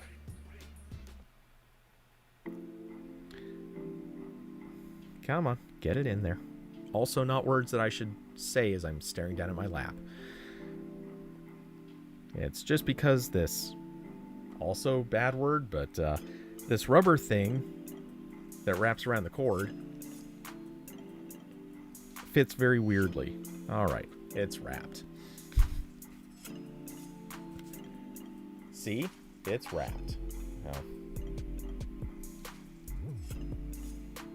Cord wrap. Yay. Okay, no, we'll just transition out of that. We don't need to show that thing anymore. Alright, anyway, now that I've rambled entirely stupidly for the last probably hour about the fact that it doesn't make sense how much the show's gonna cost. Oh wait, hey, here we go. This is also relevant. This is the page I opened earlier and didn't get around to looking at. Hopefully it doesn't break. Yeah, broken wrap is a bad thing. Naughty Dog has written a storyline out for The Last of Us Part 3, but isn't making the sequel right now. He hopes he can one day see... Neil Druckmann says he hopes it can one day see the light of day. No kidding! With a show being made, it's gonna see the light of day, guys. Like, at this point, HBO is gonna probably say, look, we don't care what it takes, just get the damn game made. HBO will probably actually help advertise the game at that point. Let's see. Quote, I don't know how much I want to reveal. Co-writer Haley Gross and I did write an outline for a story that we're not making, but I hope one day it can see the light of day. It explores a little bit of what happens after this game. We'll see. That's not saying much. He says there's been quite a bit of discussion internally about a part 3, but pointed out how much work is involved in making a game like this a reality. These games take so much to make. Part 2, I've been thinking about it for 7 years between when the last game came out and when this game came out. You want to make sure you're jazzed by the idea that you have, that it feels like it's challenging. We've now had 2 games that I feel speak to something universal as well as telling a very personal story for these characters. With 1 game, there's no pattern of what a franchise is. With 2 games, now there's starting to be a pattern. Now I feel like there are some structural and thematic themes that you'll have to stick to if you're making a 3rd game. It seems that Naughty Dog is currently exploring what to do next. After we finish one of our big titles, Druckmann explained, we take a long time to explore different ideas, whether it's going to be The Last of Us 3, whether it's something new, whether there's some old franchise we want to go back to. I like to fully explore all of these, or all of those, then look at, like, okay, we have all these ideas in front of us. As a studio, what do we commit to? Because it's a huge commitment, monetary, time, passion, talent. So you think about all that opportunity costs that come with it. Recent reports have suggested that Naughty Dog is, or at least was, working on a standalone Last of Us multiplayer game, a new Uncharted project, and a remake of the original Last of Us. Okay. just a player, I'm gonna say seriously, please do not make a Last of Us multiplayer game. Nobody needs it. No one wants it. It's over. Please let multiplayer not be a thing with every freaking franchise. As far as the new Uncharted project, I mean, I get it. I don't personally want it. I felt like the Uncharted games were very much Tomb Raider, but with a dude. Like, I didn't think the Tomb Raider games were even that great. They lack personality. They lack depth. They're just not fun enough. And you don't get to the story, you don't get to the cutscenes and go, oh my god, I can't wait to see the next cutscene. You do that with The Last of Us. You don't do that with Uncharted. I mean, maybe a few scenes in Uncharted, like at the beginning and the end, but really, not in the middle. And then a full remake of the original Last of Us. I mean, like remaster or remake. If it's a remaster, cheers. Let some people do that. You know, hire some other studio to go through and update the graphics. If it's a remake, fuck that. That seems dumb. Let's see. All right. Anyway, and then the rest of it is whatever. So I know that he gave this interview just back in April. I'm just going to say it though, seriously. HBO is going to be, assuming that this show is as successful as I think most people expect it to be. Hopefully. I just look at this and I can't help but think HBO is going to be like banging on his door, demanding a third be done.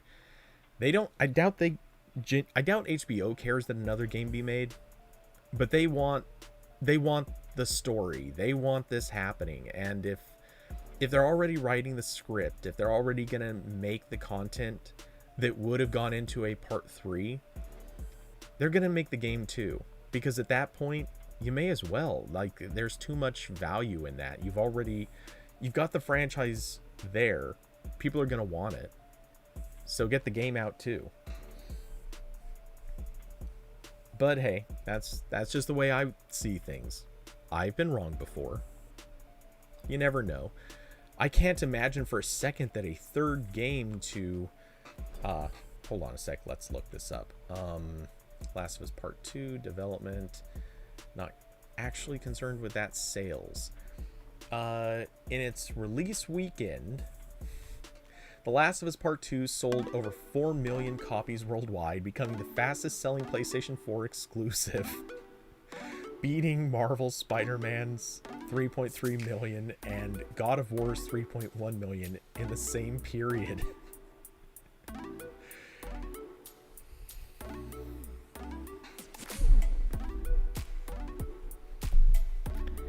HBO is going to demand Part 3. Sony is going to demand Part 3. Neil Druckmann's accountant is going to demand Part 3. I'm just saying.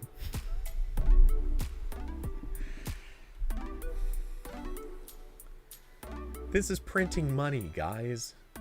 There's no way they're not going to make a Part 3. It had the biggest launch of 2020 for both physical and digital sales. On the PlayStation store, it was the most downloaded PlayStation 4 game in North America and Europe in June. In July, it was the 5th in North America and 10th in Europe.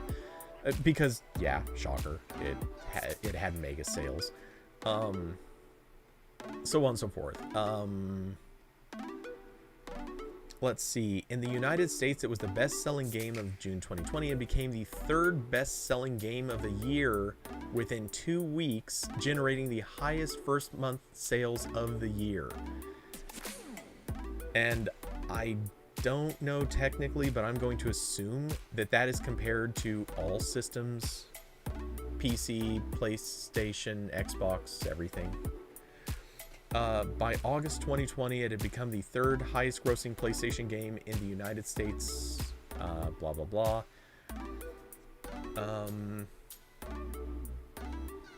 Okay, skimming the rest of it just it doesn't really add anything. I mean, come on. You're printing money. You're printing money. You're gonna make another. Don't pretend like you're not going to. if no one can pretend this isn't going to make crap loads of money. It's a sure thing. This is automatic. Sony is going to straight up tell you you have to make it. They're not going to be happy with you if you don't make it. It's just no pretending. You can't. Jesus. Okay, anyway.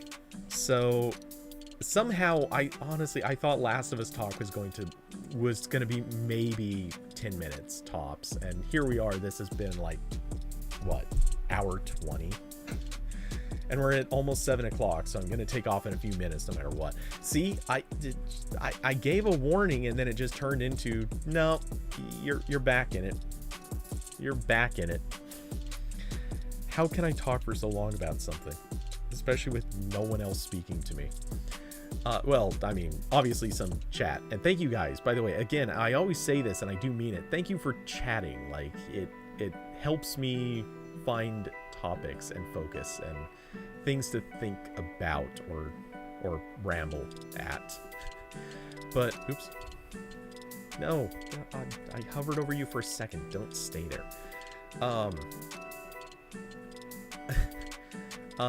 Let's see.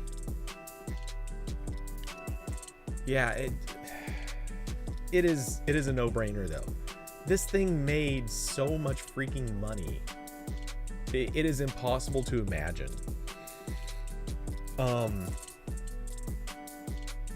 Okay, where was this? Notes. Tied with Ghost of Tsushima. I heard that did do stupidly well, and I kind of wanted to check it out, but where was that? 130.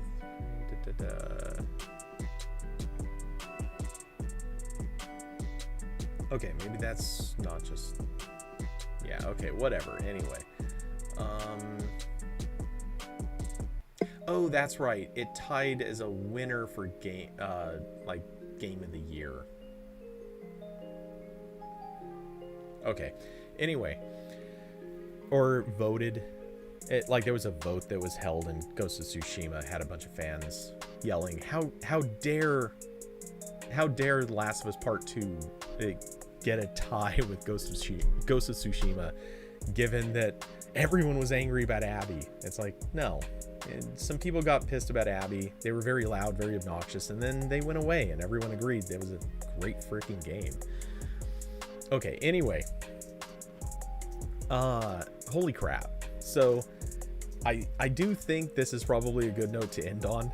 Me being bewildered at how completely obvious it is that they will be making a part 3, and Neil Druckmann is being crazy cautious in suggesting that there wouldn't be one.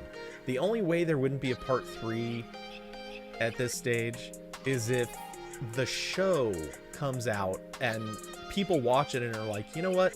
Nah, we've had enough of this. This sucks. We never want to see it again. And don't even finish watching the show.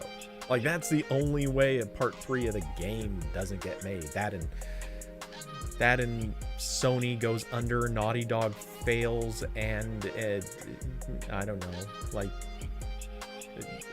all the voice actors get murdered. I don't know. I'm trying to think of scenarios that would actually prevent this game from happening, and it's occurring to me they don't exist.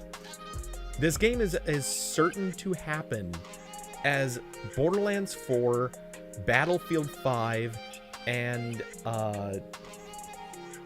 hold on, I'm trying to think of something else.